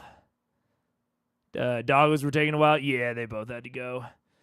And I had to go. Not outside, but... To be fair, she probably feels tougher because he designed her before they jumped straight into a second boss fight. Just feels worse. No, I'm being for real. She feels substantially stronger to Thordak than Thordak. Because like I can't see their fucking health values. I don't know what they got going on. You know what I'm saying? Just like from an outside observer, watching them act, seeing the tools that they have. I mean, it would be interesting to calculate and compare the offensive and defensive CRs for both of them. I would imagine that Thordak's defensive CR is probably higher, but Raishan's seems like... Raishan's offensive CR seems like it would be in the 30s. Mate, I don't even know. I've never had to meticulously calculate offensive and defensive CR. I only kind of know how to do it. I mostly vibe check it. So I'm gonna have to learn off stream how to do that. I'm gonna learn that for this because she feels She feels so strong. So strong. Like I don't think anything in the series so far holds a candle to her. Forgot to mention the recharge. That's why I put some. Yeah, that's fair. That's fair. I don't think we ever get an official Raishan character sheet. There are places that went through the video to find Tooth Comb to compile things in a nice to read format. But technically speaking, nothing you couldn't have gathered yourself. Yeah, sounds great. I might look into that off stream. I don't know. We'll see. Maybe I won't. Maybe I will. But man, oh man, does she? Yeah, she feels very, very strong. I never got the idea she was weak. I just figured she was weak because of her disease. I agree. I was putting her below Thordak. That was where I was putting her. And I mean, if I'm really, I was putting her below Vorugal and Umbrasil. I was certainly not expecting that she would be stronger than Thordak. I thought she would be about on par with Vorugal and Umbrasil, and just her stats would be kind of shifted. She would have more offensive capability, less defensive because of the disease. I was like, oh, okay, the disease is like an excuse to like have her be like lower health, maybe lower AC because her scales are weaker or whatever. And then she'll have the spell casting to, you know, kind of compensate for that. I thought she would still be on relative par with Vorugal and Umbrasil. And bro, she would have eaten Vorugal for lunch, dude. It's it's crazy. She would have decimated Vorugal. I think. I mean, I'll yeah. Like I said, I will be. At least that's how it feels right now. It feels like she would have absolutely decimated Vorugal. So I'll have to look. I'll have to look off stream because it does kind of like, because there is this overriding factor of like, okay, they did just go through a boss fight. They just went through the boss fight. So it's like they are very weakened, and it is a substantial factor to this. But I truly do not know. I can't tell how much of a factor it was. You know what I'm saying? I can't tell.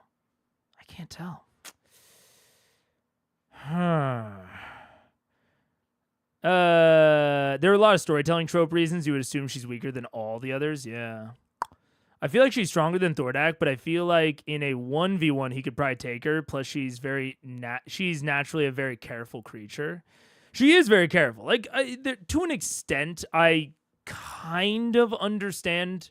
Like I can piece together why she wouldn't want to aggress Thordak. Thordak has a whole army outside. He has all the fire giants. Like I can make it work in my head that like, okay, she needed Vox Machina mostly as a distraction. Like I think there's something to be said for like, as long as Vox Machina handled everyone but Thordak, she could probably take Thordak.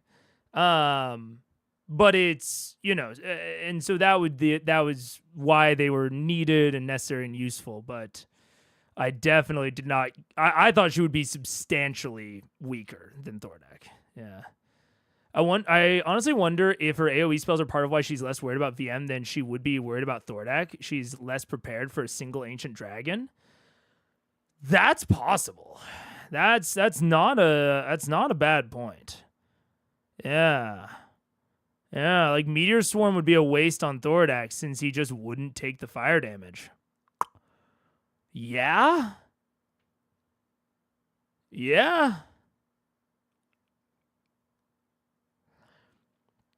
I mean, it's strange because I think I can get there in the fiction. Like I can get, especially with that aspect of things, like I can get to where it makes sense to me in the fiction that she is more powerful than Thordak. I'm just really, I'm very, like, I think I'm pretty confident that she's more powerful than Thordak. I am curious, though, how much more powerful. Because that could shape some of my mindset around it. Yeah. Not as strong as a single dragon. That's a very good point. Yeah. There's game balance and there's narrative satisfaction. She's unexpected in both. Yeah, yeah. I was talking, a lot about the narrative satisfaction earlier of like the structure of the arc and her place within it, like. And then there's also the balance where I think her power is incredibly unexpected from a game balance and mechanics. It's a lot of unexpectedness. And when it's this much of a surprise, I struggle to like really support like, yeah, the players deserve it,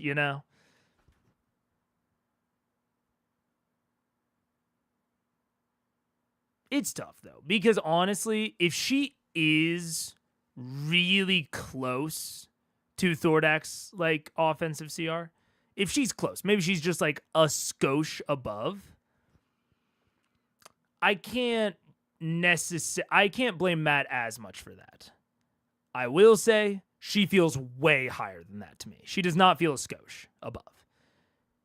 And I could blame Matt for that. But we'll see. Also keep in mind the reason she's given VM about why she needs Thordak. Yeah. She's slowly dying. She needs him to cure her disease, burn it out of her specifically. Yeah.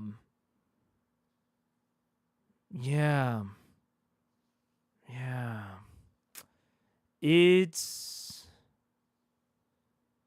Yeah, I guess that's where I'll kind of...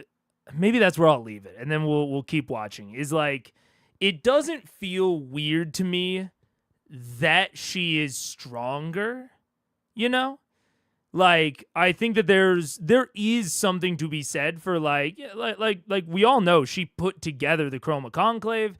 To a degree, she was kind of puppeteering Thordak in a way.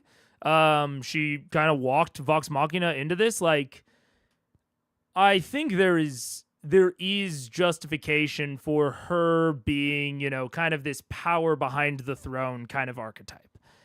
And her being maybe more powerful than like Vorugal or Umbersil. But she feels inordinately powerful to me in a way that is wholly unexpected and I think possibly unpredictable. And it might be a an observer sort of not technically the observer fallacy, but it could be like observer bias of like she happened like she had spells that just worked better for Vox than they would have for a dragon, and Vox engaged her in kind of a weird way, and they didn't call in Devosa. Like, it could just be that the players kind of fucked it. I'll be honest. And I've said before, like, I think for player death to be on the table, I think generally players should have to make at least 3 mistakes. Like mistakes that put them in a bad situation, really actively degrade their situation. And I think there is an argument that Vox as a whole made at least 3 mistakes in engaging this to put, to the point where it might put player death on the table.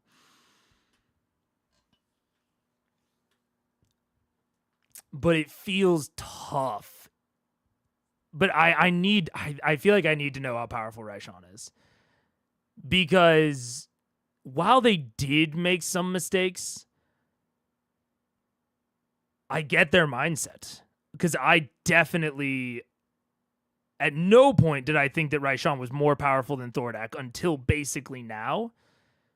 And even once I started thinking that, I did not think she was as powerful as she is kind of bearing out to be. So I want to see exactly, like what the internet has pieced together. And that sort of thing. But man, oh man, she is, yeah, it's tough. Thordak is the final exam for all the lessons learned. Raishan has a pop quiz. Yeah.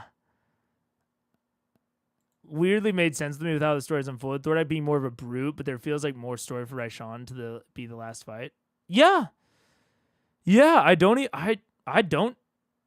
disagree. There is something to the and I even kind of poked fun at the fact that the lair actions are still working, even though Thordak is dead. But there is a certain amount of narrative satisfaction. I agree. I think that there is a kind of satisfaction in the idea that like Thordak is actually a pretty unsatisfying fight. I think that can work. And I'm into that. And I love this layer map, and I was kind of down with the hide and seek that they were playing at the beginning with Raishan. I'm just kind of blown away by how powerful she is.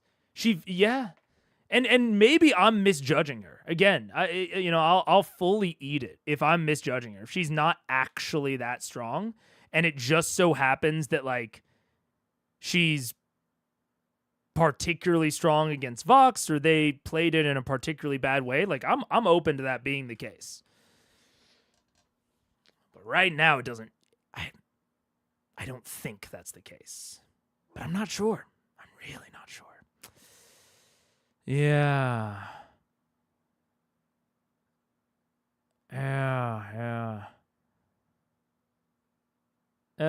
D&D power scaling fires versus wizards. I mean, yeah. You got me. I'm secretly wanting Raishan to win. Yeah. Thordak doesn't remember Vex and Vax's mom. Raishan knows why Keyleth hates her, Ari the Ashari. Oh, yeah, absolutely. Absolutely, yeah.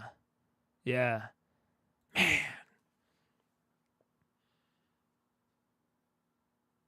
This is very complicated.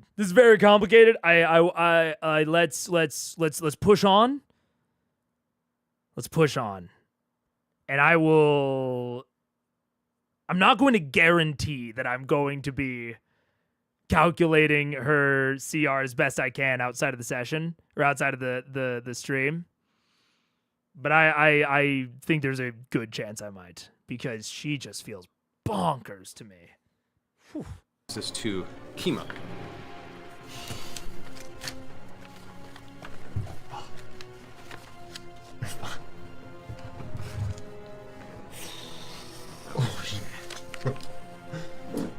Kima, whose Pike is now conscious, correct? The potion. Pike Yes. is conscious with 15 points.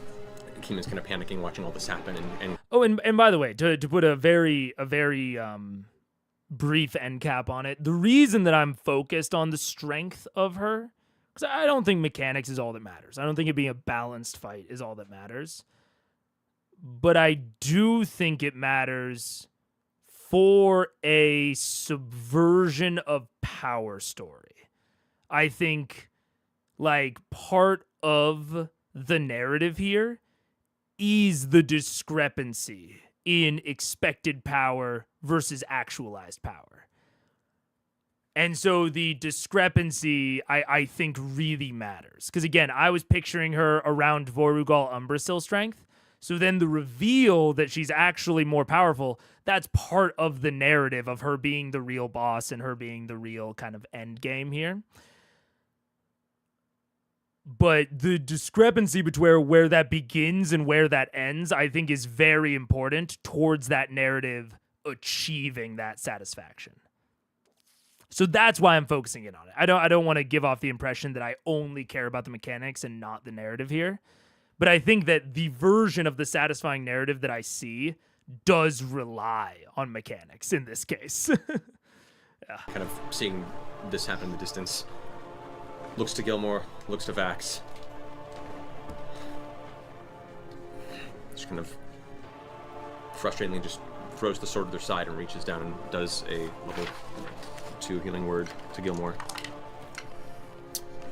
That is 12. So Gilmore is back conscious.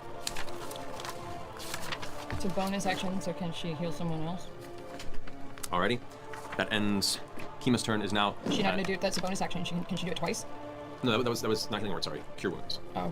God damn it. And she's going to move, stepping over his body. Keep it going, friend. Leaps over him.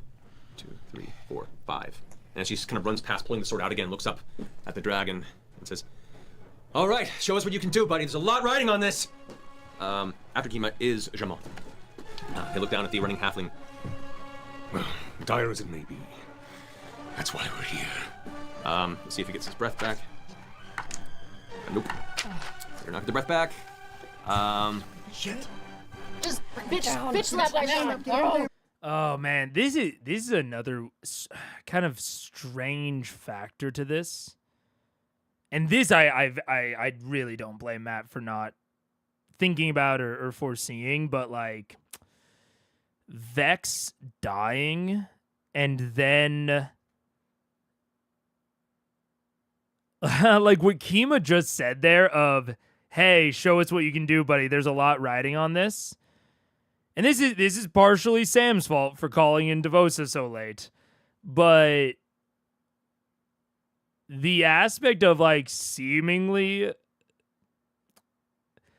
the narrative conclusion to this arc pretty much being out of Vox's hands.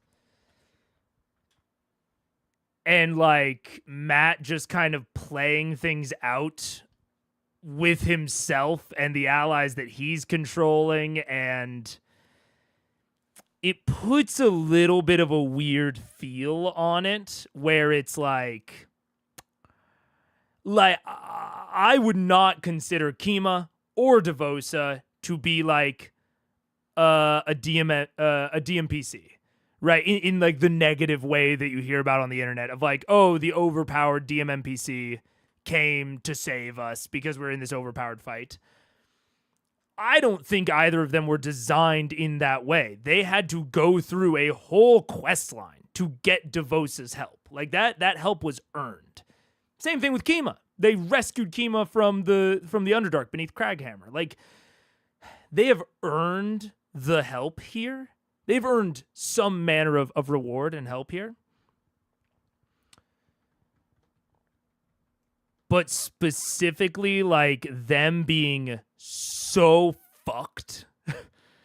And then the primary three, entities that are up on the allied side all being DM controlled.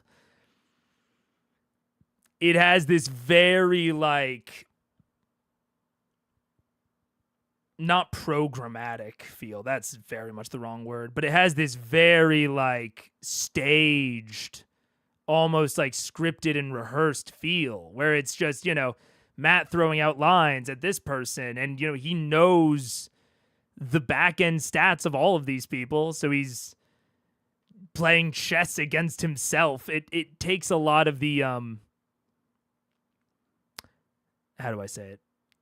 It feels like if Magnus Carlsen was in the finals and for a segment of the final game in chess, he had to play chess against himself.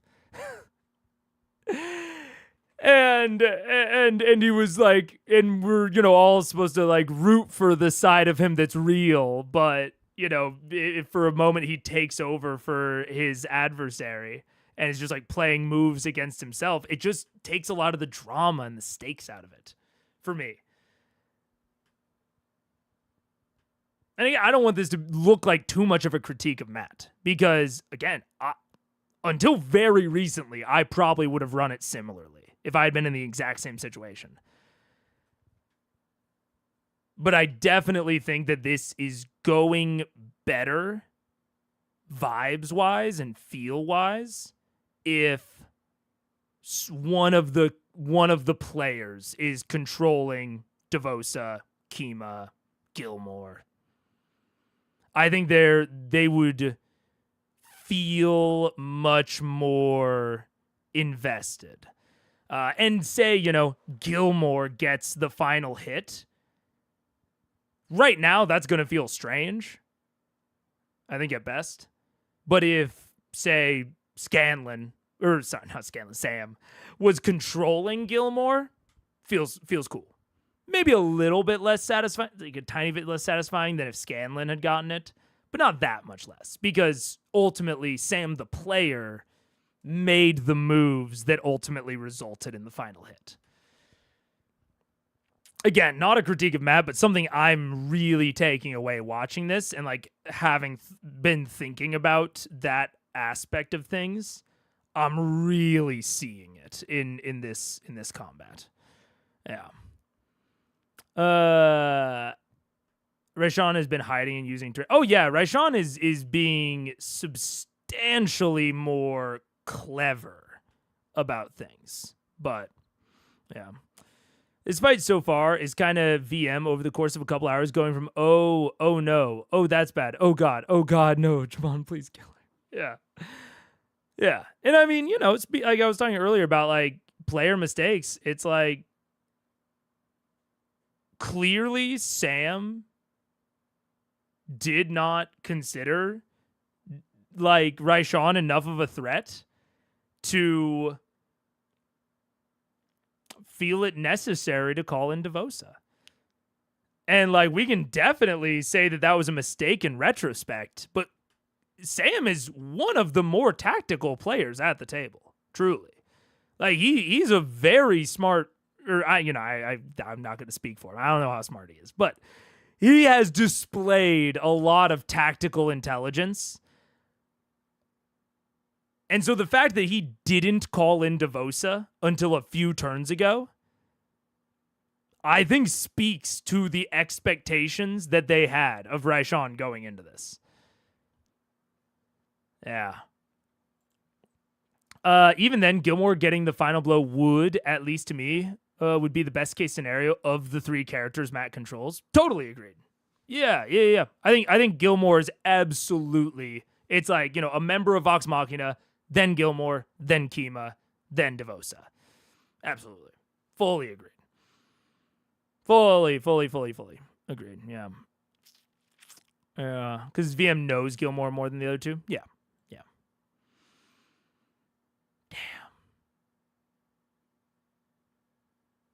Yeah, this fight's making me think a lot. Because this is one of the fights that is going the most wrong, where I think that the reasons are the most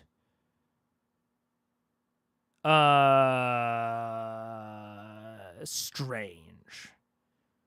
Like the ratio of how wrong it is going to how big the mistakes were, not in hindsight, but the mistakes from what they could see in the moment and their expectations of the moment.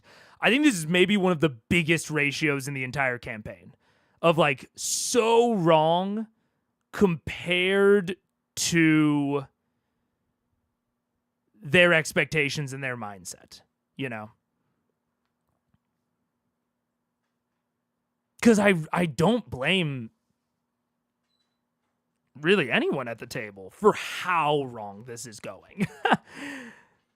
I was expecting it to go a degree of wrong when Sam kept refusing to call in Devosa, but I didn't expect it to go this wrong,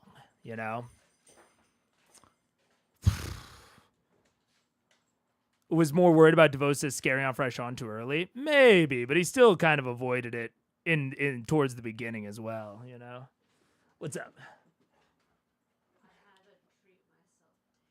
Okay. I'm glad you had fun. Lol. I can see Matt not wanting to have the players control an NPC because what if they're a shapeshifter? Yeah. So true. It's weird because they can't blame their dice rolls, but they also don't really know what they should have done differently besides call Devosa earlier or just not fight Raishan at all. Yeah. Okay. Let's go. Yeah. Because it's save one of the items, then never end up using it. No, yeah. And that's why like even like I'm calling out the Sam Devosa thing, but it's not even that much of a mistake, really. Like I think it is a mistake, even in the moment. Like other players called out like, hey, you should call Devosa. But I still get his mindset around not doing it. So that's why this fight is giving me so much like pause and thought, is because again, it's like the most wrong for the least amount of, to me, like unreasonable mistakes. There's several reasonable mistakes, like mistakes that in retrospect were mistakes, but that, you know, felt somewhat reasonable in the moment.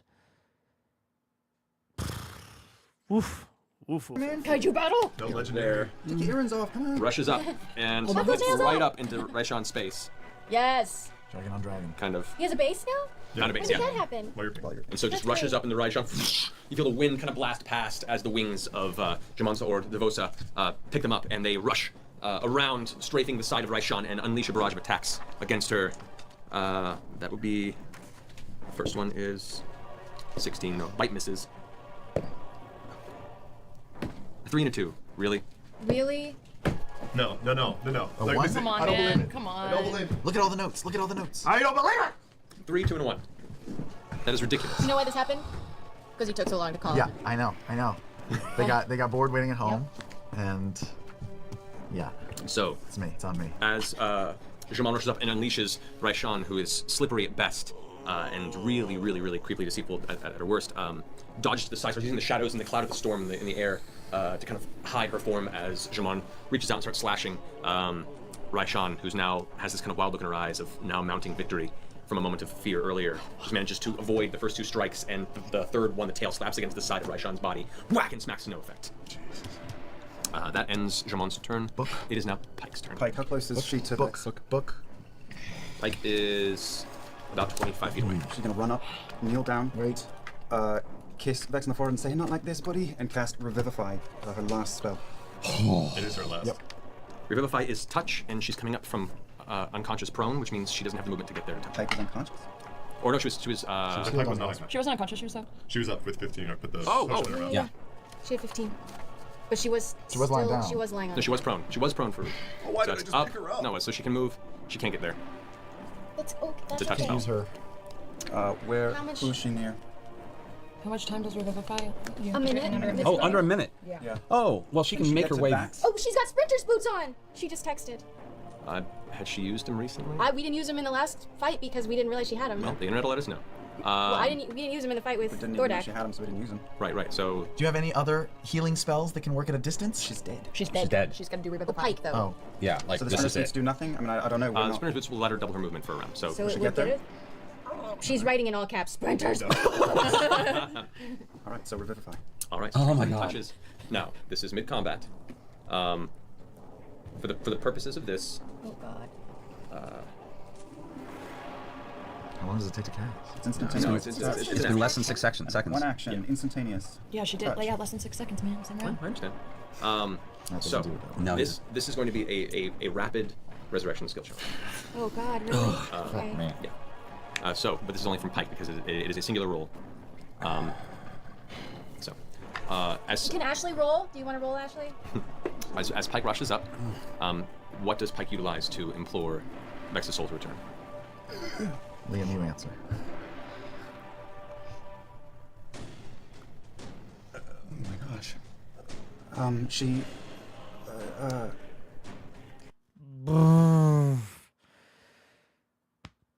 God, speaking of a skill check, this is an acting skill check for Laura Bailey and Liam O'Brien. Oh my God, the pressure right now.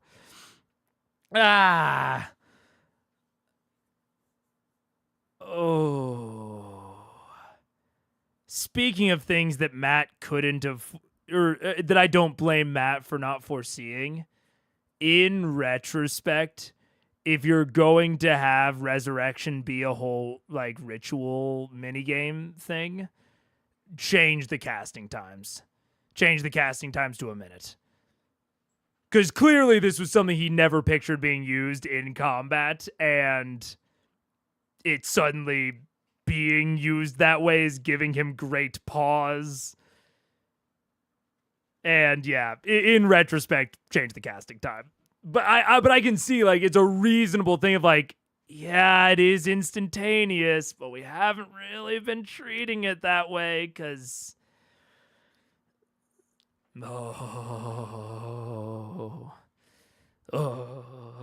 Grabs a dagger out of Vex's belt and cuts off a lock of her hair. And presses it into Vex's hand. It's not time. It's not time for you. You know?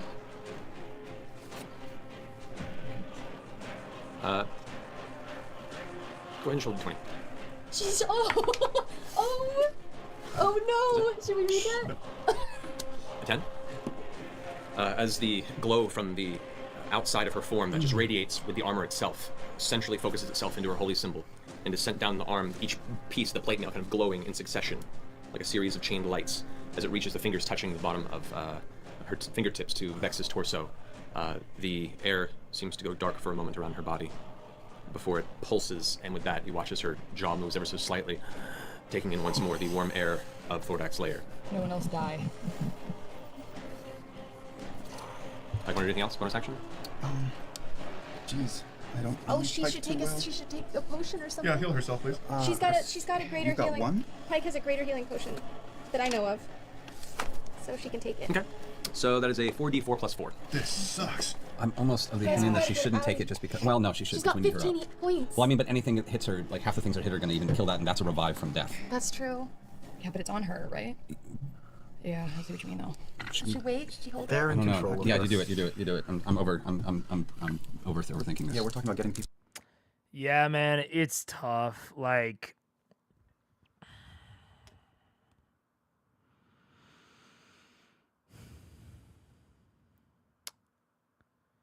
it's tough because I've been talking a lot this session about how I am becoming more and more convinced that allies should be controlled by the players. But someone else's character is a bit of a different beast.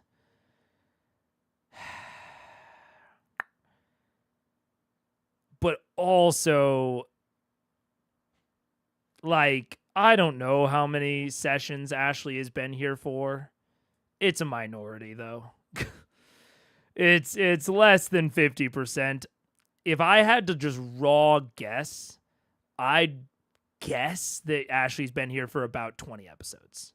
That feels about right to me. Like a fourth. And so it's tough because her character is treated like a PC. Her character has these magic items, you know, like the random sprinter's boots. Like, Kima has the Holy Avenger. That's it. Kima doesn't also have the Periapt of Health, and the Gauntlets of Ogre Strength, and the fucking Helm of Divine Judgment, and the Boots of the Winding Path. You know what I'm saying?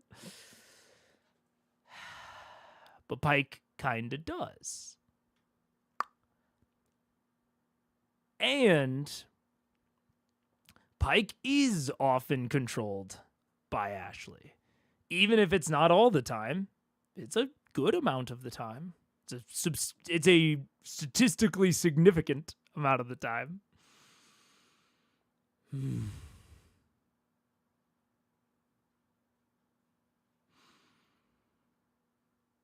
And I mean, I think I have the general opinion about, like, Kima, Gilmore,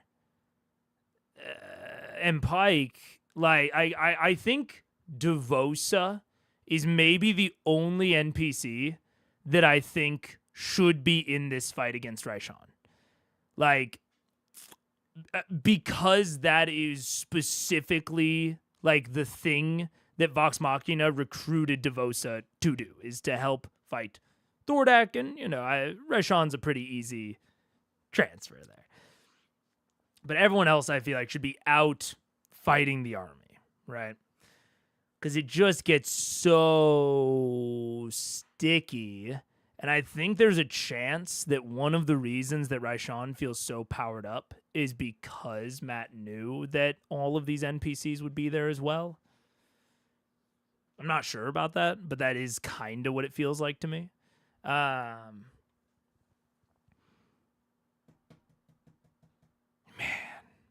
that is tough. That is good move from Sam and Taliesin to realize Taliesin's just sending them into analysis paralysis. Yeah. You gotta make judgment calls. It was a good holdback moment. Yeah, absolutely. It really is an apples and oranges situation for me for pros and cons of having players or DM control characters. Yeah. Comparing controlling Gilmore to controlling Pike is so radically different. I feel incredibly confident that the players should control Gilmore. I'm very torn on whether they should control Pike or whether Pike should even be there. I'm very torn. And I kind of feel like I lean towards Mike's position that Pike just shouldn't be there. But man, is it tough. Watching this with a few seconds delay. Oh, yeah. That's why we can't really say that Pike is an NPC. No. She's definitely not. She's, I joke and call her the guest PC, but she's inarguably closer to a guest PC than she is to an NPC. And, the way that he handles Zara and all the other guest PCs between them being there. But she is, I saw someone say, for reference, Ashley's played in 37 eps. Like, that's way more than I thought. I thought 20. 37 is nearly half. But it is still under half. Oh, yeah. I think Jarrett could have given Raishan a run for her money. Yeah. Oh, yeah. Yeah, and a cleric is a cleric. Yeah. But also, it's the boss, and it would suck if Pike wasn't there. I know, man. It's crazy. It truly, Pike is one of the aspects of this campaign that I feel the least confident, or not even the least confident, the least capable to give advice on. Like, I think it is such a, not like such an odd situation, but it's so unique to this. And I truly think that just fundamentally, you probably shouldn't set up a campaign like this to like have this sort of in and out character of Pike. But if you do, then you kind of just have to bite the bullet on a lot of things being weird. Like, I don't blame the players and Matt for setting up Pike like this. I think there are a lot of ways that they could have improved it. But also, to a degree, it's just always going to be a weird aspect. And I don't want to say nothing you can do about it. Again, you can do other things, but there's really going to be a push and pull to it. So it's tough. Without spoilers, they do not do this with Ashley C2. I have heard that they handle her C2 character much better. Probably because of shit like this. I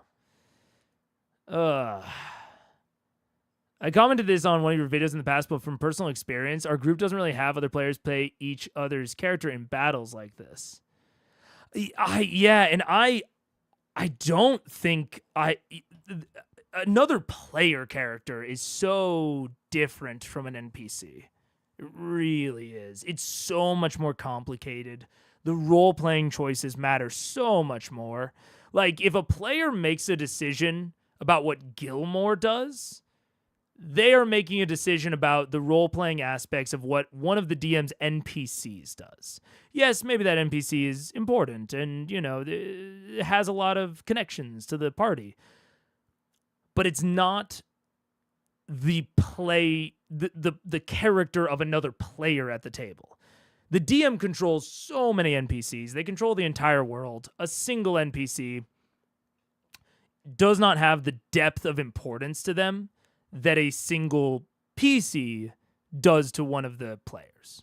Like, the unique thing about playing is getting to go so in depth on this character that then having someone else, one of the other players, control it is really tough. It's really, really tough.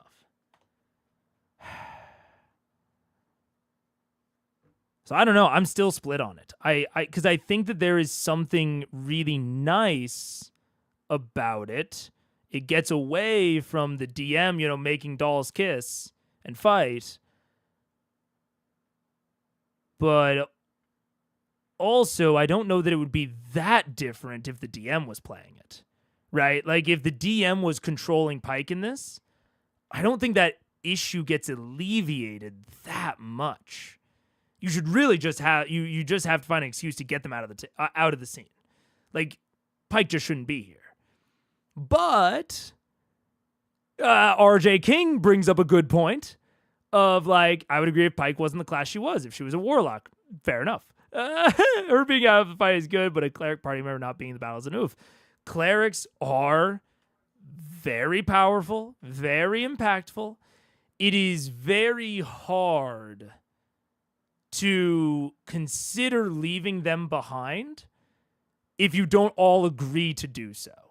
Like, I think you have to get together as a table, all of the players, the DM, and you have to say, this character, while they're not at the table, is just not going to be played by anyone. We're going to find an excuse to have them not be in the fight, not be in the scene, and the DM's going to account for that in the balance. Like, I think you have to. Because, yeah, if the DM is imagining the cleric being there, the cleric is a huge source of power. And so you have to downgrade a lot of shit if the cleric's not there. Man, it's tough. It's so tough.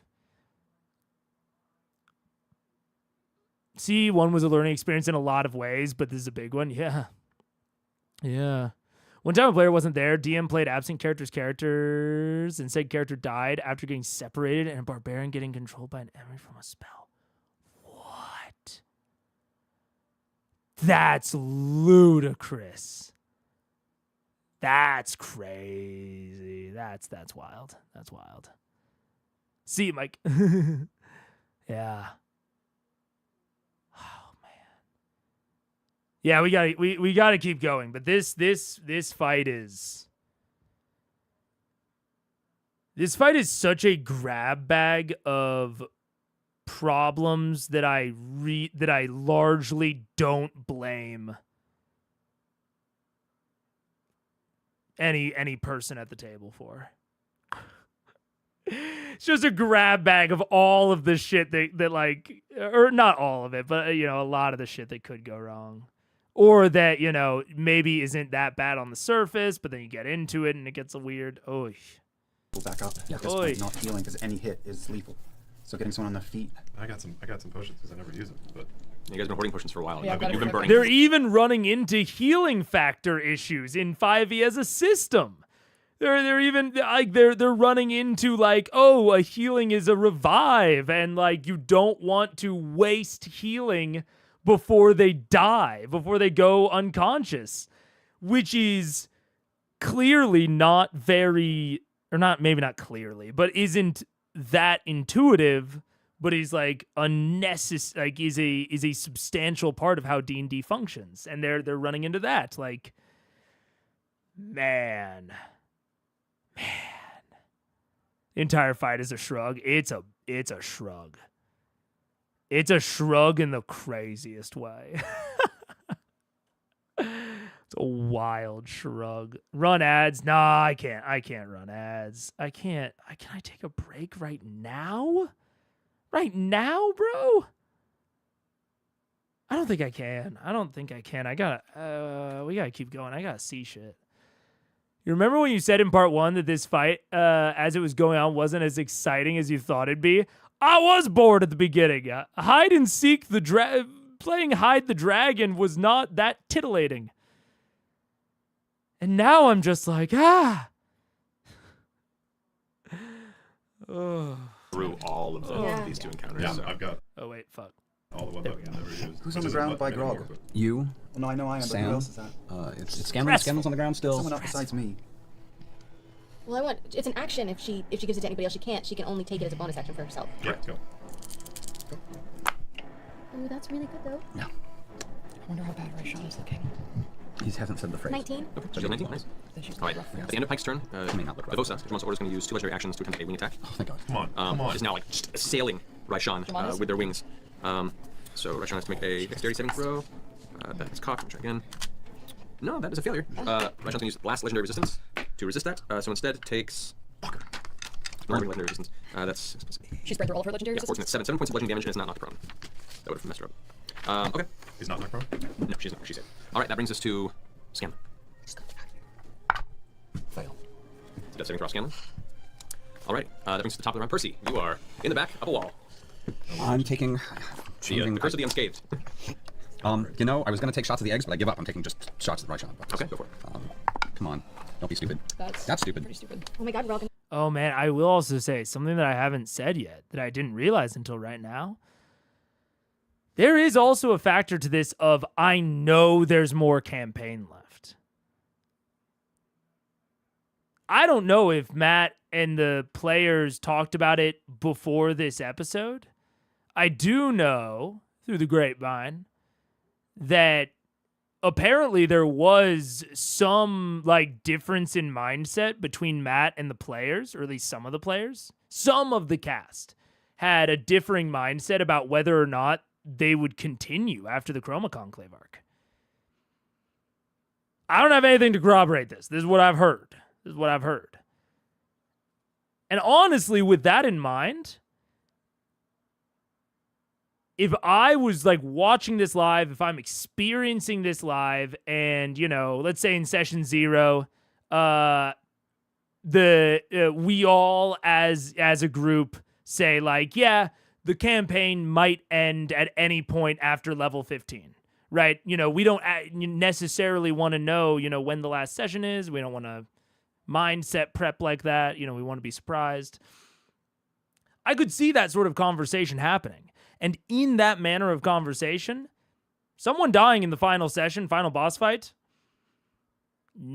definitely not unprecedented. The boss fight being the last boss fight being incredibly difficult, not unprecedented. So there is also that mindset factor of like, at least for some of them, I believe Matt included, this could have just been like the last session or close to last. Which puts a little bit of a different lens on the fight. Now, I don't think it fundamentally changes any of the stuff we've been talking about, but it does kind of shift a little bit of the perspective on it. Yeah. Oh, there was a couple of weeks between fights. They had holidays. Yeah. It does feel like it could be the last or second to last ep in a campaign. Right. And it's like a character dying in that sort of situation is much more common, you know, like this being the fight that makes the characters retire. Yeah. That's certainly not unprecedented in terms of storytelling. But it's hard for me knowing that there's like 30 episodes left. Knowing that there's like 30 episodes left, it's hard for me to see it in that mindset. But that is, you know, something to take into consideration, is that was the mindset that at least some of them were in. Yeah. I think SGM could confirm if that happened in Demystified, but I'm not sure which one he had said that in, that conversation. I mean, yeah, I know that conversation happened. I just don't know exactly when it happened and like who was on what side of what, but We're gonna get through this, you guys. We're all gonna get through this. I gotta get through this. I gotta get through this. I gotta get. Yeah. So I got that's a gun jam. Really? Yeah. Fuck. Hold on. Oh my god. That's a bad gun jam. They're both bad gun jams. All right, I've got one weapon left that can just barely make it, so I'm just screaming to the world. Here we go. Right. So you're pulling out. Yeah, retort is out, and that's a 23. That hits. 2 more attacks on that. Only one more because I took an attack with bad news. That's well. Bad news takes an attack to reload. But so no, the first shot went. Right, but usually it's action. Yeah, so I have 2 more. I attack. have two attacks with retort. Yeah. Okay. So that's That hits, and then that's oh, that's nice. 14 points of damage. okay. And oh, that was so mean. That was almost a natural 20. 24. That hits. 16 points of damage. Nice. We take some concentration checks on that. 32 total. Yep. And yeah. And So I'm wasted. going to reload, and I'm going to start running across the wall away from the fray. Run this way. Yeah. So you get about there. That far. Yeah. Getting out of the way. Okay. It's now back to a layer action. Great fuck. The ground in the center here quakes and cracks open as a familiar burst of magma. God damn Everyone in it. this vicinity. I gotta go. I need Vex. Vex, you're Oh my god, gotta go. I got 1 success. right. Oh, but you're still unconscious, right? All right. So you just lose that saving throw as the magma bursts and sprays around. So you take one. I need you to make a dexterity save. I need Scanlan. I lose another. You lose another. You got one left. I need Pike to make a dexterity saving throw. You too, right? And you too, Grog. Got high dex, And right? Gilmore. Right? Well, this, you know what? Gilmore does not make it. That's not bad. I'm rolling shit for damage. That's good. Wow. What'd you roll, Lors? I rolled an 8 for Pack. Okay, And so- a 1 for me. Okay. You 10 points of fire damage to each of you. Half. So you both take 5. Okay, I'm unconscious. Okay. This is so fun, you guys. I love this fight. Oh, let's go. Pike's at 29. I did roll a 19. 19. Okay, you succeed, so you take half damage. So you take 5, but you're resistant from the potion, so half that. So 2 points of fire damage. Okay. Alrighty. It is now Raishan's turn. So not good. Who's gonna flip the table over? Hasted. Raishan, by the way, from the attack from Percy, the damage you see Raishan is now visibly bleeding. Parts of the scales are torn. You can see now at a close-up vantage point, as much as the previous dragons you battled have had a lot of resilience, Raishan's taken a fair amount of damage, but seems to not be quite as physically hardy as what you previously faced and is looking visibly hurt. Raishan is going to begin the round, turning to the rest of you. I have business elsewhere, and you're being really obnoxious. Stay down. And glancing over is going to go ahead and, with both of her hands again, release another, she's almost out of spells, Cone of Cold. Oh no, this is gonna be Scanlan. That is, I need, so Scanlan. No! Scanlan is, another Cone of Cold, bro. Another Cone of Cold? For real.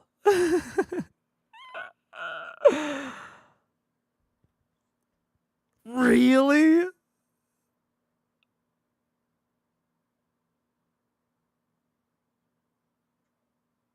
Cone. What level is Cone of Cold?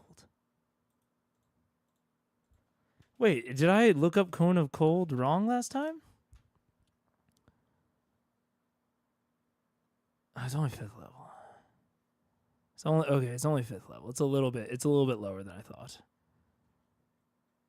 So she is at least an 18th level.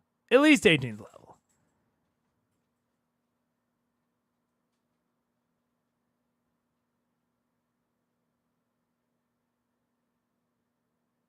Fucking crazy, bro. An 18th level wizard with slightly less hit points than a normal dragon. Wait, how much does an ancient green normally have?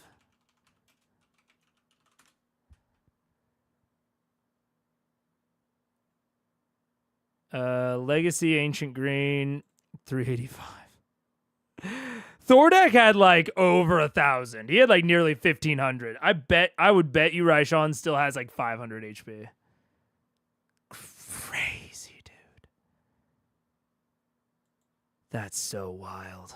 That's so wild. Holy shit. I don't remember how many death saves versus fails he has. I believe he has 2 fails already. So I think this is gonna kill Scanlan. frozen, covered in ice, locked in place. A solid gnome, bereft of life, motionless on the ground. I died as I lived. Hard. I did call Scanlan though. Gilmore loses a death saving throw. Gotta admit. Vax, you take another point of. Hey, Scanlan had it too good for too long. I've been saying. Damage to your 2 failed death saving throws. Pike needs to make Constitution saving throw. Grog, Constitution saving throw. Was I in there? You were. So you also. 24. 24. You succeed. Plus 10 Constitution. That's good. 11 for Pike. Okay, that's 30 points of cold damage for Pike. Seriously? Yeah. He's unconscious. Yep. Pike is unconscious. Correct. We're I don't know how we're gonna get Scanlan back. I have no. There's. That'll be a later question. That may happen. So Pike is down. You have a plan. I have a plan. Or not. It involves me humping a lot of angels in heaven. Okay. Scanlan think he's going to Watching heaven. This carnage. You watch as the spell finalizes. The Come blast on, of cold bro, energy be just honest. careening forth and then fading. The ground itself, which is now normally glowing orange, is now covered with a very thin sheet of ice, and you watch a steam rise up from the contrasting heat and cold from the spell effect in the surrounding atmosphere. As the mist kind of dissipates, you see a big, toothy grin curl across Raishan's face, a little bit of dragon blood kind of curling past her teeth from the wounds that she suffered. Glaring nervously over at Jamon Saord, who has taken nearly no damage at this point and is currently up in Raishan's face. Raishan says, well, I'm afraid I have to get to the rest of my day. Die amongst your friends as you should. And just tears off of Jamon and goes into a full hasted fly away. Jamon Attack opportunity, Jamon. Jamon does. Jamon's gonna make a bite attack against Raishan. The natural 20. Does that grapple? Does that grapple? grapple? Does not grapple now. But that is 2d. She have to do a concentration check, right? She will, yeah. That is 18 plus 8. That's 26 piercing damage. Plus, she's gonna poison. She takes on poison damage. That's 28 points of piercing damage to her. Concentration check. No, she's fine. It's 10 plus 14, so yeah, she's fine. So the haste is not spell. However, Dude, don't Sam and Liam have a podcast at this point? I don't know if they still have it. All work, no play, right? Something like that. Bro, you know what I want to see? Because Hodis had it out for Vax, right? That was the main person Hodis had it out for.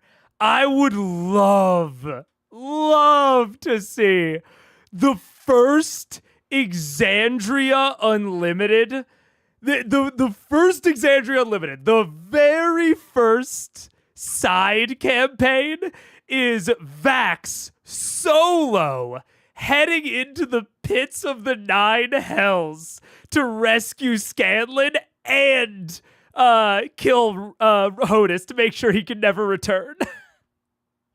It's a fucking buddy cop romp with Vax and Scanlan through the 9 hells. Both to kill Hodis and to rescue Scanlan. That shit goes hard. I would love it if that was the inception of Exandria Unlimited. Oh, man. I want to see that shit, dude. How does he do it? I'm sure that's exactly what Exu is. Yeah. I don't know what the origin of Exu was. All I know is that Exu Calamity comes around at some point, but I have to assume that Calamity wasn't the first Exu. Or maybe it was. Maybe that's why it's like so. One of the reasons it was so monumental is because it like started the whole thing. I don't know, but that'd be so sick. I want an all work no play hosted podcast, like an all audio adventure, like Adventure Zone. Adventure Zone is all audio, right? There's no video component. Yeah, I want an Adventure Zone style, all work no play, Exu Unlimited, buddy cop through hell. I don't know what HDHDI is. HDHDI is how does he do it? I need to make a command. I need to make like an exclamation point. HDHDI. How does he do it? That's the joke. If I sometimes when I actually predict things, it's HDHDI. And then also sometimes when I just give a very funny prediction. A buddy cop comedy, rescue Scanlan, kill Hodis. Yeah, dude. That's what I want. Jamon bites out and takes a huge chunk of flesh as the teeth just scrape across the back of Raishan's wing and shoulder, but manages to pull away, and at a full 160 foot flying speed, hasted, and just disappears down the hallway. Should have done that. Into the ashes and shadow behind. Keyleth, it's your turn. Okay, she has 120 foot, or she just 160 feet? 160 feet. That's the way I like it. Is she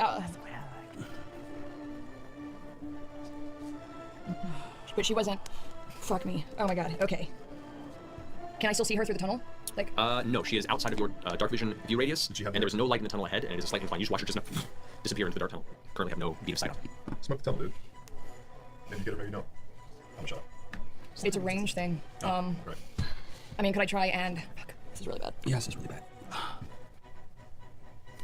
Dragons are fast, bro. I know, but it's But he's there. And she's so much faster than him. She's hasted. Don't worry, I'm She's gonna take off and run. yeah, like he's Sweet grog. he can only go probably half her speed. Picture Butterbean running down the street. Because my question is, Jarrett's still up there. she didn't Just necessarily... waiting. Crossbow loaded. He's just like.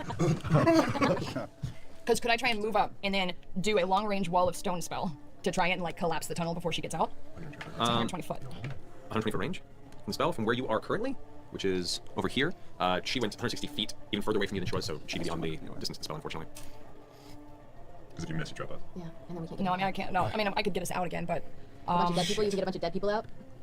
I know. Okay. Wow. Indiana Jones and the This is Last really bad. Okay. I will use. So I think I was wrong about who was gonna grab the eggs. Damn. Raishan just gets away. After my continuous complaining about Matt's enemies not running away when they should. God damn.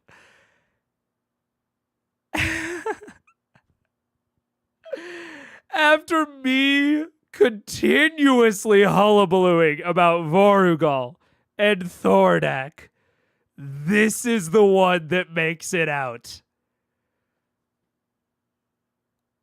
It feels like a joke. It feels targeted. Oh.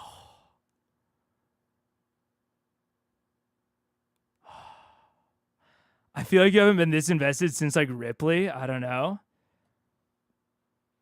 I think that's very possible. I think that is probably the last time I was this invested. Ripley, honestly, good comparison.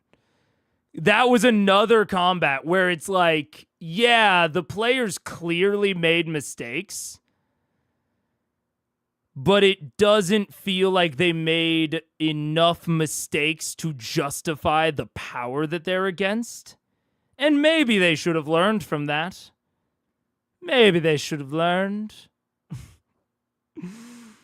But damn, oh man, that is tough.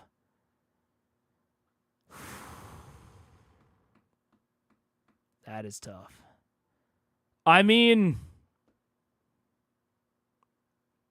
I think it's fair that she ran. Beyond everything else, yeah, she probably should have run, bro. Oh man. I wonder if Raishan will go to Viscan. Because I feel like Raishan knows what's up there. Or like I feel like if anything is going on Viscan, Raishan would be one of the few people that would know about it. And or the Glintshore. Like if either one of those is important to how Thordak came back, I feel like there are very few people that would know. And I feel like Raishan is one of those few people. If anyone, you know. So she's probably the person that is the most capable of using the eggs if they are phylacteries. Like maybe they're just eggs and they're just, you know, this new kind of dragon and you know whatever. Super duper possible. But if they are anything more, because, like, you know, Thordak was talking to them in, like, this hive mind sort of sense. He was insane, but, you know, whatever. If there's anyone that knows what to do with them, it's gonna be Raishan. Ooh, that feels like next arc. That feels like next arc. I've been talking about it. I've been like, damn, what is the next arc gonna be? Because I don't feel like Vecna doesn't feel right. I feel like Vecna is going to get addressed before the end of the campaign. If not, wild to me. Actually kind of crazy to me. But it also doesn't feel like she has like Vecna has enough to like sustain all of the episodes that I know are left. So I was like, what's the next thing gonna be? Feels like it might be hunting Raishan, which I do think I predicted back in like the 50s. But I thought it was going to be a wild mount hunt. I thought that they weren't going to do all of this like colluding with Raishan, and that Raishan was just going to be like the last lieutenant, and she was going to be there in the final fight, and then she would just run away. And it turns out that that is kind of actually what happened. Oh, man. And then I thought they were going to have to hunt her down in Wildmount and like find her lair, which maybe they fucking will. Maybe there's no Glintshore, Viscan, anything. Maybe she just fucks off to Wildmount and they have to go there and hunt her down. That's super possible. That's super possible. Raishan is more clever than both Vorugal and Thordak, and it shows. Oh, it shows 1,000,000 degrees. It shows 1,000,000%. Yeah. Yeah. Damn. You know, if Raishan has escaped, this means that you can't research because spoilers. Yeah, it's true. It is true. Fuck. She's crazy though, dude. Even if she's a little bit weaker, like I'm picturing when he says that she's a little bit tougher than, you know, Vorugal and Thordak and whatever. I'm assuming that means adult Green Dragon. I doubt she's rocking the young Green Dragon stat block. So like, at the very least, she has 200 hit points. With all of as a wizard, as an 18th level wizard. And I would almost guarantee it's more than that. I would almost guarantee it's like 500 to 600. With an AC of 19. Fucking crazy, bro.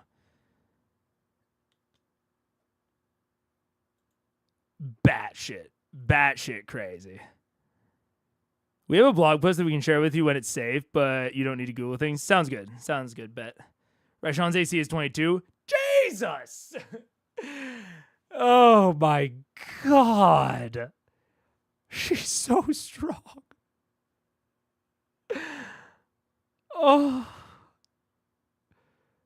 I'll calculate it once I know. Once it's safe, people will send me the stat block and I'll calculate it, but fuck, bro. That's crazy. That wasn't her last spell, by the way. She's got 3 spells. Who's really close? Who's like one away? Who's like really bad? Close to death? Yeah.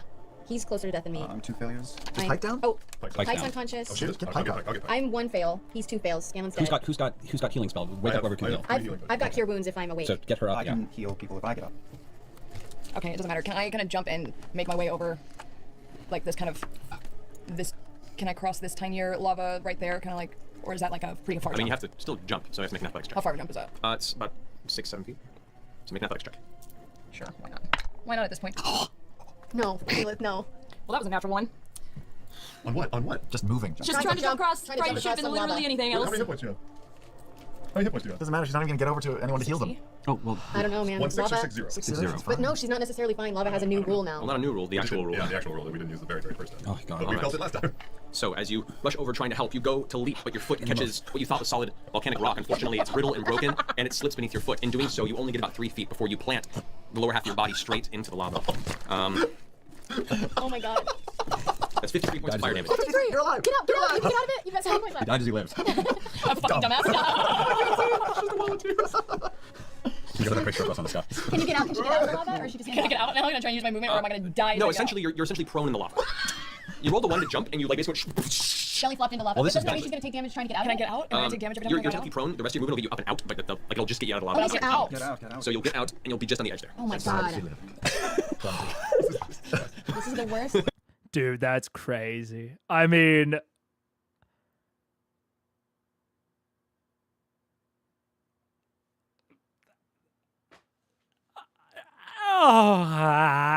it's so tough Because I like... It's hard to say that I like that this happened. Not to Caleb, specifically.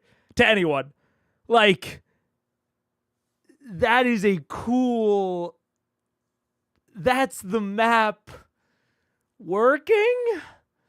Question mark? Because, like, that is, like, you know, that's the interesting part, is that it's like, oh, going the quicker way is more dangerous, and going the longer way is safer. And that's good.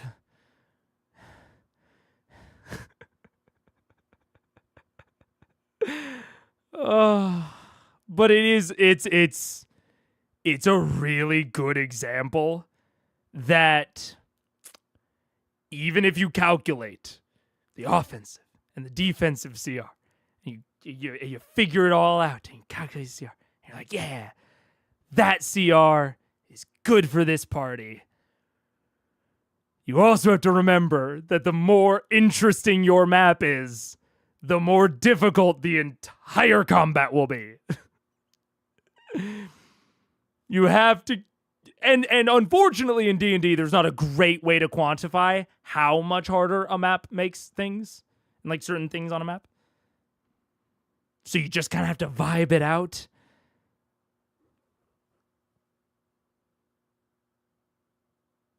So, I like this map. Bye, Keyleth.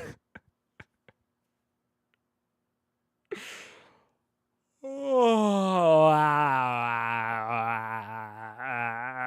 women's rights, women's wrongs. Her girlfriend did break the tension. That is true.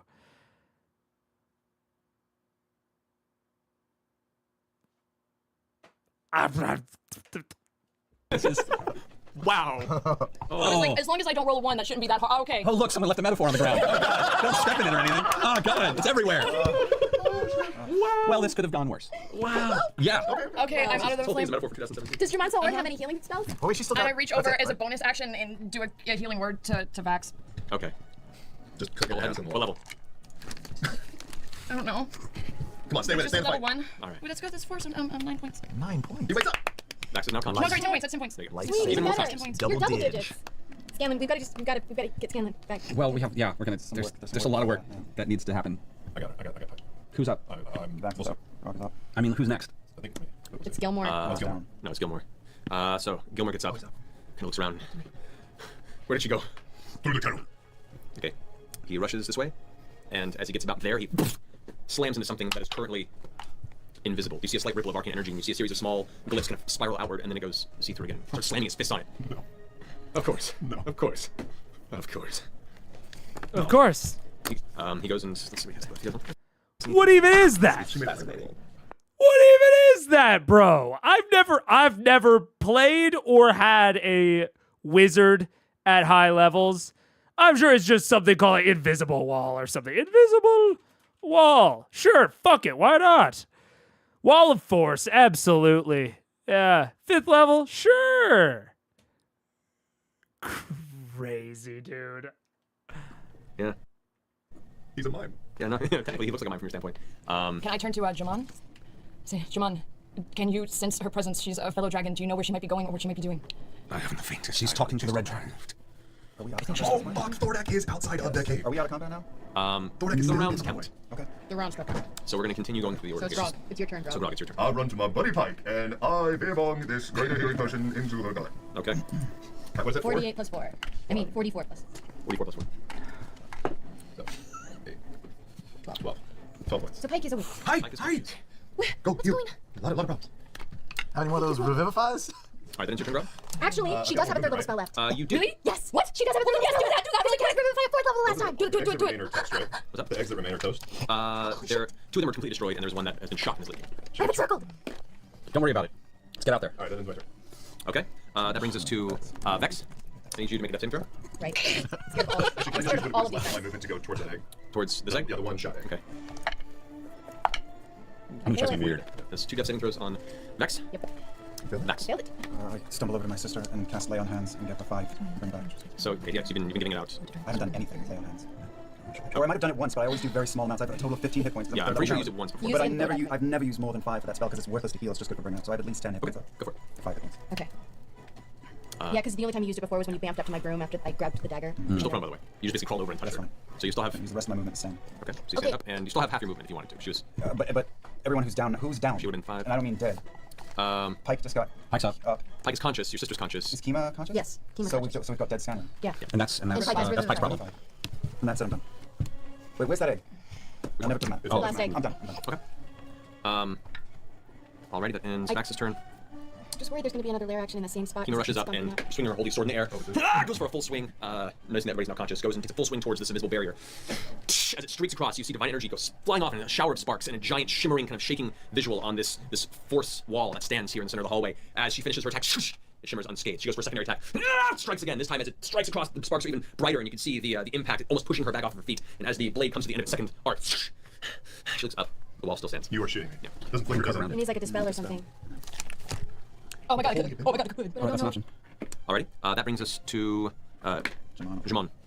I have some tricks. Jamon rushes, flies up to the edge, and kind of takes a moment to kind of streak a few claws across it. And where the claws streak, you can see the shimmering of this force wall. Phone's up. The phone's out. Oh god. He's calling an Uber because he knows we're gonna kill him after this is done. Come on, 4%. 4%, get this man a charger. I know. No. I'll start a YouTube video on it. Here. Can you run this over to me? Yeah. It's built in. With each strike, and it's like testing the boundaries of it across the sides of the tunnel. She goes, This magic holds. What? It holds? It holds? fighting challenges. Oh, it tells us. Press a button too, I think. Let me know. I've got maybe a plan. Yeah, you've got that. That's an option. I've got another plan. You know my plan. My plan kind of sucks, but. Being in charge. Give it to somebody Being frozen. else. There's a button. That's right. No, there's a button. Sorry. You got Anyway, a button, so sorry. No, it should just start. No, there's a button. Oh, there's a button. There's a button. You'll find it. Jamon gets the weapon back, and kind of pushes both Kima and Gilmore aside. Excuse me. And unleashes a blast of burning hot breath across this wall as it hits. It curls across and spreads across the side of the walls as the dragon shields both Kima and Gilmore from the blast. As it finishes, the flame has been split the entirety and has no effect on the wall. Holy shit.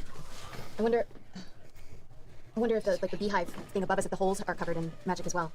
Are you refreshing? I am conscious. I can Kill. I say. Well, maybe killing the eggs. I don't know. Kill the eggs. Pike. That might help. Or maybe it's like But I don't know a specific what way to that take the egg says. through the... I can give it to you. Well, but it's now. My question I can is, give it if to you now. Pike runs up, thank you. Oh, if she runs up, is she gonna be able to get her hand on Scanlan? Well, she was prone, right? She just came back to consciousness. Yeah. So she gets up for half her movement. We got a minute. 5, 10. We got a minute. I would have picked her up after the last time. I was being pissed about it. I'd be like, she's so tiny. I'll do Being a it. gnome, it's one of those things where 25 feet halved, and you always 12 and round a half on the feet. lower end of the scale, but at 10 feet, she's not close enough to touch Scanlan. Yet. Even with the sprinter's boots? Sprinter's boots already got used. It's a one round use. She says she can use the sprinter's boots twice in all caps. All right then. The caps are what make it worthwhile. Trust She's her. on a 30-second delay, so she read that before you said it. Actually, she did write that That's before true, you said she it. just All right then. Then that will be just enough to put her up next to Scan. Okay, so Pike puts her hands on either side of his face and says, Scanlan, your letter to me was wonderful, and I want to do what you've asked, but I can't raise Haley alone. I need you to come back. And she casts Revivify on him. Okay. Go ahead and roll a d20. I'm so scared. 13? 13. Okay.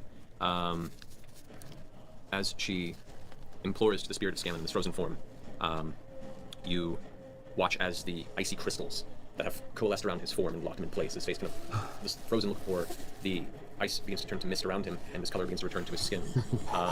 His expression relaxes as his eyes suddenly focus, and Scanlan, you find yourself conscious again, looking up at Pike, tears in her eyes, pulling your hand back from your shoulder, looking up into the dark, glowing, lit interior Fordax layer. What the fuck is Sam gonna say right now? I can see the evil machinations of Sam Regal's mind, thinking about some dumb fucking one-liner. Don't cry. I'm just a little cold. Does anybody have a blanket? Just hold me. She sent a picture. She of did. the She card. sent a picture of the sprinter's boots. Alright, it wasn't actually that bad. Damn, it was actually a little sweet. Damn it. Now I'm the asshole. Fuck. Just hold me was a little one-linery, but that was mostly just sweet. with 2 You uses. just want rest in your party. There you go. All right, cool. That's what I wanted. Thank you.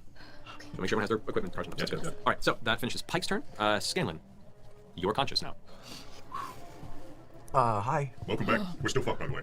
What's going on? They sealed us in here with a giant magic screen across his door. Dragon's breath does nothing, chemo does nothing. You know anything about this? Any limericks or magic cave doors? Glad you're back, Scanlan. Thanks. I've got one thing up my sleeve.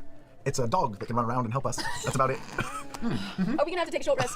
No. I don't know how to. What? There's magic there. I can't do anything about that. I know I'm gonna broom. Can I broom up to the holes? Oh God, I'm so scared to get on this broom again. Well, it's not. We're still in. Oh, in our order. We're still going in order. Can you release the dog? Are we talking freely? Can Do you still have a volunteer an mansion? idea? Yes, I mean, Do you have a well, mansion? right now, as everyone I have a Percy, crazy what are you doing? plan. I have a crazy. Did you let the dog out? No, I don't know what. Who let the dog out? Scanlan, did you? Keyleth, you have a crazy plan? You only have to cast the mansion door within line of sight, correct? Yes. Okay. No, I don't know that that's true actually. 300 feet. 300 feet range. Do you have it left? I do. Yeah. Okay, 2 things. 1, before we start burning our 7th level spells, I still have stone shape. Can Keyleth go up to the wall, and do I have enough? Is there just enough room in the corridor walls that I could stone shape? Dimension door out of here. Wait, would you just? Get a tunnel for all of us, maybe. No, Can no, I just stone me. shape a tunnel kind of around the thing? Or is, Bye. First things first, Mordenkainen's Magnificent Mansion is a 1-minute casting time. okay, that's right. There you go. Okay, what, we can leave So it on you the could back? do it, but in the process of doing so, you'd probably go through about 10 different layer actions in here. Yeah. There's that. God. So Keyleth, you're using, you said stone? Can I stone shape a little passage around? Do I have just enough kind of to where I can where the barrier is? I can kind of carve a little corridor around.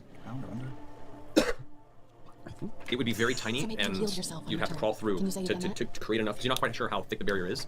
So you have to be, I have to roll an investigation check, and based on your roll, I'll let you know. Okay. This is a plan. 8. 8, you're not sure, you can give it a shot. I might as well give it a shot. Before it gets to you, it does come back to a layer action. Wait, on my turn, I drank a potion. Okay, so take your heal on there. That's it. Has my turn not come up yet? I hate that we can't get It's out of about- this fucking well, no, area. I asked you what you were doing. Oh, I want to try something stupid. What do you want to try? I want to try and run headlong at the barrier. Okay. Well, you have to 3, 4, 5, 6. Don't get too 5, close to 6. this That's area as close first as you can because get this to is this where the round. fucking layer action keeps I coming. want to stay on the wall. Stay on the wall? Okay, you'd be roughly there. So even a full turn, that's as far as you could get on a double run. Yeah, I'm up on the wall still. Just Yeah, going around. cool. All right, now this happens. With this, the quakiness of the layer seems to be subsiding a little bit. There is a tremor on the ground. It only affects those directly around the barrier, so that's my people. Oh, everyone succeeds, so no one falls prone. So no effect on that layer action per se. All right, past that, you can see in the distance, past the wall, darken the tunnel, which is almost pitch black beyond the radius. You see this slight purplish glow and then a flash of purple energy. God fucking damn it! Fucking Thordock. Should I go? What are you gonna do? You're distracted Keyleth, or you're up. something? You're gonna be all by yourself. Okay, I'm gonna I stone can shape have and Pike try with and me just and like Kima. cast a little. They're both Even if little it's a people. corridory just right around. Well, terrible idea at it's this a touch spell, so you have to get up to it. So you're back there. Yeah. So you just get up to the edge of the doorway in the wall with the double run. Okay. Okay? I'm gonna go ahead. Can I use a bonus action? Yeah. I'm gonna use my No. I'm gonna What do you just gotta do? drink a healing potion real quick. Just one of my graders. Okay, go for it. So there's 44 plus 4. Okay. All right. Gilmore. This poor book has seen better days. Gilmore doesn't really have anything that can be of aid right now. 6, 7. I got a weird. Gilmore moves over towards you, preparing for what you're up to, and just kind of puts his hand on your shoulder, Keyleth, and goes, "Whatever you're doing, I'm right behind you. Don't worry." Hold you up so you don't fall. Grog, you're up. All right, okay. I'm feeling very confident right Keyleth, now. you look like you're up to something. Do you have a plan? I'm trying to stone shape a corridor through this, but I don't know if it's going to be enough to get through the Run. thickness. As a backup plan, I might need your help. how big is Jamon's horde? Like a big dragon or just like eh? About the same size as Raishan. So we couldn't like all Falcor on Jamon up to the spider network of tunnels at the ceiling, right? Like we couldn't ride him. No, Raishan, don't know. Jamon have a very similar physicality. Like, their bodies can, much like a cat, can like get really thin, just enough to fit through the tunnels maybe, but not with any riders. You guys would be probably squeezed off or crushed in the Could she process. get us up there and then follow us up through the tunnels? We don't know where they go. It's better than this place. They're exhausted. That's fair. Although I will say before we leave, we should probably make sure all those eggs are down before we leave anyway. All right, that's my idea, Yeah. and then I'm gonna Yeah. end my turn. Or just can stand you there. run and hit an egg? Oh, There's yeah. an egg Yeah. left over Hit an there. egg. Shamon, yeah, I'll just run towards egg. That right there? Oh, Yeah, I'm shot. gonna use all 3 of my attacks on that egg. Go for it. Right, that straight egg up. line. That egg up. Go for it. Egg didn't know what's coming. That's a 33. That'll hit. Oh, -5. It's a, okay. 5, 4. That's a 31. No, 39. Okay, so the first strike just cleaves through the egg entirely. Oh. You impact at the point of the bullet wound that Percy left earlier, which you kind of let that kind of spider web crack in the front, and that just causes the entire thing to buckle under the sheer force of your axe as it swings. The egg gets cut in half, tumbles over, splattering of primordial dragon whelp gore, and you can see the remnants inside of what is now a two-parter primordial dragon whelp. Did any dragon parts spill out of the egg? Like, yeah, as it flew off. Could I grab a piece of it, take a step back, and try and like throw it towards the wall to see if it bounces off as well? Just in case it's like a like a barcode. Sure. Like, hey, we go through. Yeah, they got the key card. Sure. Yeah. As you pull it up, and this creature is nearly identical to the one that you pulled out earlier. It is still deep red crimson, but like fully primordial in its visual. You take back a chunk of it, and you throw it at the wall, and it just passes through. Wait, what just happened? Shut! You were right! What did he just Shut do? up! You solved it! Totally solved it! How? What did he do? Destroying the last egg. Fucking guy. Or by Or it's Or like they what can you go said, we through. cover ourselves in dragon goo and then we can walk through. One of the residual two. goo in my hand, I just like rub it all over my face. It smells terrible. You can hop in the egg. It's Because basically a hot tub. we didn't destroy all the eggs, right? Currently, you destroyed 3 of them, and 2 were lightning Shocked. baked and taken off by Raishan. My voice is my passport. So did we? Verify. It's hard to say. I love that movie. I guess we'll find out.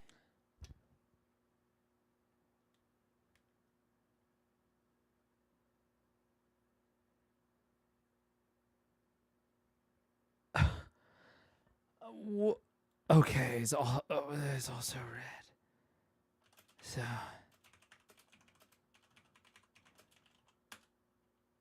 the dragon, I don't think so.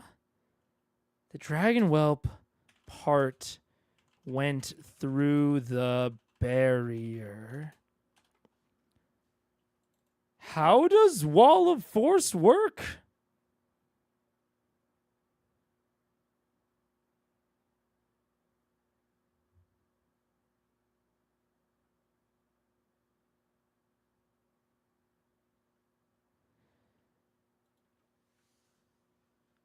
What the fuck? I thought he was crazy. I was like, damn, like good, good idea, but I don't think that's gonna work. Did it work? I can't even tell. They all thought I thought he was crazy. So the dragon whelp part went through the barrier. Raishan's eggs that she's carrying got lightning zapped by Keyleth, but seemingly dead parts work as well. But how did they get in there? Like, what activated this wall? And Raishan knew about it? What? I am stun locked. What is going on? The barrier, maybe the barrier is possibly not a wall of force that had been cast by Raishan. It's some sort of one-way pass through.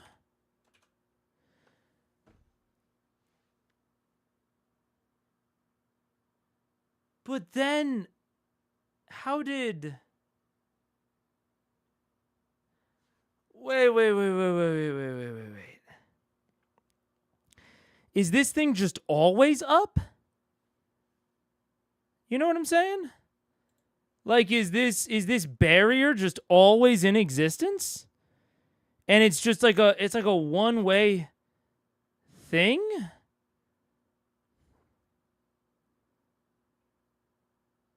Because in that case, wait. That can't be.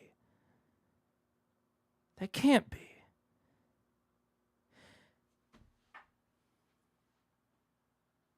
That can't be. Because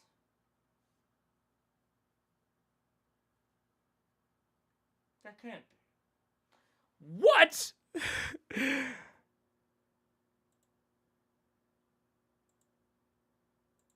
There's What the fuck did Brahm say again? Brahm saw what was underneath, right?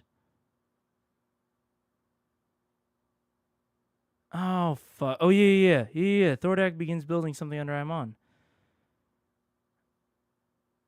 Brahm Holian discovered this and told the party about it in episode 77. Do I have the details of that listed on what Thordak's been up to since Amon, according to Raishan? No, don't care. From Rob Goldhen, 77.5. Learning what information, knocking down the Guardians. Since then, fire tries, we stealth missions, quick in and out. We don't have assault. There are armies. Now the Lyceum has fallen. Through the intersection of the cloud top.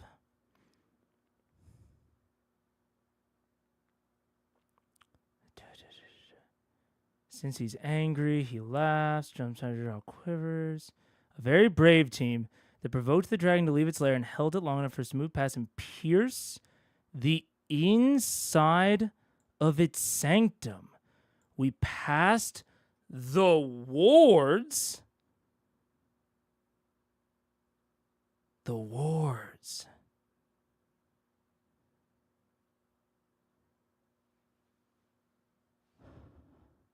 Maybe Vox has, like, Thordak blood on them from killing him? And the pools of fire, which the pools of fire were not in the hallway. There were no pools of fire in the hallway.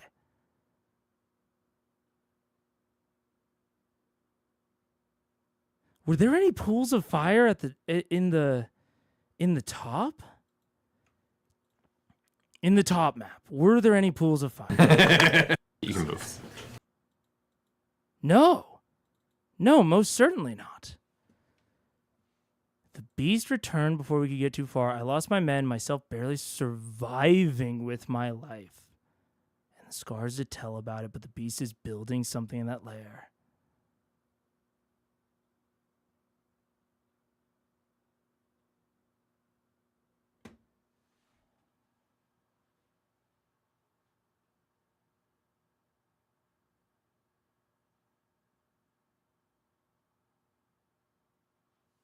How in the fuck ass would Brahm have gotten out?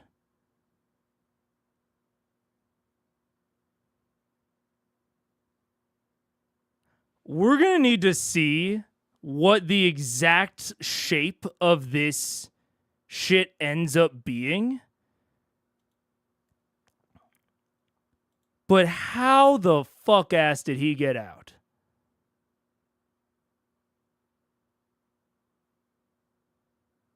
No, Brahm's human. Looks human.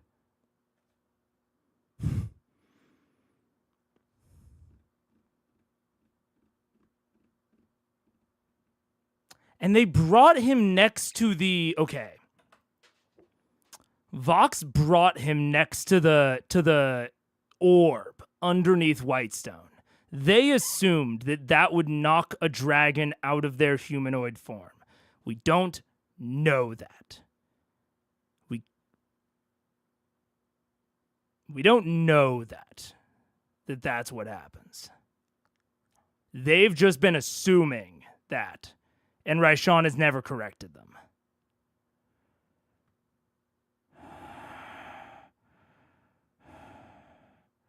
Say that Brahm's a red dragonborn? Oh, I do think it's a species thing. I very much think it's a species thing. I think Brahm might be one of Thordak's kids.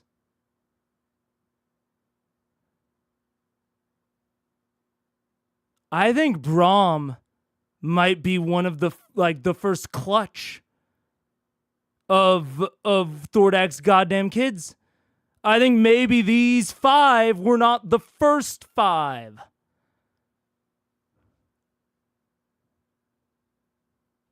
Either that or he fucking folded like a cheap-ass suit. Either that or it is Brahm, but he just is colluding. What the fuck?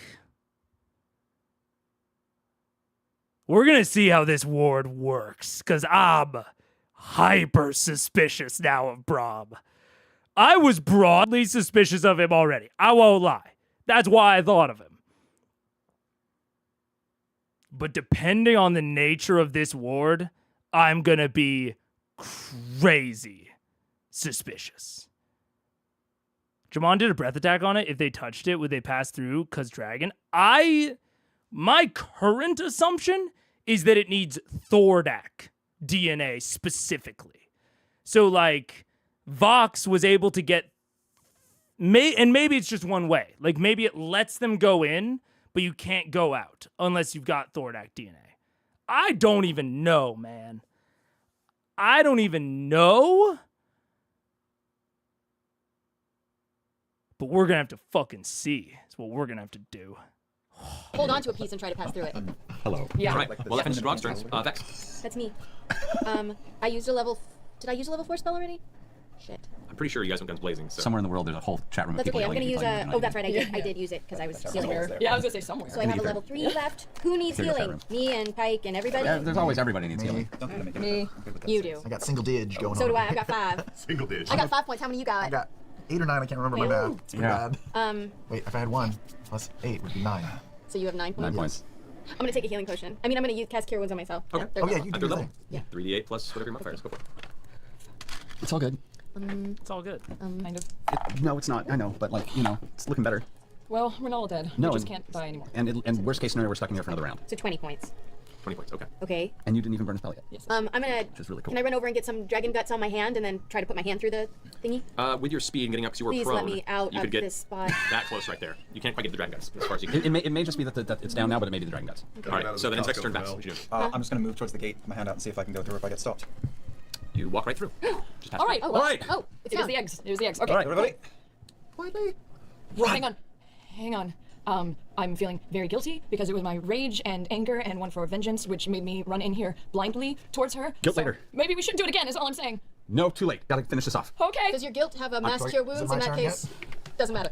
You know what? I'll- Forward, now. Now. And all of you no. start just Avengers run down the tearing hall. through, like crawling over all of you. Avengers, it's clobbering time. I grab Kima Fantastic Four. and I say, get ready to hit a dragon, and I'm gonna dimension door me and Kima to Thordak's body. Okay. Oh, jeez. He goes, wait, what? As soon as you grab the So they're all through. They're all through. What? What? Did the dragon part just deactivate it, I guess?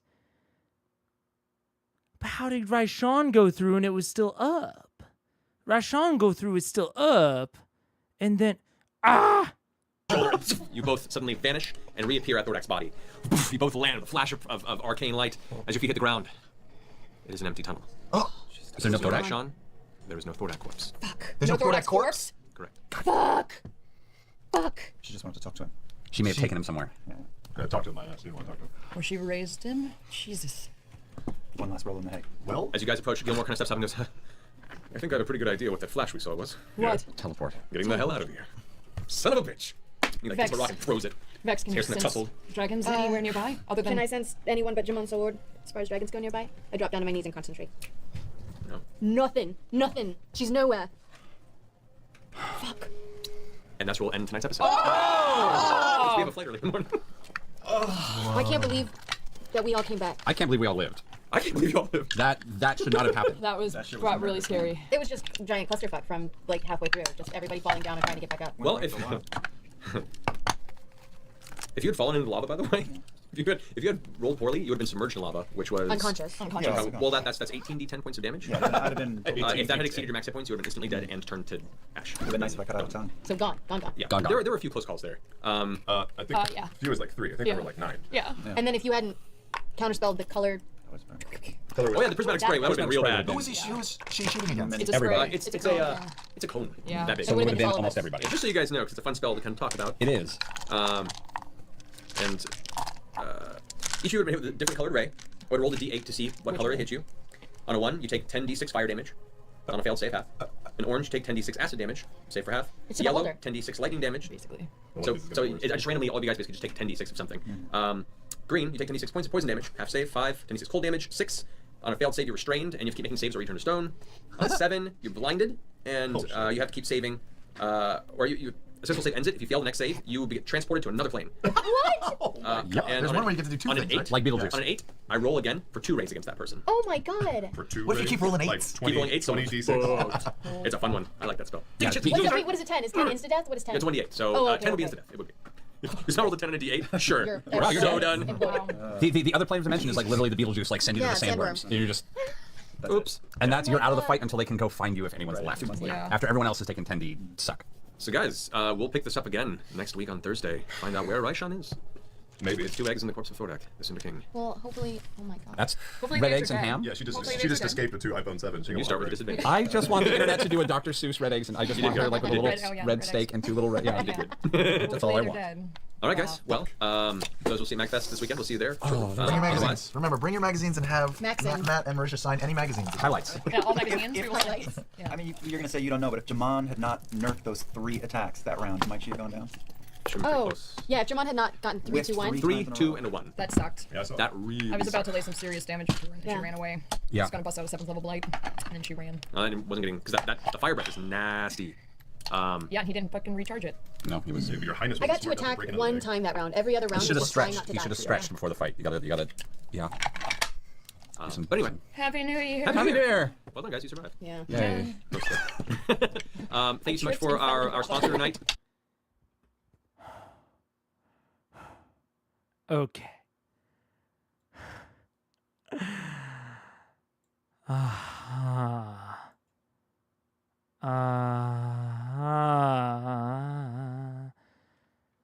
Wards and glyphs? Guards and wards?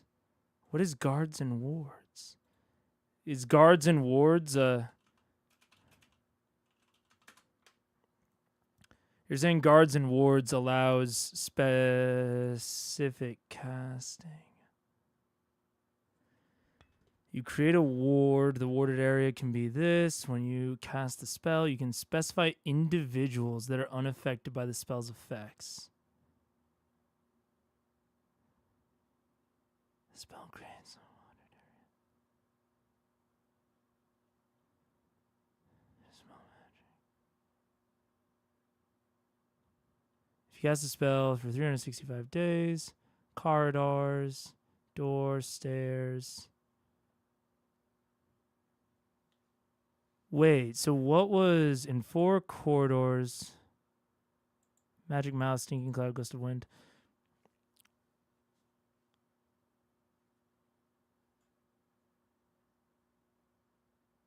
So what is the...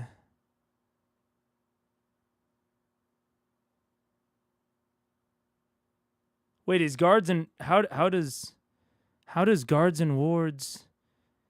Is this maybe just like, is it not applicable because the new version? What's the legacy version? Because I didn't see a wall of force there.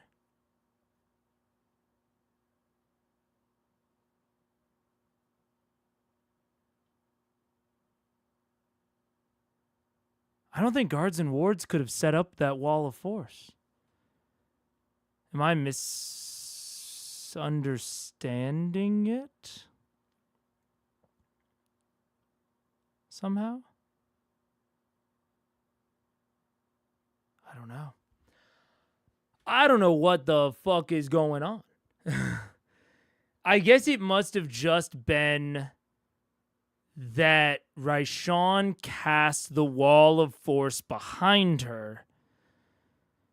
And then when she teleported, the wall of force got dispelled. That's my assumption. That's the only way that I can piece that together is that yeah, it was a wall of force cast by Raishan, which then got taken down when she teleported away. It's a concentration spell. Teleport takes it down. Is teleport also concentration? I didn't realize teleport was concentration.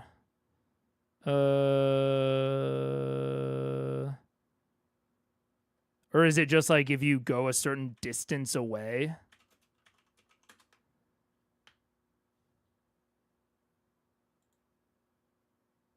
I don't know a lot about Wall of Force, honestly.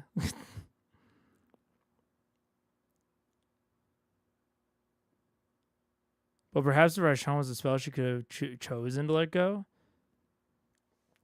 Yeah, I mean, I'm not seeing anything that would have forced her to let go of it, because Wall of Force is concentration, but teleport isn't.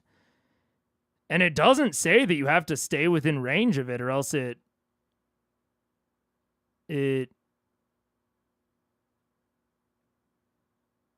Yeah, it's from this... Yeah. I don't see any reason that would have dropped, unless she chose to drop it. Weird. Huh. Man, I don't know. I think not even Matt believes they survived. I barely believe it.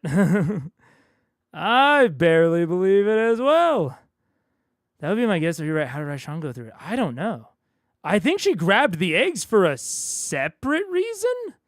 I think she just wanted the eggs. I don't know.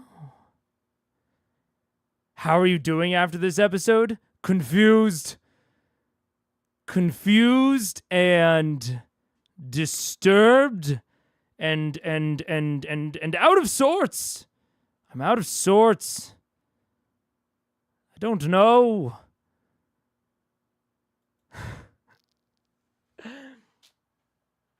I don't. Damn. Okay. Woof. Woof. Also, do you want to look at the stats for the battle? Sure.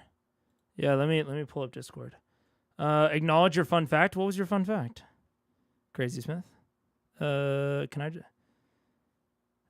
Wall of Forces is a concentration. Fun fact, Raishan is the only member of the CC to make it out of the episode named after them alive. That's pretty good. That is a fun fact. That is a fun fact. That's crazy. I mean, it's like, oh man. This is a weird episode, man. This is a weird episode. Okay. So, monster analysis, Raishan the disease deceiver. Wait, I'll put it back on screen. Didn't Matt say Vax went through the wall, meaning it would still be up at that point? Or am I misremembering it? Raishan had already... I mean, I'm assuming that the purple flash was Raishan teleporting. And that happened before anyone got anything through the wall. So I think my implication / understanding is that for some reason, the wall went down when Raishan left. That might be just Matt assuming that Raishan would have to be within a certain range to keep it up. The spell doesn't say that, but it's a reasonable assumption to make.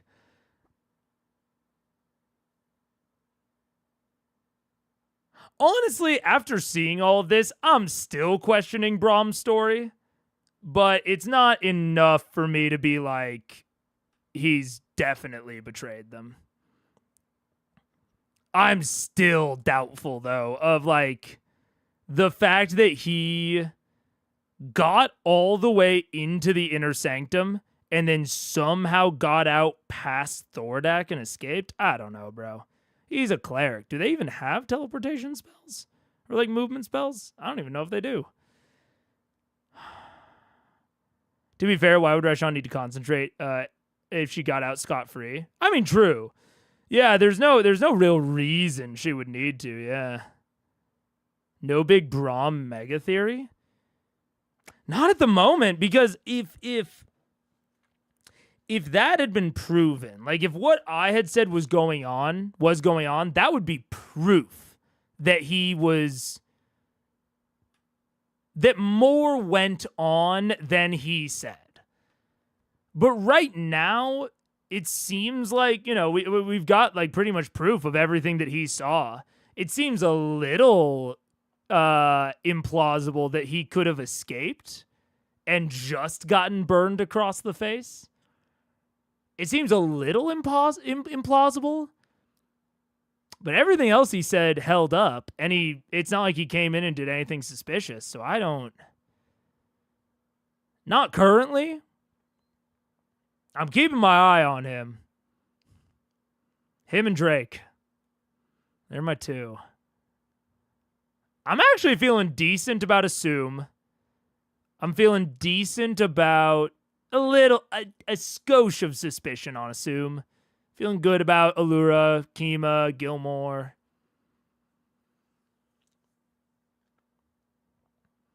There's still a little bit of weirdness with Gilmore ditching on the way to the speech when the Chroma Conclave first invaded. That still sticks out to me as like kind of weird.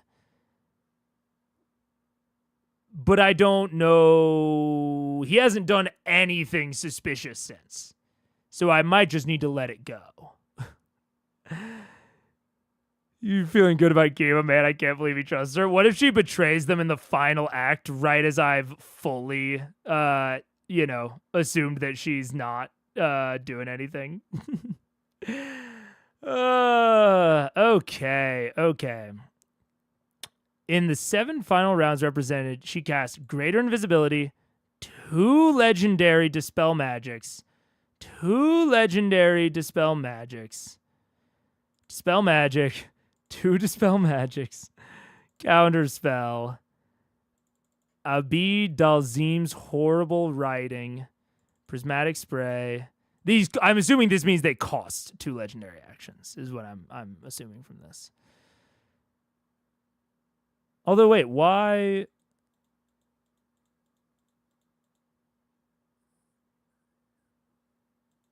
Wait. Okay, maybe I'm a little bit confused at this notation. Why is this one? Oh, she cast this on her turn. It wasn't a legendary action. So the spells cost 2 legendary actions. Okay.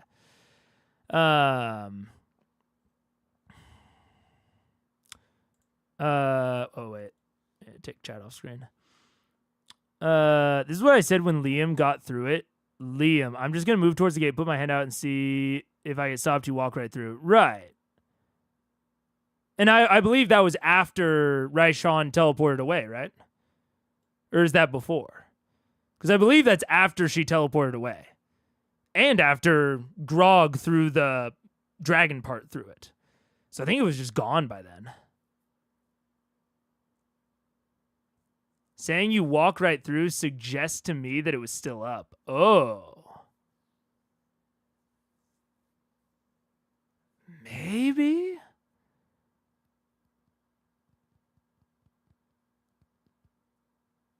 If it was still up, that would be extra weird.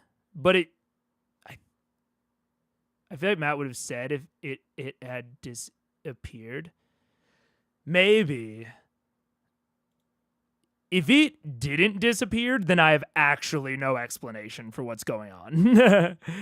I have legitimately no explanation, because not all of them had like Dragon Viscera on them, and seemingly Chemo could get through afterward, Devosa could get through afterward.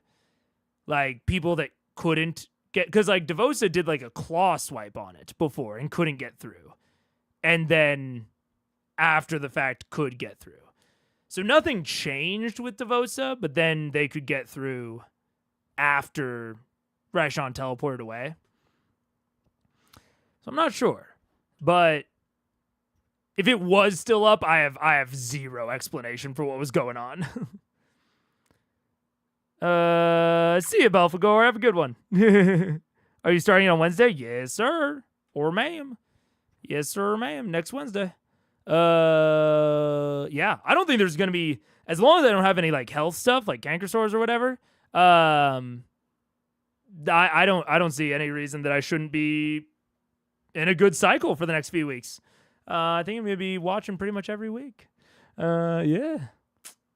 But see ya. It's gonna be weird for me if the wall go down, Matt just not say it because they're looking at it.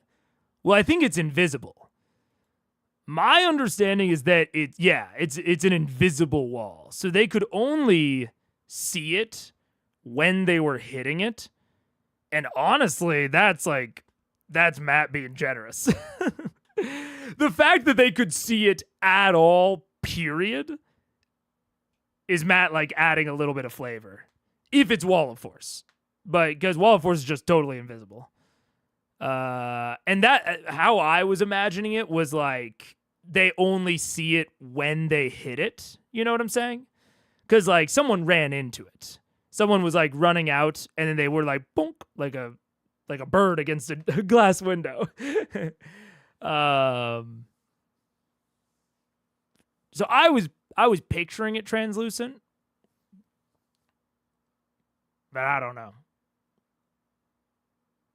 Again, if it's just Wall of Force, I would assume that Raishan dropped the concentration when she teleported just because she didn't care. If it's not Wall of Force, I have literally no idea what it was. It seems just like it was like soft magic. Yeah, it might just be like a custom wall spell, in which case I have no idea how it was working. Yeah. How long does teleport take? They were definitely not teleporting for 10 minutes.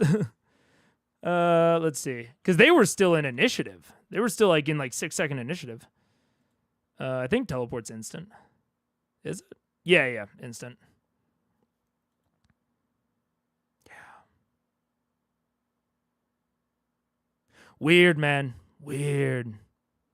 I'm sure most GMs would say it drops. Yeah, which I mean, like, isn't raw, but like is very understandable. Like, there's no distinct reason that it would drop, but I also very much understand like that not being intuitive in your head as a GM. Like, if I was running this really quickly and I wasn't like familiar with these spells, which I'm not, I would probably assume that Wall of Force had like a distance to it. Like, you have to stay within a certain distance of it for it to stay up. I would definitely assume that. Oh, okay, I assumed it was visible. If it's Wall of Force, it's not. If it's custom, who knows? Because it's even funny, this breakdown of it says, not mentioned legendary action Wall of Force 5th. So even this is like, we don't know what the fuck it was. I don't know.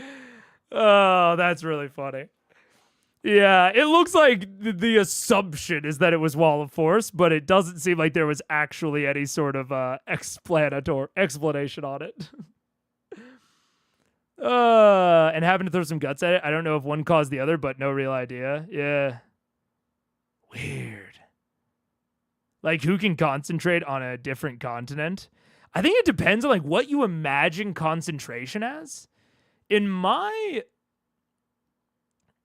and this is not, like raw or anything, but when I imagine concentrating, I imagine that magic kind of like a set of like mental and physical instructions to like manipulate the weave, right? And I imagine concentration as having to repeat some of those mental instructions repeatedly in your head. So it's like, I don't know, maybe for Wall of Force, one of the instructions is like apple, banana, orange, orange, apple, banana, orange, orange, apple, banana, orange, orange. That's how I picture concentration, is that you have to like keep up a like mental cycle. And that's why, and you can't, do two of those things at the same time. And so from that perspective, in my mind, it's like, it wouldn't matter where you are. If it's just keeping up that cycle, because you can concentrate even when you can't see something. You know what I'm saying? Like, even if your vision is blocked from something, it's not like you need to view it to concentrate on it. Unless the spell says otherwise. So in my head, no reason you shouldn't be able to concentrate on a different continent. But it also, again, I think it makes total intuitive sense that, like, getting that far away would force the spell to drop. I think that's very intuitive and very reasonable. And also, in this case, it really didn't matter, you know?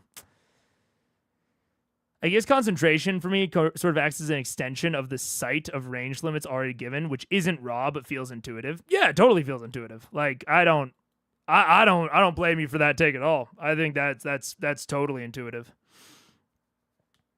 So yeah, I don't know. Weird one. Okay, wait. So let's see. So these are all of the spells. All of the spells. In terms of actions per round, Raishan very nearly maximized her use of legendary actions, using 20 out of 24 possible legendary actions. Even the turns where she didn't use all of them were strategically chosen. In round 10, the rest of the party rushed into the lair, and Raishan still maintained her greater invisibility and tactical view over the battlefield without revealing her location. In round 11, Vax Sildon engaged her. Rather than attempt to spells in melee, she spent her less costly tail attacks to swat at the only individual capable of getting at her face. Man.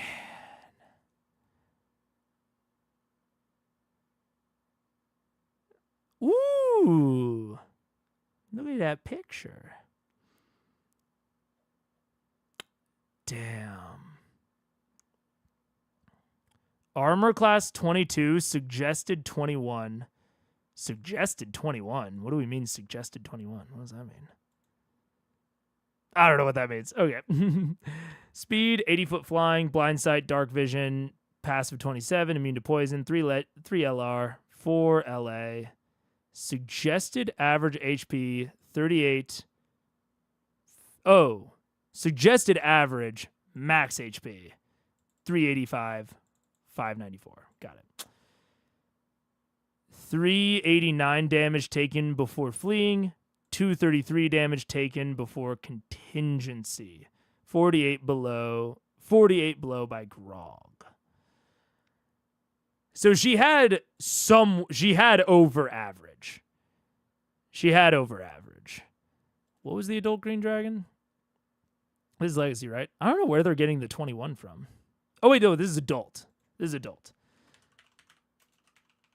Because I was saying like, oh, if she was weaker from the spell, she would be an adult. But ancient, I'm sure, has 21. So so she's diseased, but still, and you know, whatever, but still has the stats of better than the natural, which, like, fair enough. I know he has to kind of punch them up, but he gave her more LA as well, and he gave her so much spell casting. That's so nuts. How many? So that was 4, 3, 3, 3, 3, 3. So she took 1, 2, 3, 4. She took 5 third levels. I'm assuming a wizard has that many third levels. Third levels. No, they don't. So she must have used some of a higher slot? She must have. Okay, from a 4th. She only used 1/4. And they have 3 4th levels. So that could work. Yeah, they have 3 4th levels and 3 5th levels. And she only used 2 cones of cold. No, sorry. She had 2 cones of cold, an implied wall of force. So that's all of her 5th levels. So then 6th, wait. Any 6th? Nah, she didn't use any 6th. So she seems to have upcast a lot of the dispel magics. Interesting. Damn, dude. Fucking crazy. Fucking crazy, dude. I see you are done with the session and looking at Crit Roll stats post. I do know they have a good relationship with Matt in confirming certain details for their blog post, but I don't know for sure if their list of spells was 100% confirmed. All of these seem pretty clear, but good to know that there's, you know, a level of salt, a grain of salt in there maybe. In short, Matt played very strategically. Yeah, I mean, he definitely did, which I'm definitely not against. But this is crazy, dude. That's so wild. To be fair, I don't think any dragon has had the recommended HP. No, he pumps them up. We know that. Like, we know that all of the dragons are pumped up at least a little bit. Still wild. Is she a wizard or another spellcaster? I think a wizard. She could, I mean, maybe a sorcerer. Wizard or sorc, probably. I don't know if sorcerer has all of these spells, and I just kind of assume that wizard has all of these, because wizard has everything. I guess as a player, I just assume a GM can't take any dragon or any enemy and giving them a spell or magic and abilities they want to give them. Can take any dragon or enemy and give them any spells or magic abilities they want to give them. I mean, it depends on what you mean by can give them. Like, absolutely, you can. Like, there's nothing against it. It just blows up her threat. Like, this, she is not a CR22. She's not even close. Like, obviously, her hit points and her AC are pumped up a little bit because Matt does that standard. So she was already probably 23, 24, 25, whatever. But giving her all of those spells is blowing up her CR like crazy. Thordak took over 1,400 points, 6 allies, and he had enhanced hit points thanks to the Soul Anchor. Raishan presumably reached her halfway point by 233 when the contingency spell went off. So what is contingency? Let me just read contingency. Contingency.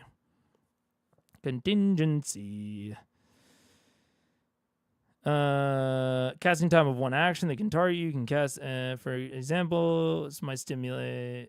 Okay, so contingency, you just set a threshold at which it goes off. So they're assuming that the stipulation for contingency was half of her HP. And had significantly less HP to her soul curse. Well, significantly less than the enhanced versions, yeah. So why was the disease receiver much more formidable than the Cinder King? Because she's a spellcaster. One of the difference between Thordak and Raishan was that the Cinder King, quite simply, was not as elusive. 76 attacks were made against Thordak in the span of 5 rounds, 50 of which dealt damage, 65.79. Meanwhile, only 37 attacks were taken against Raishan in the span of 9 rounds, and only 22 of those dealt any damage. While Thordak did well enough keeping out of range of melee fighters, Raishan optimized her strategy to the point that she limited the number of actions even her ranged and arcane opponents could take against her. Well, yes. Okay, the percentages aren't that different, but it's obviously like half versus double. But that still wouldn't have mattered. Like, to be clear, if they had done the same number of attacks, like, I kind of disagree with this takeaway. Like, imagine they had done 76 attacks instead of 37. If they had done double the number of attacks, right? It's not like that was the difference maker with Thordak. You know what I'm saying? Like, she had way... Like how do I say it? She was incredibly elusive because she could be from a lot of this shit. And, like, they had to be much more afraid of her. She played very strategically. Matt played her incredibly strategically, don't get me wrong. But, like, it's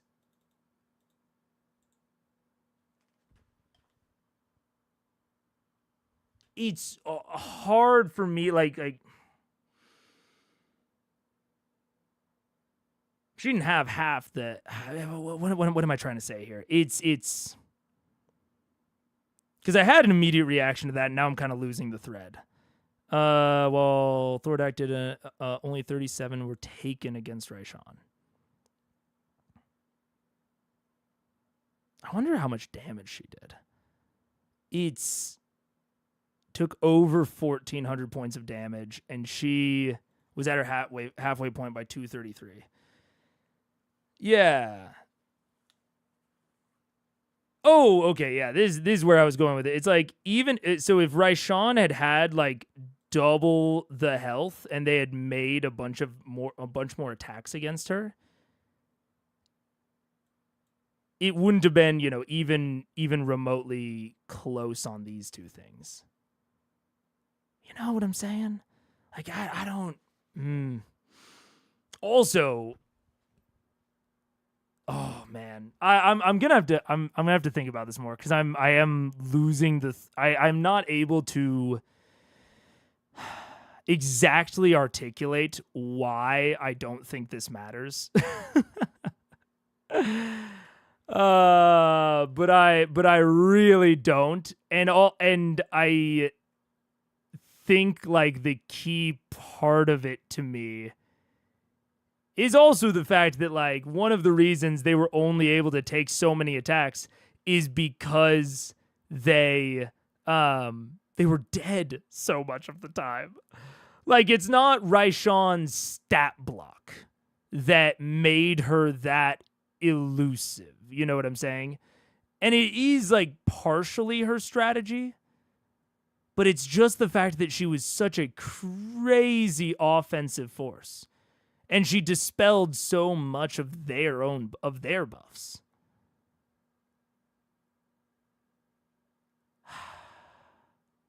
I guess it does matter, but it's I don't know that it's like I don't think the key difference is that she was elusive necessarily. You know what I'm saying? If she had been less elusive, they would have killed her, but I don't know.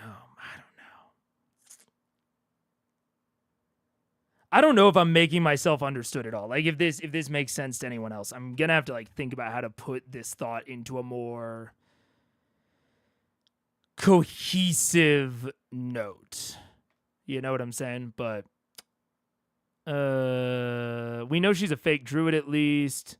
There's a spellcasting class that gets the ability to do another 5th level spell. GMs can do anything, but there are understood guidelines for what we should do in most cases. Yeah. I mean, it's just like this is just her offensive is wildly more than her than Thordak's. I'd really be curious to see how much damage she did versus how much damage Thordak did. We'll have to see. He changed the green dragon enough that it's closer to a new monster design than a modification. True. I see the contingency is haste. Yeah. The page does talk about that in in contradiction. Oh, okay. Let's see.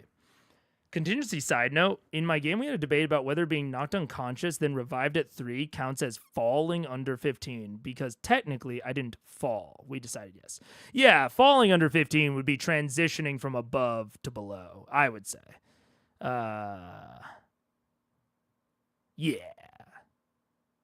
We decided yes. We decided it does count or it doesn't count. I mean, it's very possible. I mean, I might side with the player there just because it's more fun, but I would say in terms of like pure pedantic language stuff. In contradiction. Okay, I see. She was very clever to minimize what the party could do to her when they weren't unconscious or fighting the lingering effects of the Cinder King's inner lair. The party spent a significant portion of the later rounds administering potions, casting healing spells, or bringing fallen members back from death. Part of this was necessary as mobility limited their options already, but a team that is focused on defense is not a team that can readily switch to offense. Yeah.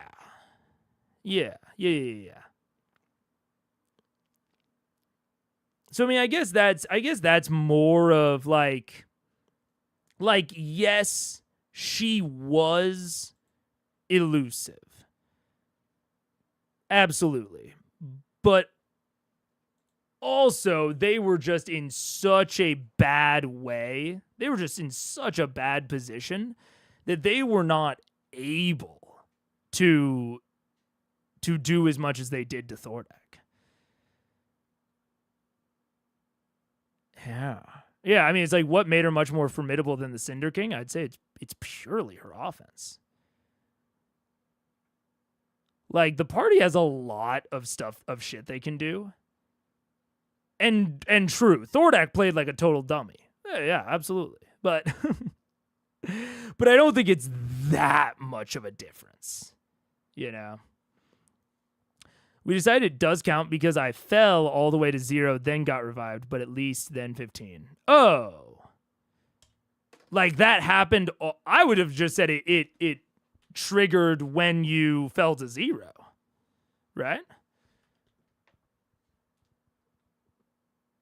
I might be misunderstanding the situation because in my head, I was assuming like you fell below 15.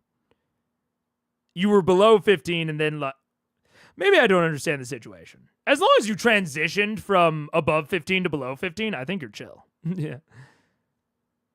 VM fucked around, rushed into a second boss and found out. Yeah. Yeah. It's tough, man.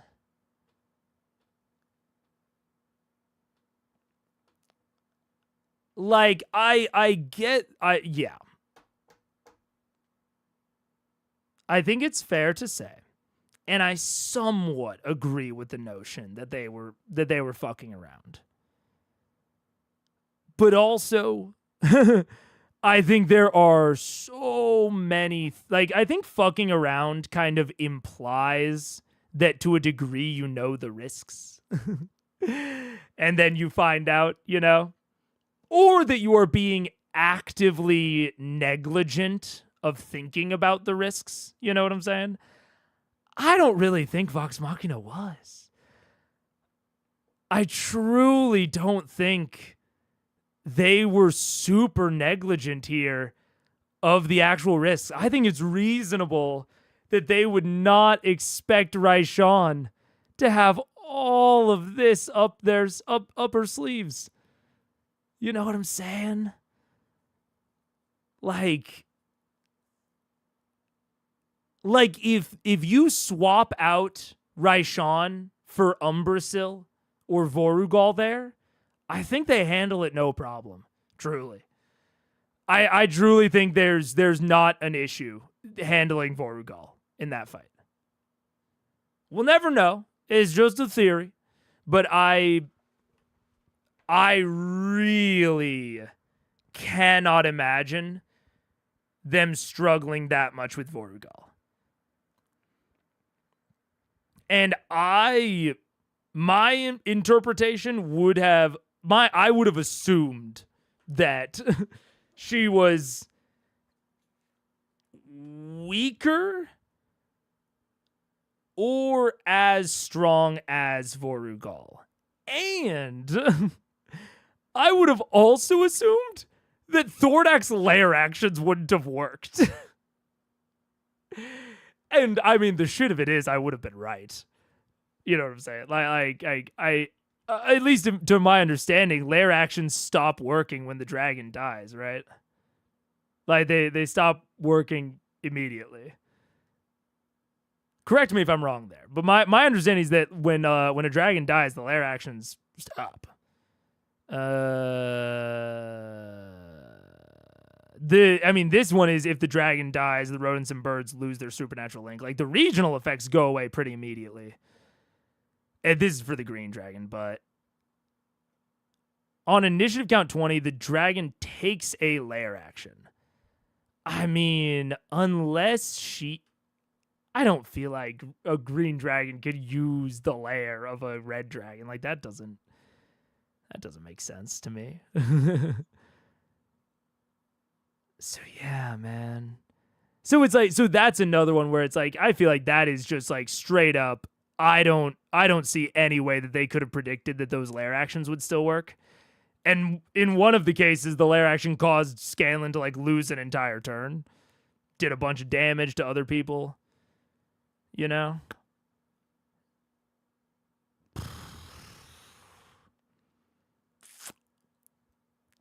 If Raishan can do all this, I do wonder if she could have killed Thordak. I kind of think she could have. I think she...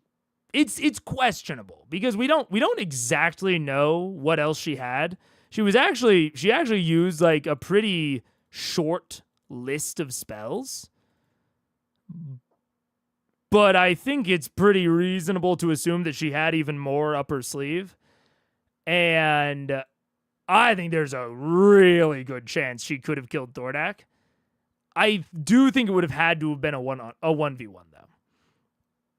And so I think from a like overall perspective, it still makes sense for her to contract Vox Machina for all of this, because if even when Vox fought them, Thordak had a bunch of allies with him. And I don't think Raishan could have taken Thordak and all of Thordak's allies simultaneously, even with how offensive she is. I at least think it would have been a risk. And I don't think she was willing to take that risk, especially if she can get plucky young Vox Machina to do it for her. I went unconscious and my spell was polymorph, which you can't do unconscious. So we said it would trigger my... Oh. I think that's fair. Yeah. Yeah, I think that's fair. Yeah. Like, Raishan barely used any dragon abilities. She was basically a wizard. Yeah. I mean, yeah. But she was a wizard, which is already the class that scales into the late game, becomes the most powerful as it scales, with the health of a dragon. That's crazy. That's insane. A wizard is very scary.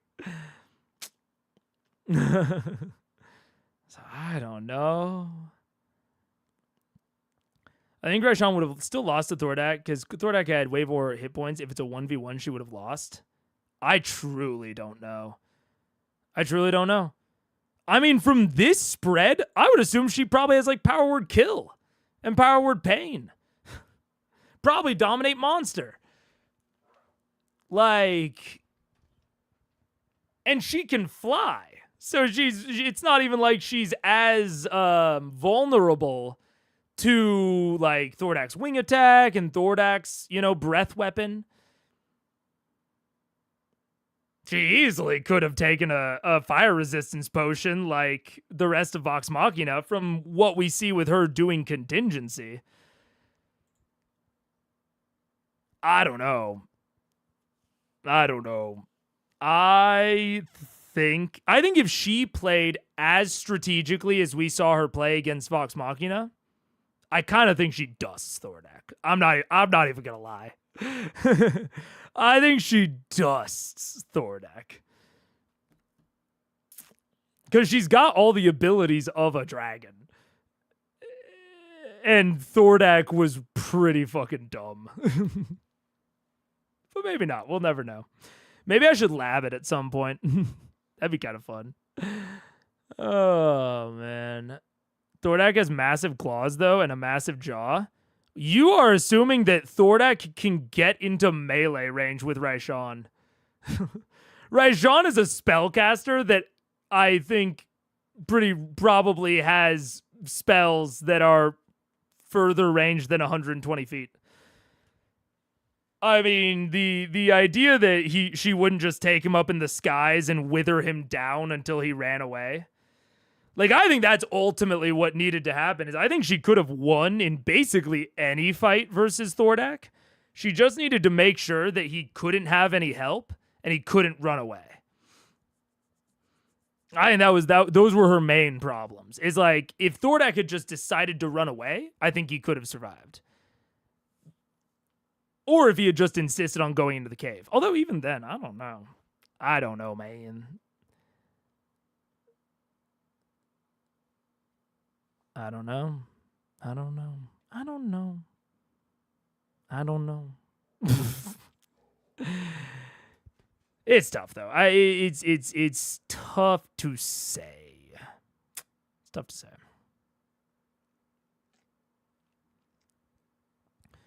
Same token, the magma. Yeah, look at this. Yeah. And see, this is actually, I do want to point out, like, this is like why I find it hard for me to say Vox fucked around and found out, or they shouldn't have been so aggressive, or they shouldn't have gone in there after Thordak.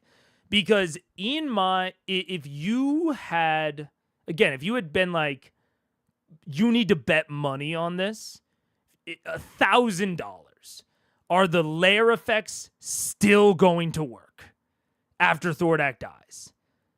I would bet no every single time. Every time. I would not assume that Thordak's lair actions are still working and that Raishan can activate them somehow. But the poison gas and the magma bubbles, like, he could have it's true, Scanlan might have been able to counter the cone of cold.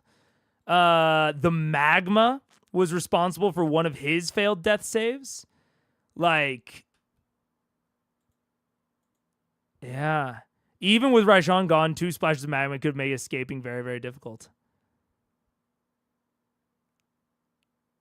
It's like,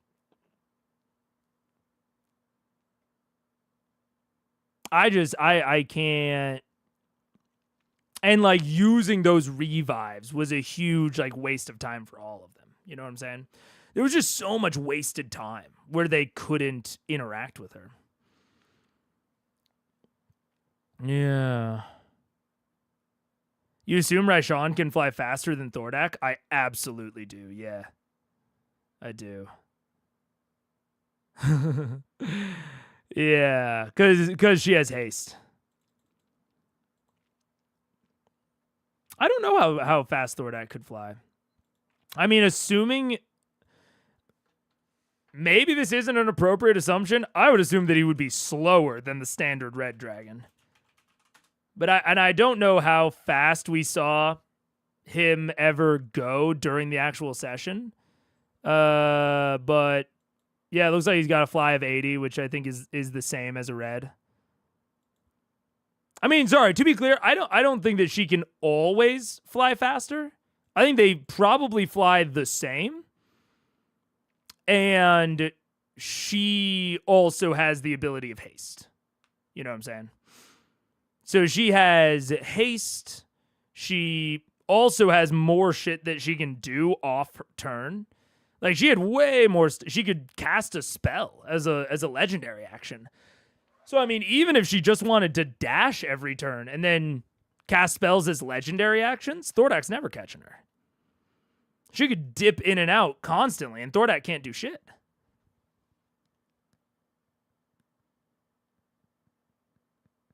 And I don't often evaluate stat blocks and, like, you know, monster head-to-heads based on, like, most optimal play. I try to rarely do that. I try to, like, you know, imagine average play. But with Raishan specifically... With Raishan specifically, I feel very confident thinking about optimized play. And the fact that she would absolutely kite Thordak. Because she has proven that she has proven that she will do that, you know? I mean, I don't see a way to look at it where she is not a bigger threat. I think it's very, very, very possible that, like, she also just thought she couldn't kill Thordak because Thordak wouldn't allow himself to be kited. You know, I can very much, like, I can very much see that, but I don't think there's any world in which Thordak kills her. Any world. I think she survives every single time. Even if the Larax were deactivated, as they should have been, Vox Machina effed around and found out. They went in after using a boatload of resources on Thordak. Bro, again, man, I don't... Like... If we do assume if we assume that her contingency went off at half health, 233, which I think is a pretty reasonable assumption. She had 466 HP. And they did a total of 38.9 taken before fleeing. 433. So she had 45 HP left. Vax can do more than that in one hit. Like, if she had not had spells, or even, I'll go further, if she had had half the number of spells, and also not an additional legendary action. Or wait, no, I was thinking of the adult. Yeah, no, actually, sorry, yeah. Because this said she had 4 legendary actions? Yup, 4 legendary actions. So if she had not had an additional LA, the ability to cast spells on reaction, and if she had only cast, and if she had had half the list, she still would have been incredibly powerful, and they win every time. Vox Machina does. Like, they needed like 2 extra hits there.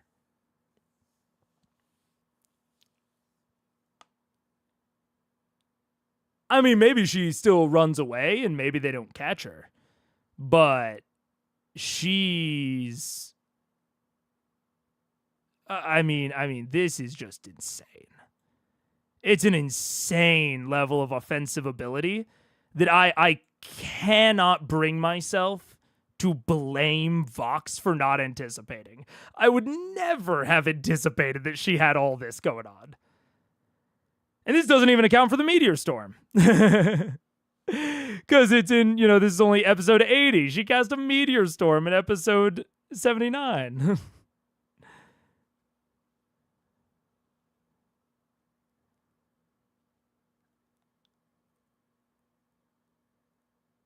I don't know, man. Yeah, I truly,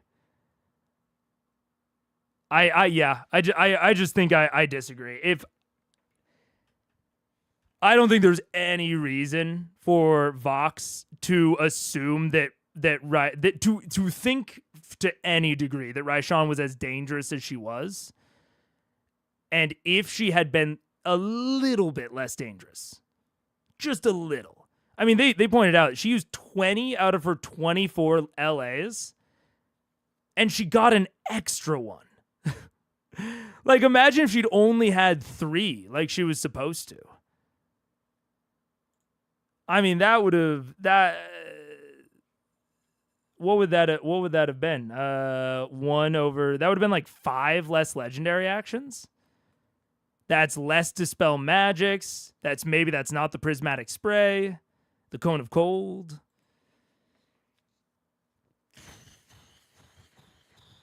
I don't know, bro. What happens next, Mega? They go hunting after Raishan. That's what happens fucking next. They get their revenge. Vox Machina doesn't take this lying down. And if they were fresh, they sweep her. Like, obviously, she's incredibly powerful. But I do think if they're at full resources, they sweep her. They dust her. Unless she has a lot of preparation. Yeah. Because they knew Raishan was a spellcaster. Like, they knew she wasn't a normal attraction. They could have thought about it better. I disagree. I think y'all are being too harsh, frankly.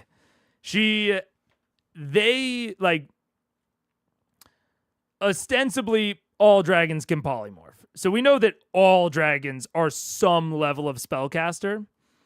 And then she's, been called Raishan the Deceiver. And they've seen her cast, like, the illusory duplicate thing. I think it's super reasonable for them to assume that all of her spells are, like, illusory based. I don't think there's any reason to assume that she is, number one, as powerful of a spellcaster as she was, because there's a huge difference between like an 8th level wizard and an 18th level wizard. Massive difference. If she had been an 8th level wizard, which would have covered everything we've seen her do thus far, and would have been pretty reasonable, I think. They sweep her no problem. But I don't think there's any reason for them to think that she was an 18th level caster. That's insane. That's crazy. Yeah. Fuck around and find out implies a lack of care and attention. Making a high-risk decision to follow an enemy is different. I agree. They acted and paid for it, sure. But I agree. Fuck around and find out implies that what they did was unreasonable, and that they should have known better. I mean, like you said, they could have thought about it better, and I disagree. I truly don't think there's any way to look at this except in hindsight, and think that she is this powerful. Absolutely, you can imagine that she is more powerful than other ones. You can even maybe I can see a world in which someone imagines her to be more powerful than Thordak, but she is much more powerful than Thordak. I do think there was a lack of care. They just underestimated Raishan. I do not think that they underestimated Raishan to a reasonable degree.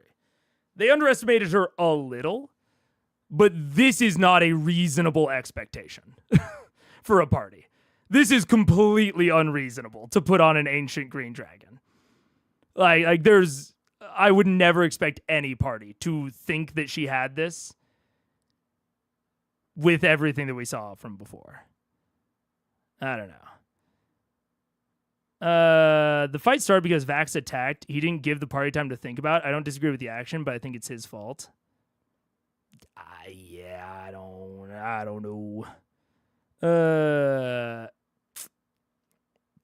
moment of hasty judgment that led to 2 players dying and needing to be revived. Yeah, I just don't think it was hasty judgment. But I think it is so much of this fight was completely out of the realm of expectation. Even if they had been being as cautious, if they had been being more cautious, there's no world in which I expect Raishan to have all of this. Like, I even said it to Mike during the last stream. He was like, talking about the meteor swarm. And he was like, oh yeah, I think it's good because it implies that she has everything between that. And I go, what? I don't think it implies that. It's incredibly common for adversaries to have individual spells from individual levels and be able to cast them a certain number of times. Even if we had experienced what we had experienced in episode 79, I would have been like, oh yeah, Raishan has a bomb. She has a spell scroll where she can do Meteor Swarm, or she can do that once a day, and then the rest of her shit is down at level 3.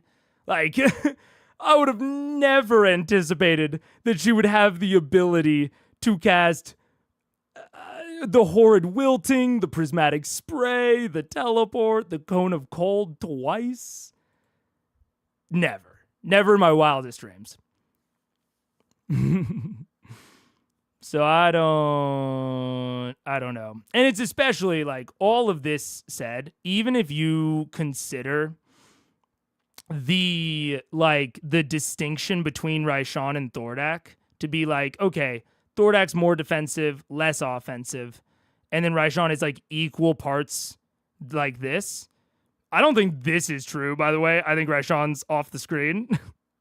But even if you just consider it an equal switch, this is more dangerous to PCs than this is. PCs have less defensive resources, so this is more dangerous and more likely to kill PCs.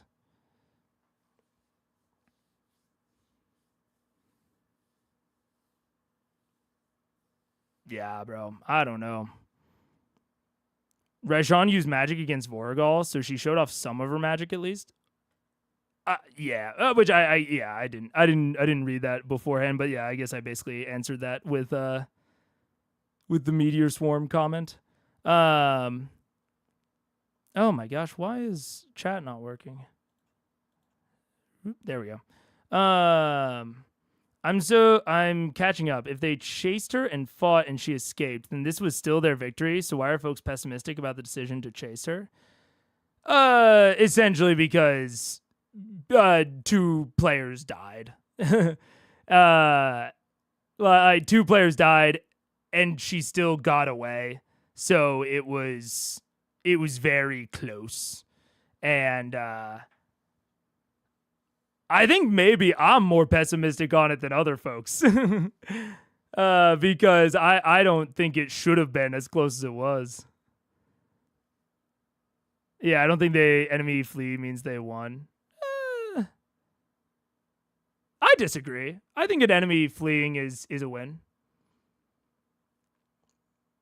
I think maybe a surrender or a kill is maybe more of a win. But I definitely don't think an enemy fleeing is a loss. I think if you retreat, it's a loss. You know what I'm saying? It's like there's a gradient. It's like people die, people retreat, both losses. And it's like enemy retreats, enemy dies. Both wins is how I would rank it. But, it's a gradient. 2 players die. Shush up. Shush. She stole his corpse. She did steal his corpse. I think that's the big issue. If she had just bamfed away, I think it would be more positive. But she stole 2 eggs and the corpse. So she got quite a bit out of it. Yeah.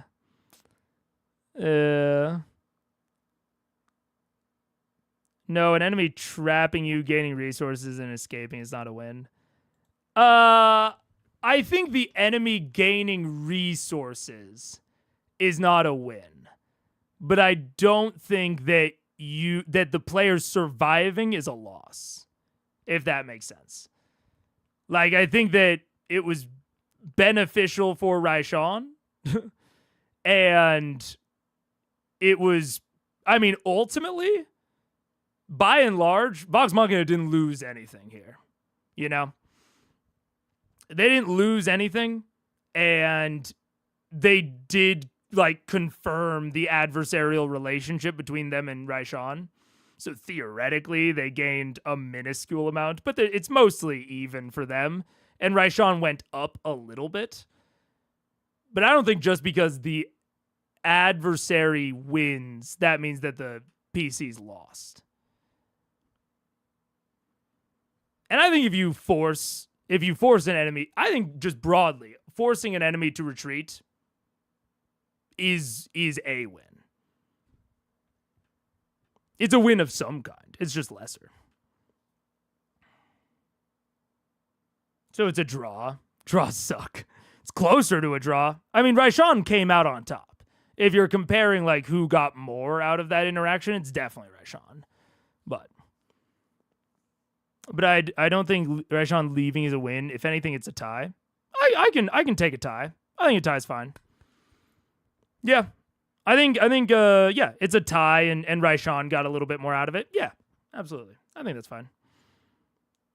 Their other objective was to stop Raishan from getting Thordak's secret, which she might still do now that she has his body. Yeah, to a degree. It's a weird one because they did kind of decide that her getting Thordak's secret is a really bad thing. I don't necessarily know why they think that. I kind of get it, but at worst she heals from the soul curse. But I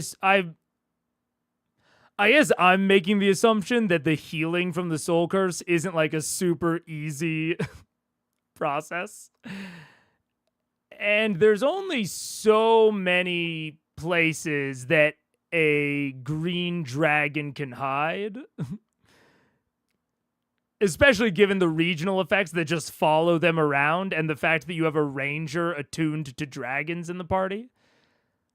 Maybe I'm making too big of an assumption, but I don't think it'll be that hard to track down Raishan.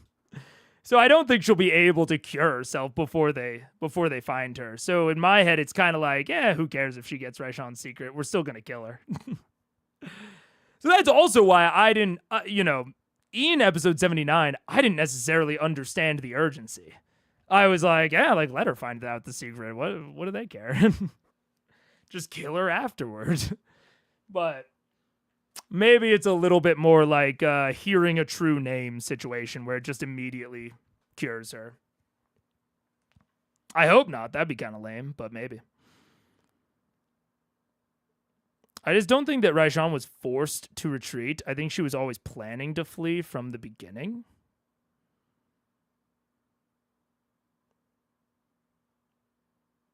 I mean, how do I say it? I think that's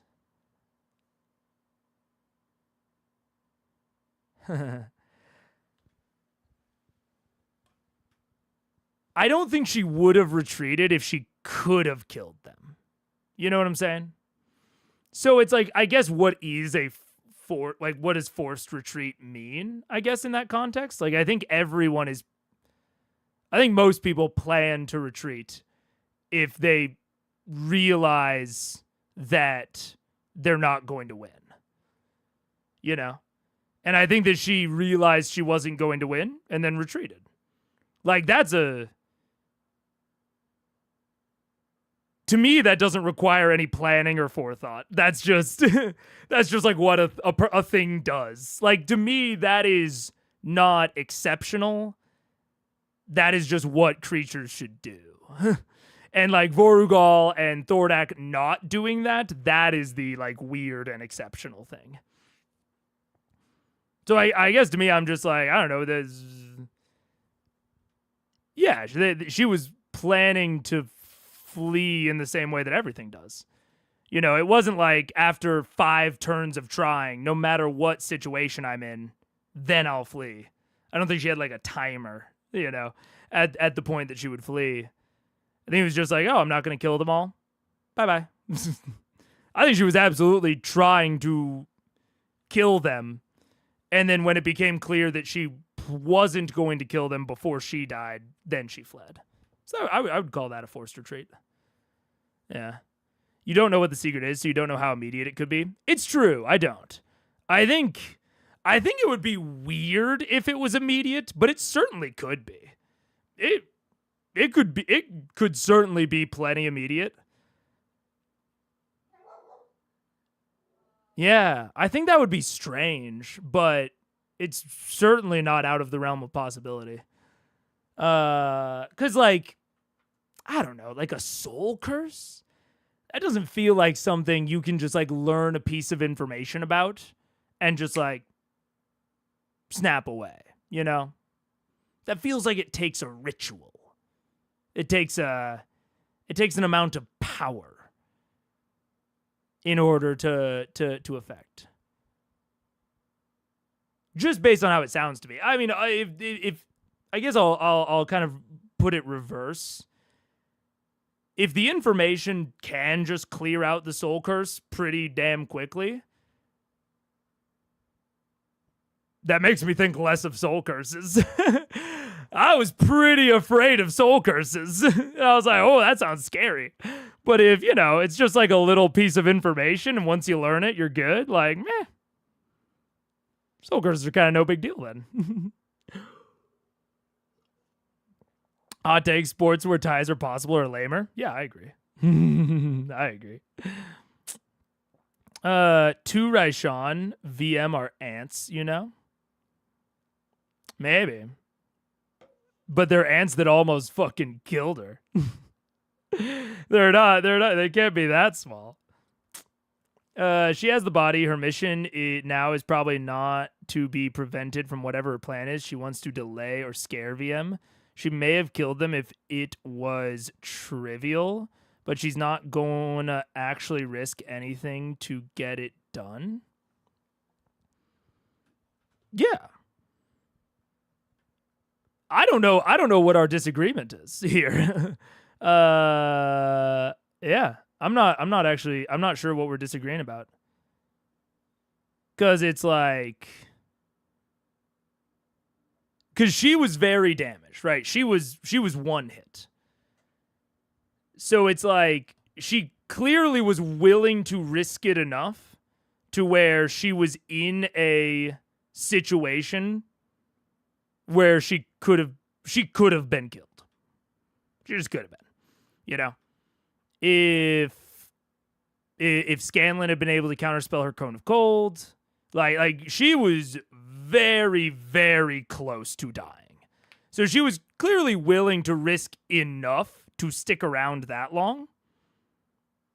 And then, again, in my head, it's like, okay, yeah, she retreated when she was really close to dying.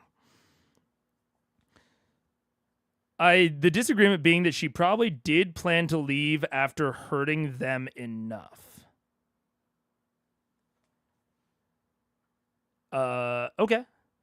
Maybe. I think she had to leave before then. I get nothing about how she retreated leads me to believe that she retreated because she's like, I've accomplished my mission.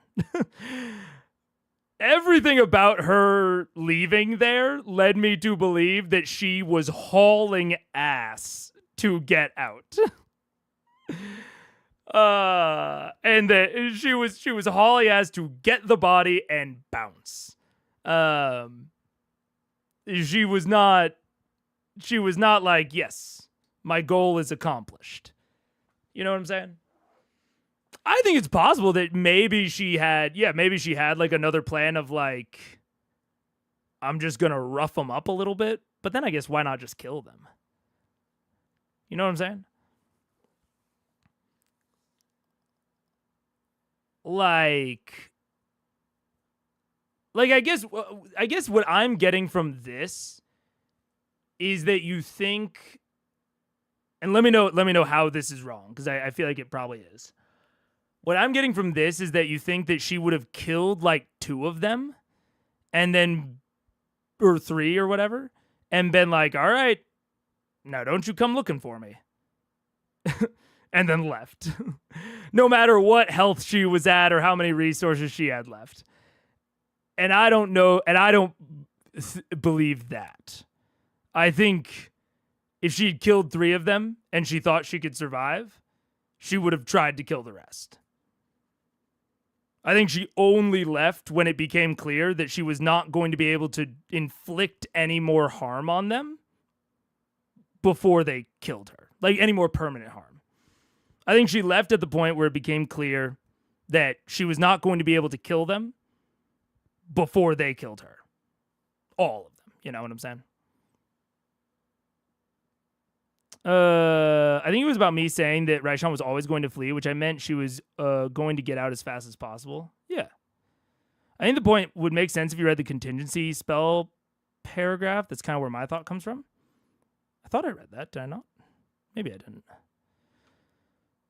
The contingency spell speaks of the level of preparation Raishan had ready. Once it triggered, her strategy turned from invaders must die to plans of escape. Only after she had been hasted did she begin using her legendary actions to reduce unavoidable spell damage. She also focused on keeping the party incapacitated so she could grab the remaining aids and retreat to Thordak's waiting corpse. Her last act was to wall off her enemies just long enough for her to make her escape. Yeah. I mean, this makes me feel like we are just talking past each other because I agree with this. Like, contingency, I think it's in the name. It's like, if her contingency spell had never triggered, she would have just kept trying to kill them. But it's like, yeah, she thought ahead a little bit, and she was like, oh man, if Vox Machina turns on me, I'm going to try to kill them if I can. Like, she spent a bunch of fucking resources and spells trying to kill them. It's like, I'm going to try to kill them as hard as I can. And then, in the event where I am not able to and I have to retreat, she thought a little bit ahead and cast a contingency spell. Yeah.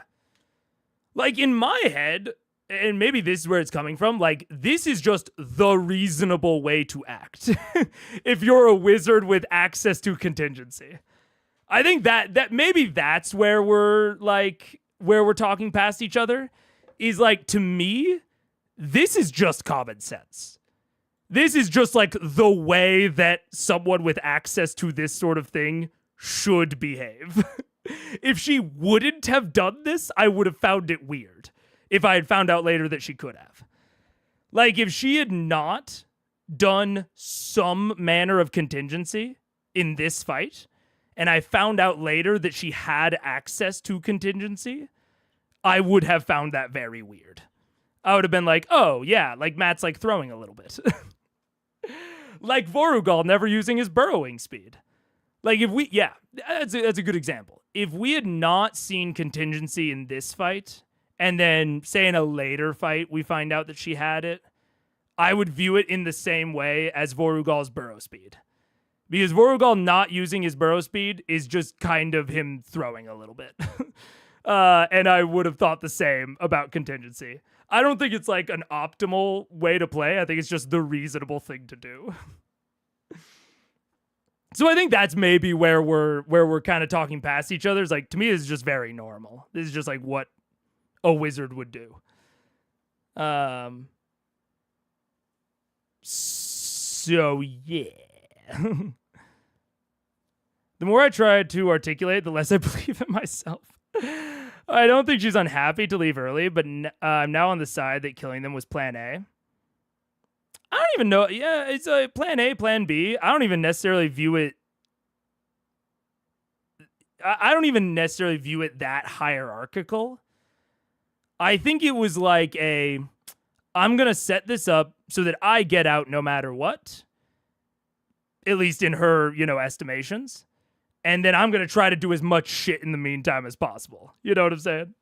I think she was trying to accomplish the absolute maximum amount that she could. Yeah. Now, and just because her plan succeeded, I don't think that's necessarily an indictment on Vox. Like, I think it again just goes to her power. She's just incredibly powerful. And so if she plans to do something as an 18th level wizard in a dragon body, that thing just kind of happens. There's not a lot that Vox could do to stop her. Because she's too powerful. She's too powerful. Yeah. Hasting yourself as a contingency is like setting a wake-up alarm, but the alarm also pushes you out of bed and gives you a boost. Yeah, kinda, yeah. You know what, fair. I guess I just don't see Raishan caring if they died or not, but that's just me.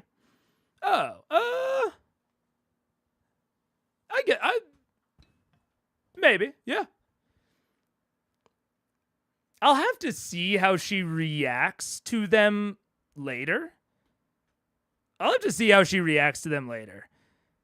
My impression of her was that she was kind of mad about them betraying her. But I could very much be misreading her impressions. So I think that's very possible. I mean, or how do I say it? She clearly tried to kill them, but I can very much accept the take that she might have been slightly apathetic about whether or not they actually died. And she was just trying to like cause as much hurt and harm as possible in the meantime. I don't know. My impression was her plan was always to grab the body and the eggs and escape to Bill, but Vox Machina decided to take on another Chroma Conclave member immediately after fighting another boss. Yeah. I think that she was casting something on the body. So it does seem like, I do think her plan was probably always to take Thordak's body. I don't know about the eggs, though. I think the eggs might have been a split-second decision. Because I think possibly she was... I don't know. I honestly don't know. Hard to say. But she was going to do something before Vox betrayed her. Which might have just been speak with dead, or it could have been teleport. Maybe she was just going to teleport the body away the whole time. I don't know. But yeah. I've always thought of contingency as protection health spell because my wizard has low HP, but using it at will haste is interesting. Maybe I'll switch it to that next time. It's definitely interesting as an at will haste. I agree. I don't think she's too powerful. She was a couple of lucky rolls from dying right there. I'm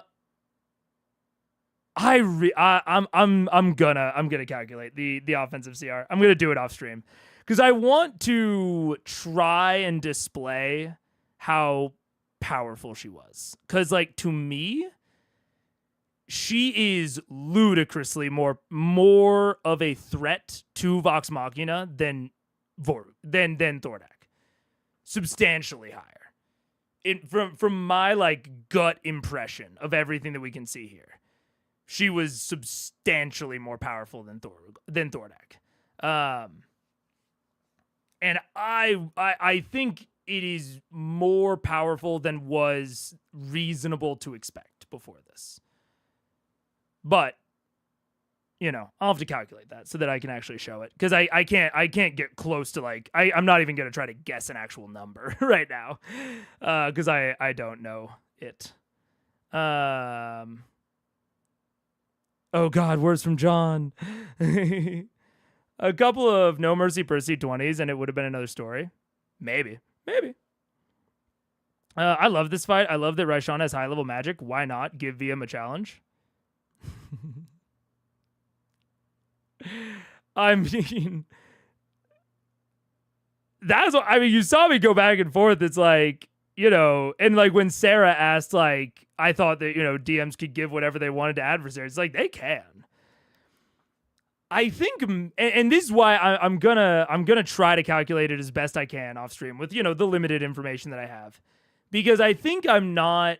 It's tough to convey how much stronger I think she is. I think she is like I don't know if these will be the actual numbers, but I think it would be like comparing a CR10 to a CR20. Like, Ancient Green Dragon is 22. Let's pop a look at a CR12.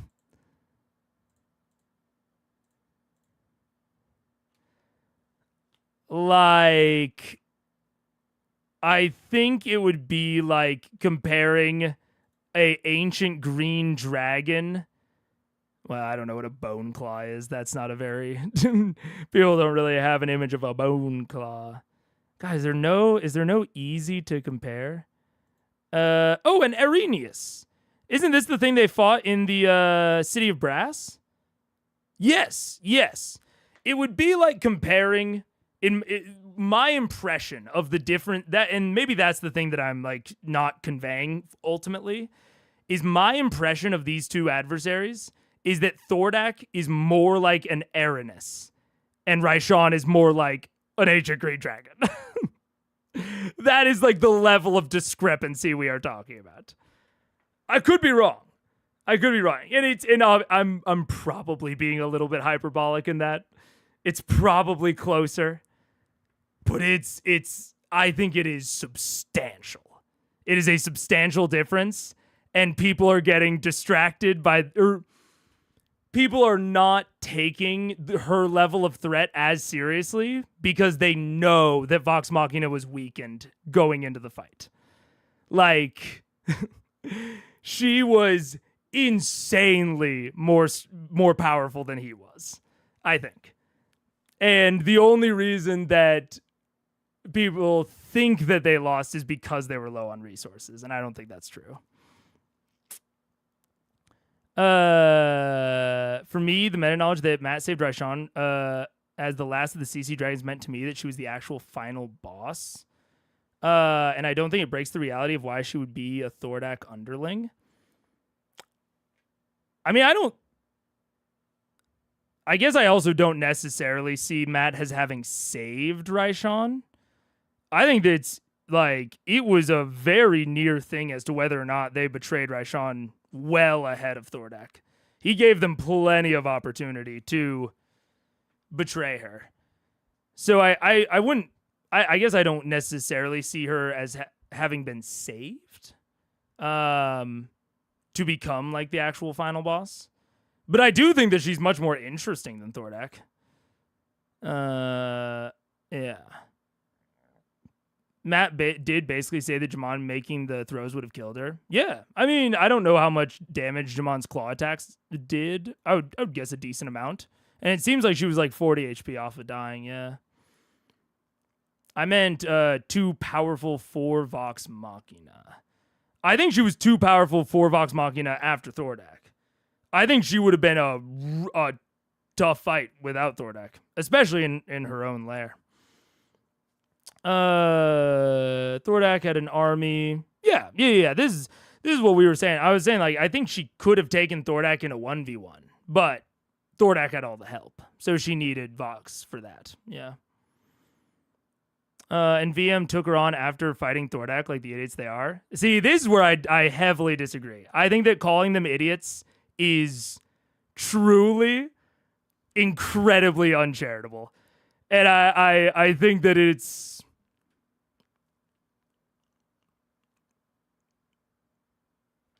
Yeah, just it's very uncharitable. I think that assuming that Raishan is as powerful as she is would have been ridiculous. It would have been like assuming that. It's. Yeah, I'm very much struggling to convey that she is so much more powerful than an ancient green dragon, and she was portrayed as being weaker than an ancient green dragon. And so for her to be ludicrously more powerful, I don't think Vox are idiots for not seeing that. I think that is unempathetic, maybe. Thordak was boring. Thordak was boring. Thordak sucked.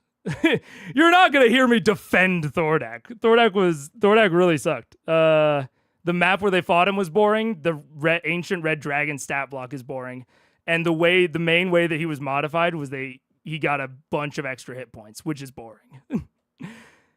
So yeah, I think Thordak would have been a lame end to the Chroma Conclave, like very, very much so. But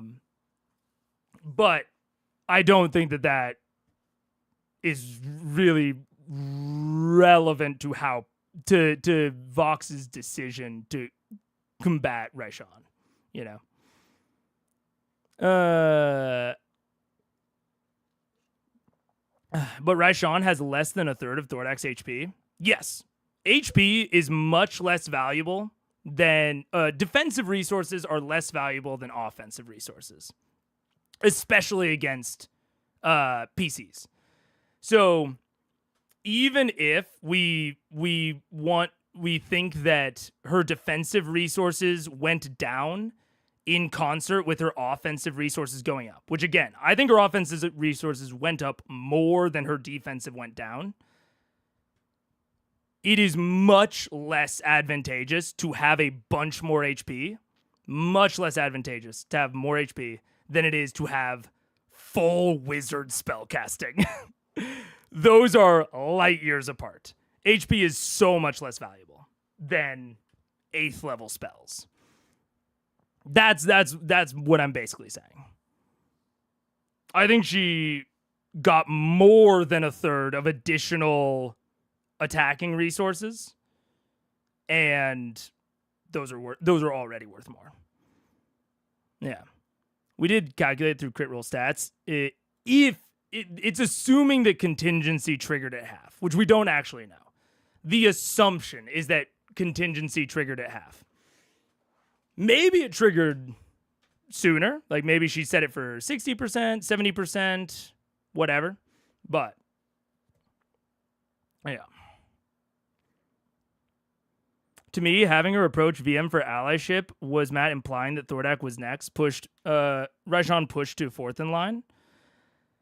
I think that her approaching...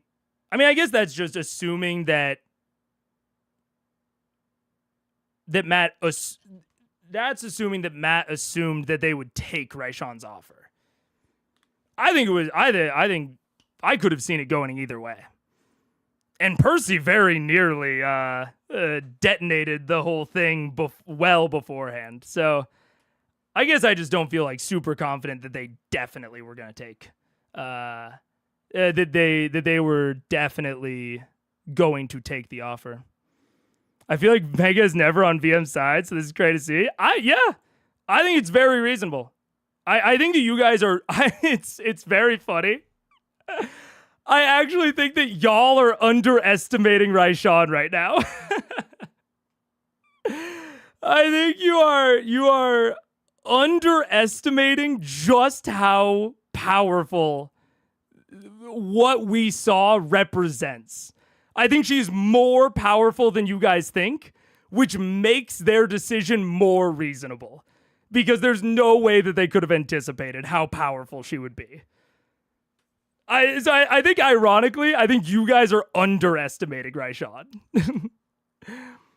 I think your party could take one's back-to-back ancient dragons is insane. And I never assumed she was really that weak. Matt even tried to imply she really wasn't that weak. Number one, they absolutely could have taken another ancient dragon. If she had just been an ancient green dragon, even with the health modifications and the AC modifications, they wiped the floor with her, literally no question. So yeah. And also, Vorugal was an ancient green dragon. I do think that my assumption was that she was like somewhere in the range, not wildly over Thordak. Because Thordak was set up above Vorugal and Umbrasyl. And so I thought she was somewhere in here. I didn't know where, but she's off the scale up. I really think that Raishan made herself seem weaker than Thordak to get what she wanted. Right. Like, I hear you guys. If she was as powerful as Thordak, who was already more powerful than an ancient red dragon should be, if she had been as powerful as him, I'm with you. She's just way more powerful than that. That's what I'm saying. And that's what I'm saying, that you guys are underestimating her.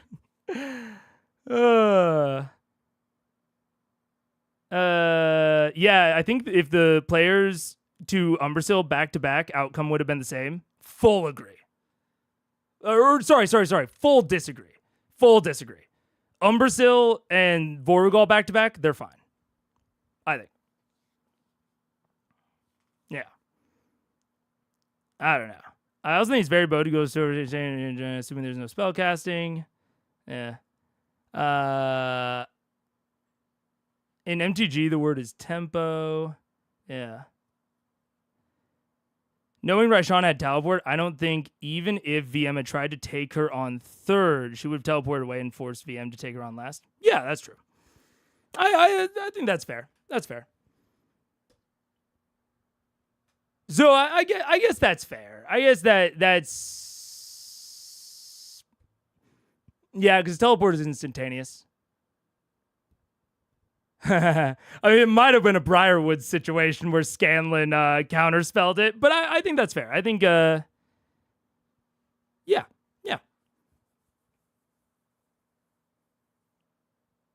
Yeah, I think that's a fair thought. Which that is at one point what I thought would happen. I thought that before she became their ally, I thought that she was going to be the last one, and that they were going to have to go 100 down in Wildmount. So that's fair. I can see that. Yeah.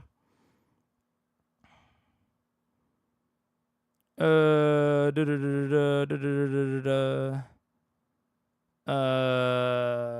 they knew ahead of time she was an ancient green dragons with arcane spells. Yes. But they knew that she was an ancient green dragon who had been soul cursed and that she had illusory spells. She did not cast any damaging spells. And like the illusory spell that she had, I think, was 5th level. If she had been a 10th level wizard, they're fine here. They're totally fine if she's a 10th level wizard. It is so much different that she's an 18th wizard. That is not 8 levels. That's not a linear progression of 10 to 18. an 18th level wizard can probably take on like 3 10th level wizards. I might be being a little bit hyperbolic there, but it's not a straight scale. If she had only been like a 10th level wizard, they handle her fine. You know, they handle her fine. She did not cast anything 7th level or above.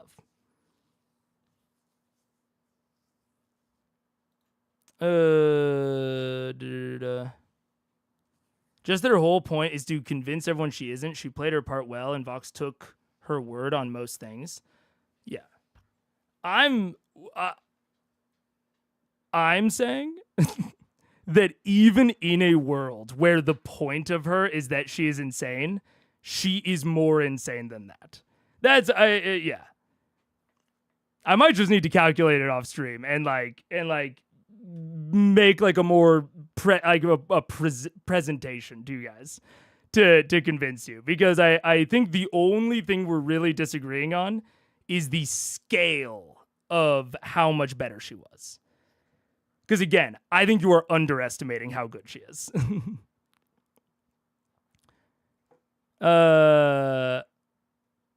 What do we have to indicate insanity from Raishan? Oh, I think insane, like insanely powerful, is more what they meant. Yo, doggies. It is rare a villain can have multiple conversations with protag without combats. Yeah. We'll let you do the maths. I might.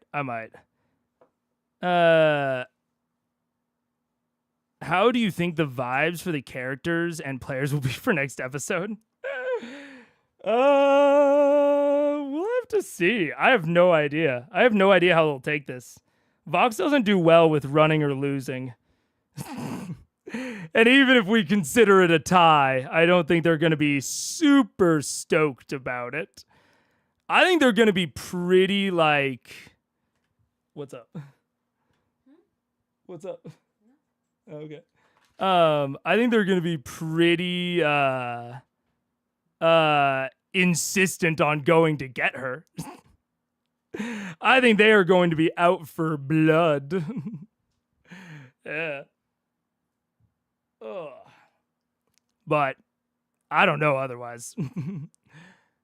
I just don't care that her power level is so high. I like how good she is.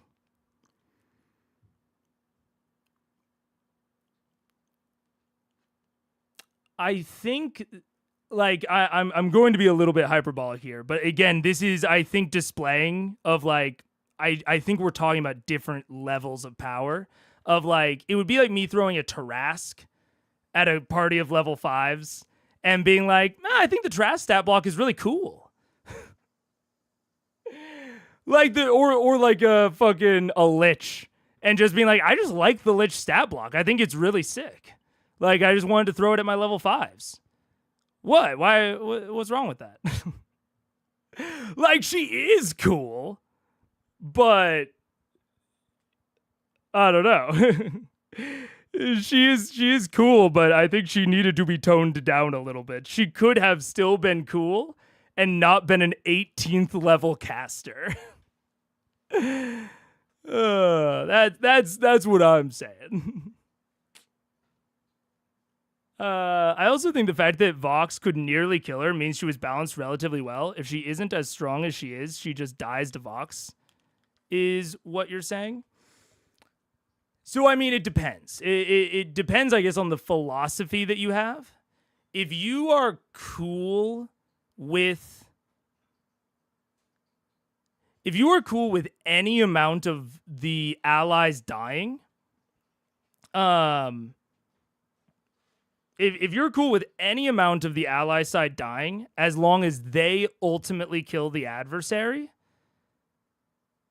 then yeah, I think she's well balanced. So I think it truly does depend on your design philosophy. Like I talked about, like offensive resources being worth more than defensive ones. Like that is because in order to kill one of the players, which is normally seen as like a bad thing and a pretty big loss. it doesn't take, or offensive resources are better at doing that than like stalling out the fight through HP. So honestly, like,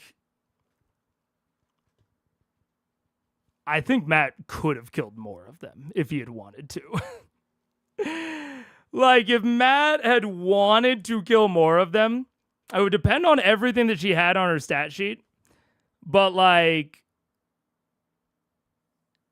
she had access to full PC stats. I think she probably could have killed them if she had played it ultimately tactically. With just what we've seen here. And, like, when we say, like, balanced relatively well, also the only reason that they didn't all die is because Devosa came. Like, if they hadn't had Devosa and Kima and Gilmore, they probably just do die here, all of them. It's probably just a TPK. And anything that TPKs, I wouldn't say balanced well in this situation. Because it was also like, or I don't think that she would have been giving that. You know what I'm saying? Vox are traditionally overpowered as fuck, so balanced around 8 strong PCs. Sometimes you need insane to challenge them. I mean, yes, true. Again, I've repeated it a lot. She's more insane than that. And the fact that they won is not necessarily indicative that she wasn't. Again, if you're cool with multiple, with the like really solid chance of a TPK, because like a few rolls go differently there, and it's a TPK for sure. Like it only takes like 1 or 2 dice switches to slightly go Raishan's way, and the entire campaign ends.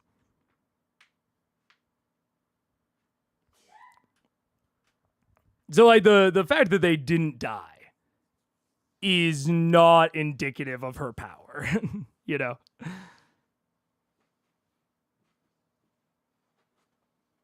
7P's at level 15, 2-sword powerful, a breast dragon. Feels like her holding her own is a good thing. Maybe. I mean, again, we can just add on like resources that the 5th level PCs have in the analogy. Maybe the 5th level PCs have a couple of hirelings and a fortification and, you know, all this. I still don't think it's reasonable. You know? So I don't know. But those 5th level PCs almost killed the Lich. No. If you have revival magic, then PCs dying is a wash in most cases, if that revival magic is guaranteed, which it's not in this game. I have to respectfully disagree. Vox are the level 5 party you throw a Lich at because they run at 10 to 12 strength. They're 7 to 8, not 4. They have a dragon on their side and vestiges.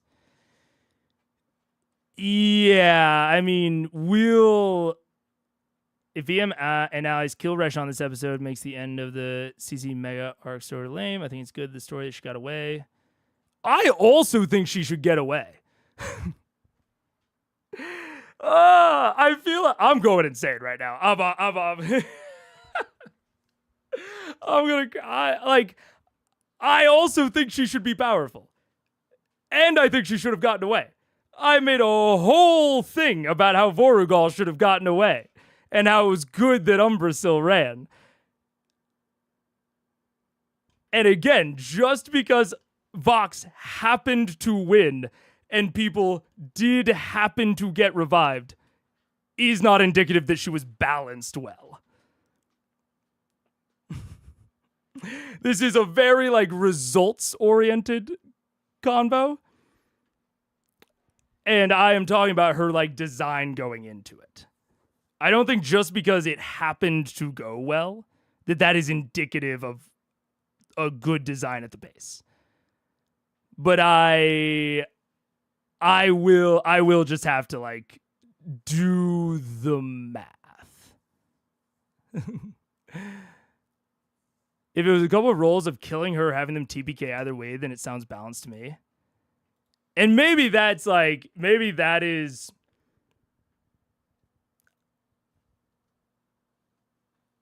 That is not how the rest of Critical Role has been balanced. I'll put it that way. That is not the balance that has been present in the rest of Critical Role. It's not the balance that the DMG recommends. It's... I don't know. Y'all have been talking about this for over an I hour. know. Paige keeps coming in and being like looking at me, and I know that I'm going on about this. I'm not unaware. I feel like Chad isn't hearing me. I know she's powerful. I also think that's good. I think it's good that she ran away. I think more Mats monsters should run away. I think it's weird that they don't. But I think that I'm just going to have to do the math to convey the extreme disparity in power compared to other monsters. Just because they happen to win is not indicative that it was balanced. And if that had ended in TPK, I think the conversation and the opinions would be different. And honestly, if it had ended in TPK, that would be okay. Honestly, I am mostly defending the fact that I don't think Vox Machina was stupid here. I don't think there was any reason to assume that she was as powerful as she was. I'm not even arguing that it was like a bad encounter design for her to be that powerful. What I am saying is that I don't think they were stupid for not realizing it beforehand, because she was so much more powerful than would ever have been reasonable to expect. That's my thesis. It is not that it's bad that she was powerful. It's not that she shouldn't have run away.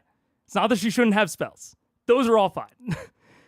It is that I don't think there's any universe in which Vox are the dumbasses for not realizing it. I don't think a single one of you in chat would have seen it coming. I think you like to think that you would have, and I think you are being very unfair to Vox. I'm being real. I'm crashing out on this. I think it is ridiculous to think that she was as strong as she was. Not even remote. And it might also be because I have DM brain on this. Because no other monster is designed like that. No other monster, just because they have a 6th level spell, does not mean that by implication, they have all of the spells in between. No monster is designed like that. At least to my knowledge. Here, let me look up the Lich. Let me make sure before I throw that out there. I'm almost positive, but the Lich would be the one if it did. Okay, the Lich, the spellcaster. Yeah, the spellcaster enemy actually does. I'm wrong. The Lich is an 18th level caster, yeah. So I'm wrong. But this is like taking a Lich and combining it with a, like, if you give me a Lich and you're like, yeah, it's the entire thing that he does, I'll eat that. I was about to make a wrong comparison. That's my bad. But a Lich is like the spellcaster enemy. This is like putting a Lich and a dragon into one. And that's crazy. And even then, the Lich has less spells at its disposal than I think she did. Or actually, it might be the same spells. Wait a minute. Did she just have Lich spells? No, she had teleport as well. But I don't know. I'll retract my statement. I'll modify it. Any adversary that is not the high-level spellcasting adversary, And like the Lich's entire stat block is just around its spellcasting and its paralyzing touch. So I don't know. It literally, I don't even think it has an attack. Oh, it does. It has a melee spell attack. Yeah. Are you saying Raishan is a Lich? Yes. Actually, 100%, she is as powerful as a Lich. She's more powerful. She's more powerful than a Lich. Because she even has more legendary actions. And she has the ability to cast any of her spells. The Lich cannot cast spells on legendary actions. She's substantially more powerful than a Lich. That's what I'm saying. And I don't think it is reasonable to expect Vox to have understood that she had the power of a green dragon and a Lich combined. I don't think so. I think both Raishan was overpowered and VM was careless in this fight. Yeah, I just disagree. I disagree.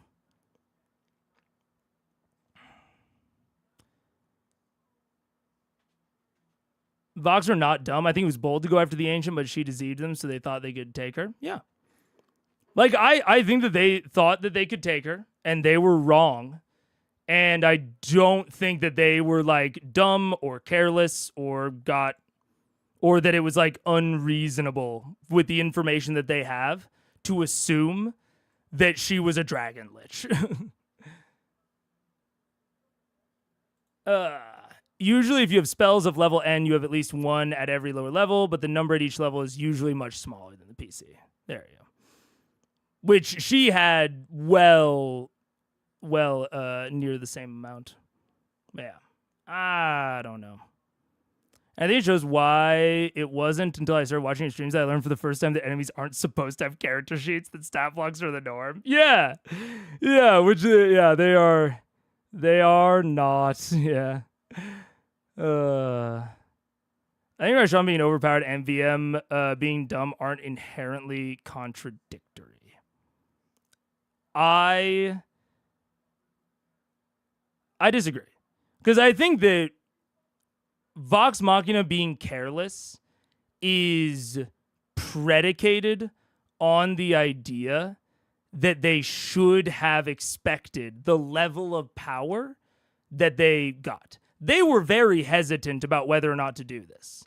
Like, Vax was debating it, Keyleth was debating it. Like, they did not give it, like, zero thought. They weren't, I truly don't think they were, like, I don't think they didn't think through it. And I don't think that there was any level, even if they thought through, I think that she is a ancient green dragon, probably bumped up, because all of them are bumped up, and she has some level of spell casting.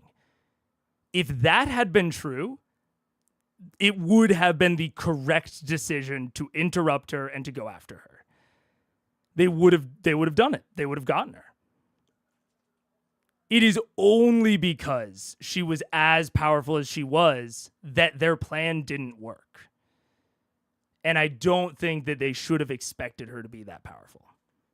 So that's why I very much disagree with the idea that they were careless in any way. I don't think they were. I think she was an incredibly abnormal enemy. And even if they had thought she was as abnormal as Thordak, that is still less powerful than she was. That's kind of what I'm saying. Is I think their expectations were reasonable. And with the understanding and the expectations that they had, they made a decision. And I don't think that the situation that they found themselves in is in any way expectable or could even be remotely expected based on everything.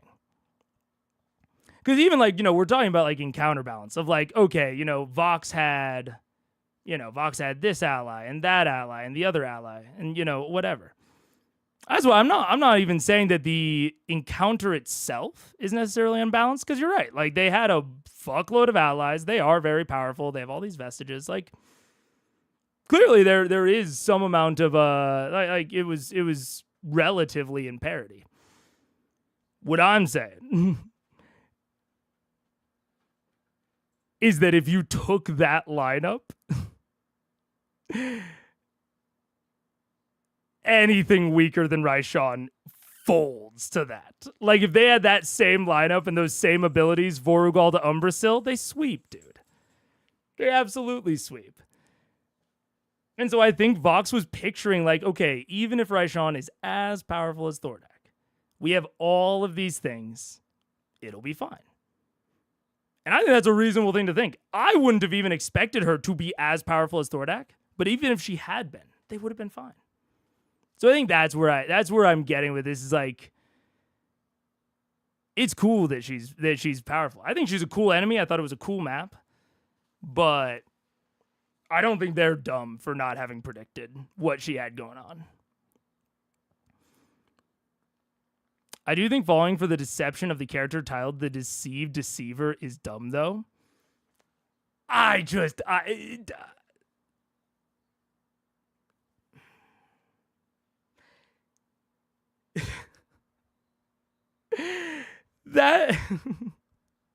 That's like saying this is a dumb analogy. I can't think of my analysis is going down. My head was like, if I name my car the Crazy Smith hitter, and you know that that's the name of my car, and then you meet me in person, and I give you no reason to think that I'm going to hit you with my car, and then we go out into the parking lot and you're like, bye, and I'm like, bye, and then a minute later I come and run you over with my car. Are you dumb for not thinking that I was going to do that? Like, I think that the deception in this case, there were very few tells to know that she was deceiving them. She didn't deceive them before this. She came in as assume, very quickly went to them and said, hello, my name is Raishan. And then gave them a bunch of truth. Helped them kill Vorugal. She didn't deceive them. The only reason that she is the diseased deceiver is, I don't even know if that is like an in-fiction name. I don't know if anyone else even called her the diseased deceiver in it. I think that's like meta information. I could be wrong about that. They might call her diseased deceiver in the fiction, but she didn't deceive them at any point. Like, so I find it hard to be like, yeah, she got one over on them. It's like, oh yeah, she just didn't show her full power because she never had to, you know? Which that is a level of deception, but also there's no reason for Vox to assume that it's deception, right? It's like, if she shows that she is more powerful than a standard green dragon because she also has this spellcasting, why would they assume that she also has even more power? Like, the idea of just like, they fell to her deception and she's the deception character, it's like, well, was it reasonable for them to fall to her deception? I think so. I don't see a reason that they would have, like, that would just be like assuming that every piece of information she ever gave them was false. That's the only way to like not fall for it in this case, is to always assume that everything she tells you is a lie, because she never gave you any like tells, you know? I think it was almost Vox's only option to attack Raishan as bold as it seems, since she was messing about with Thordak's body, which is concerning to say the least. Yeah, that's the crux of all of this, is that I don't think that what they did was even remotely unreasonable. I don't think they're dumb. I think I think it was a very reasonable course of action. I mean, that's also true, Ivo. That's very, very true. They should have waited to see what Raishan speak with Dead Spell did, which would have given the rest of the party to catch up and surround Raishan, but that's with hindsight. I mean, I very much agree with that. They said that they thought she wasn't casting Speak with Dead. So I did. Like, if you watch me watch it, I'm like, don't interrupt. Because I wanted to see what he was going to say. Like, I'm definitely on that wave. But I get why they did what they did. I wouldn't have done it, to be honest. Like, I wouldn't have done most of the things that they did in this situation. But I get why they did it, is what I'm saying. I think chat might be influenced with having more experience with Matt's homebrew monsters and thinking along those lines, more so than vanilla raw, because Matt likes beefier enemies. Possibly. She never to see them before. I think my experience with monster chat box from a DM point of view is affecting how I'm judging this fight. Possibly. And it's ultimately like, I think the fight was cool.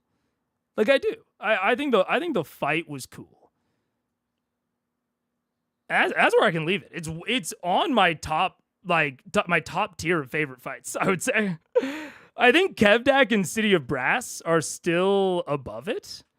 And I don't like all of the allies. And I do wish that she had less spells, but more, maybe like more consistency. Like, I wish she wasn't bound by spell slots, because that's weird in terms of adversary design, but it's not necessarily bad. It's just a lot for a DM to manage. There was the main downsides to that fight were that there was so much for Matt to manage. That's my entire downside. But in terms of like, and that like slows down the pace a little bit. But in terms of like fun, I think the map was cool.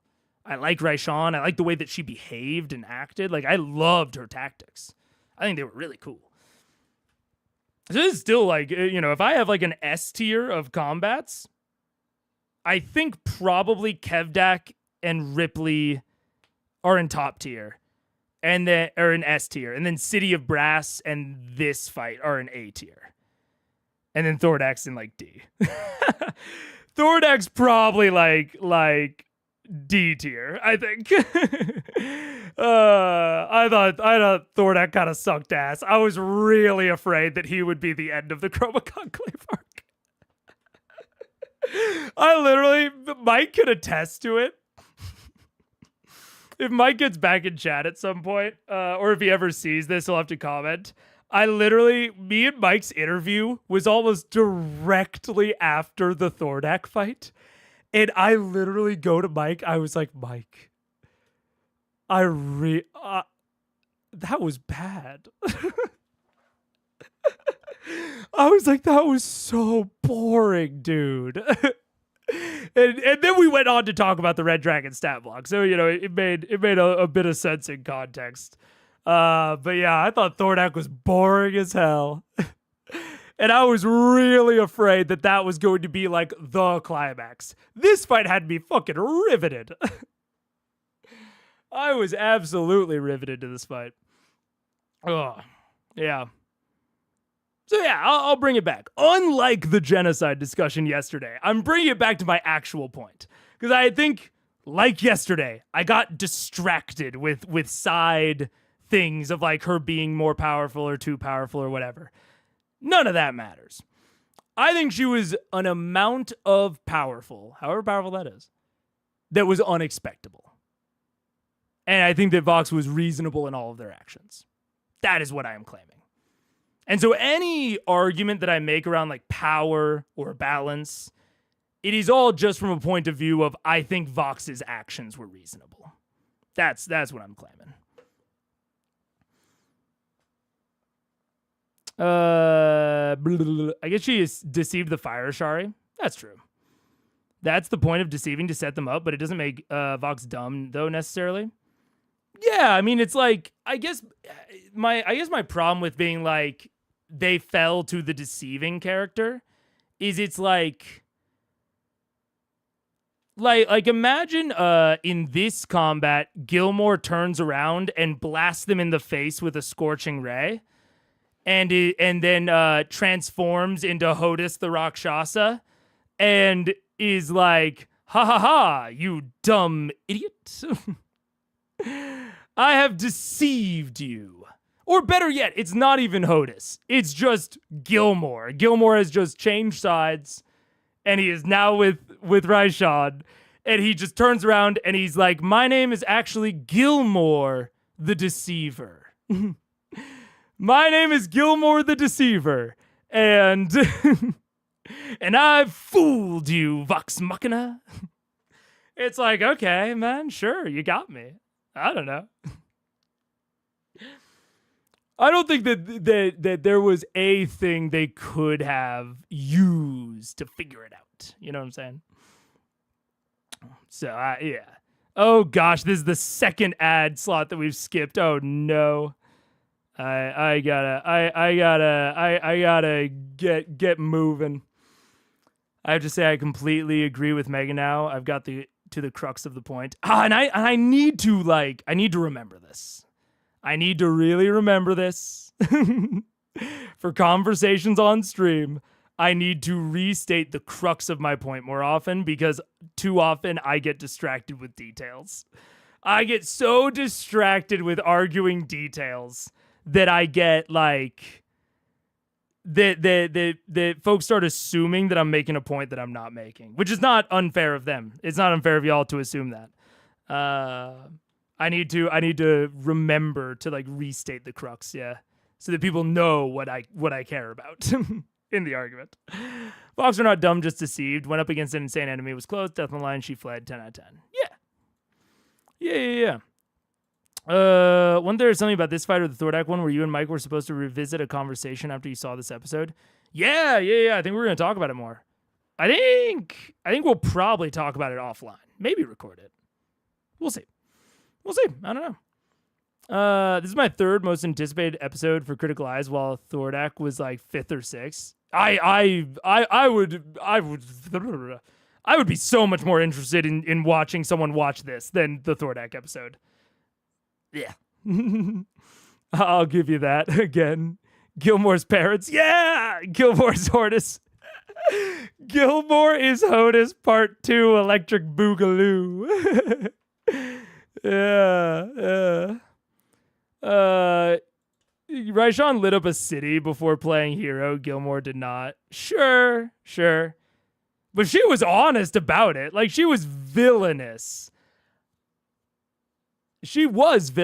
Like, I treated her with plenty of skepticism when she would tell Vox things. I just would never have anticipated her being an 18th level caster.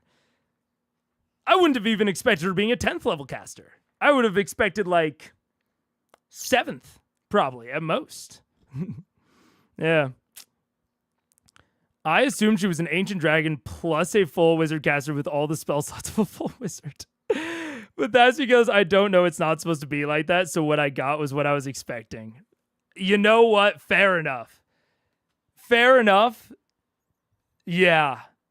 That's incredibly uncommon and makes her incredibly potent. Yeah. Yeah, I mean, fair enough. If you got what you were expecting there, yeah. Because, I mean, I guess, let me even put it this way. That's more powerful than 2 Ancient Green Dragons. That combination. Ancient Green Dragon plus 18th level Wizard is more, I think, well, maybe it's not more dangerous than 2 Green Dragons because of action economy advantage. Never mind. That's probably not true. But but it's up there. It's close.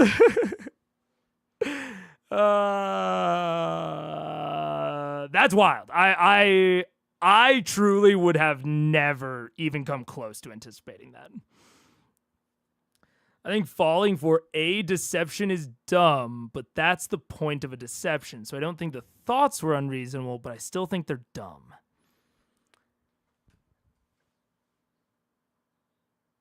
I don't know if I can disagree with that. I don't know if I can agree with that.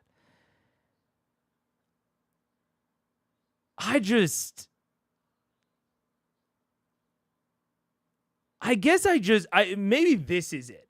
I just don't know that they fell for the deception. Like, in my mind, she very blatantly and openly revealed and indicated that she was a spellcaster. So I was like, she's a spellcaster. And just holding back abilities and just not using abilities, to me, that's not really a deception. That's not real. Like, there's no, like, it's not like she told a lie and they, like, didn't see through it. Like, I'll give an example. I think a deception that Raishan did do is, what did Raishan lie about? She lied about how she got to Whitestone, right? That was a deception that they absolutely could have seen through, and they failed to do so. I would call that falling for a deception. Because there was a very clear deception where there was something like untrue that was said. And they absolutely could have seen through it and like confirmedly known that she was lying. It's like, but with the information that she gave us, I think it is just as reasonable to assume that she is an 8th level caster, an 18th level caster. Fuck. Why not just assume that she's an 18th level wizard and a 5th level fighter on top of all the green dragon stuff? Like, at this point, if we're just saying that she, like, you know, kept her cards close to her chest, then at that point, it's like, okay, well, maybe she was also a 10th level fighter or artificer. Like, shouldn't they have expected her to pull out magic items that she crafted? You know what I'm saying? Like, there's nothing specific for them to have seen. So I think that they probably did expect her to be more powerful than she let on. I don't think they were deceived about that. I think if you asked any member of the couch, they would tell you, yeah, I thought Raishan was more powerful than Umbrasyl. I think they would have said that easily. Even though Raishan let on that she was less powerful than Umbrasyl. Like, if you look at like how she acted, she's like, oh, I'm a weak little dragon. I think all the members of the couch would have said, I think she's more powerful than Umbrasyl. And I think if Umbrasyl had been in that room, it would have been very reasonable for them to go after her. So I guess I just don't think that they got that deceived. You know what I'm saying? I guess that's maybe where I'm at. My dog's Rudy. Oh, you have a fool? You don't even have a dog. Imagine you were playing Gilmore in this fight. Would you question Matt in the middle of the game with your DM meta knowledge about how dragons are supposed to be, or wait till post-sesh to talk? Definitely always wait till post-sesh. I'm a big post-sesh believer. I don't like to interrupt the pace if I can help it. If it really matters, like it's like a major rule discrepancy that is like going to change the entire course of the session, maybe then I'll interrupt. But to the point that we've made, while it's not recommended, she's just abnormally built. She's very, very powerful.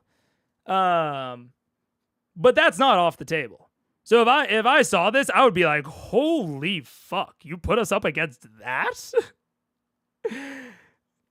You know, I would maybe question their sanity a little bit. But then I would think a little bit about it a little bit more, and I'll be like, well, we had a lot of allies, like, whoo, that was risky, that was dangerous, whoo. You know. But, like, I don't think the way that Matt built Raishan was invalid. I just don't think that there was any way for Vox to have predicted it. I guess not anyway. Clearly you predicted it. But I don't think that most people would predict it. So I would wait till post-session to talk about it, and then I would be like, was that an 18th level caster? Like, did you just like slap a wizard class onto a dragon? I would probably ask, but well, actually I probably wouldn't even, because Raishan got away. And I wouldn't want any spoilers. So I probably wouldn't ask. I would be like, holy fuck. That's an 18th level caster. Holy shit.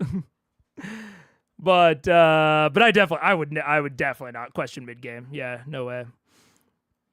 I think the deception in my mind is that she's weaker than she truly is. Either you believe her at her word, think she's a chump, or you disbelieve her. And my kind of stance is that I think they thought she was more powerful than she said. I just don't think they thought that she was as powerful as she was.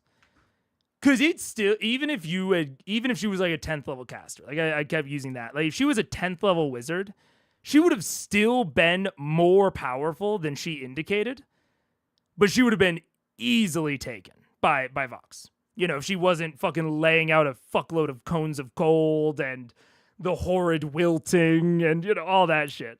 That was still more powerful than she let on, or that would have still been more powerful than she let on, but not as powerful as what it ended up being, you know. They actually ironically assumed she lied about the things she told the truth about. Yeah. She implied it with her disease, which is why VM thought she was super weak. And this is, you know, maybe this is, you know, we won't know. I did not assume that she was super weak, especially after seeing the meteor swarm. But I would never, even after seeing the meteor swarm, I would have never assumed that she was as powerful as she ended up being. What's up, Mom? What up? You're coming in right at the end of a very intense session. Oh man. It was really cool though. Like I did not have I think all of everything that I've said. I just didn't have even remotely this strong of feelings about Thordak. Like, no matter what we're saying in any scenario, I would take Raishan every day over Thordak. Every day. Even if we agree that they're dumb or whatever. You know, whatever. I don't care. I'm taking that every day of the week, you know? Because it was so much more interesting. Like I said, I was riveted. I couldn't take my eyes off the screen. It was so interesting. It was a really fun fight. Again, the low points of that fight were the points where all of the players were just sitting there watching the action unfold. Those were my big low points for the fight. And I don't blame Matt for that. I would have probably handled it a similar way if you took me even 2 years ago and asked me to just like DM the situation. Like, you know, presented me with the situation, just asked me to run it. I would have run it the same way. So I don't blame him at all for that. I've started to, especially seeing how that went. It's like, oh man, I think that would have been even better if like the players had controlled Devosa. But that's, you know, new realizations part of it. An interesting way to look at it is, why would Raishan boldly try to mess with Thordak's body against Vox's wishes if you didn't think you could take them if they challenged you? Well, they did agree to let her do that to the body. She didn't know it was against their wishes, right? And like they sort of set up that that's what was gonna happen. Like she told Vox that she was going to do that a long while ago. And I think there's an amount of like, there was only a few of them there. She easily could have taken Vax and Keyleth. So I think she probably assumed that they wouldn't attack her, even though they did. That's probably a bit you could argue they were deceived to think they could actually take her in that situation. Maybe. Again, if I'm being like generous to Vox, I don't think that Liam thought he could kill Raishan there. I think he wanted to prevent her from doing what she did. And then the rest of Vox Machina was going to come and join him. I don't think that Vax thought. I think Vax. I mean, from what we heard from them, they thought she was gonna like teleport him away, and they wouldn't have the chance to engage after she completed the spell casting. So I don't necessarily think he thought he could take her alone. It was more that he really wanted to interrupt the casting of the spell. And then he thought he could survive until the rest of Vox showed up. And then it does seem like he did think that that the rest of him and Vox could take her. I think they definitely thought they could take her. Yeah. Yet she had all the cards, not Vox. Yeah. I mean, again, I just think it's reasonable that they didn't know she had all the cards. You go back and review all the on-screen Raishan appearances catalog and see what, if any, hints we got from Matt on how powerful she was for this fight. Oh, that is an interesting idea.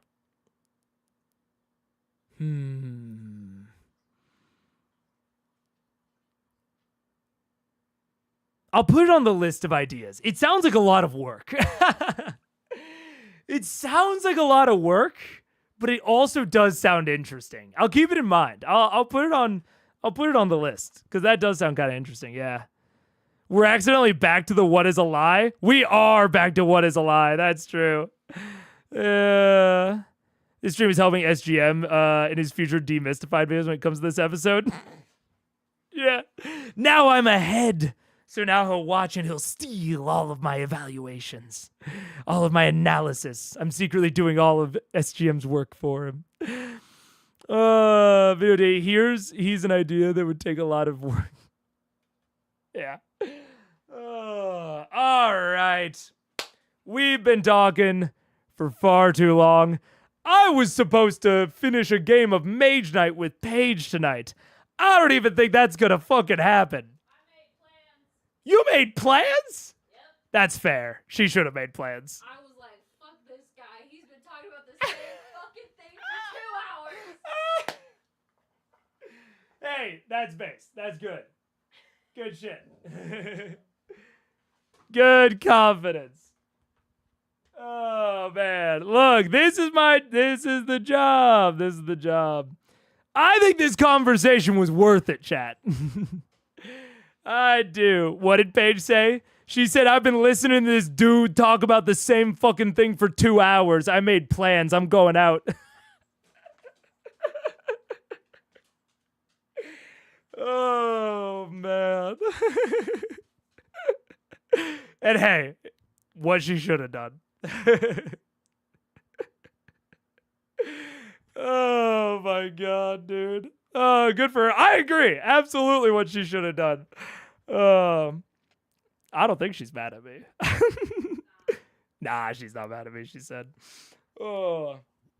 We've talked about this. It doesn't happen often that I go way over expected time, but we know it's a possibility. Oh, girl boss Page for the win. I agree. Been a while since been chatting. I missed the actual episode, but made the long chat engagement party. You did. Oh my gosh. This was, I mean, like I said, I didn't have, it does mean this was a good fight. That's exactly what I was about to say, Crazy. Is like, this fight and this situation. Last stream, the thing that I talked about the most was the Vax Keyleth situation. Like, should they have attacked Raishan or not? Like, it is... And that was before I thought Raishan was as dangerous as she was. I thought she was weaker when they did that. And so it's and I've said it before. I think DMs have to take big swings. Making Raishan an 18th level wizard.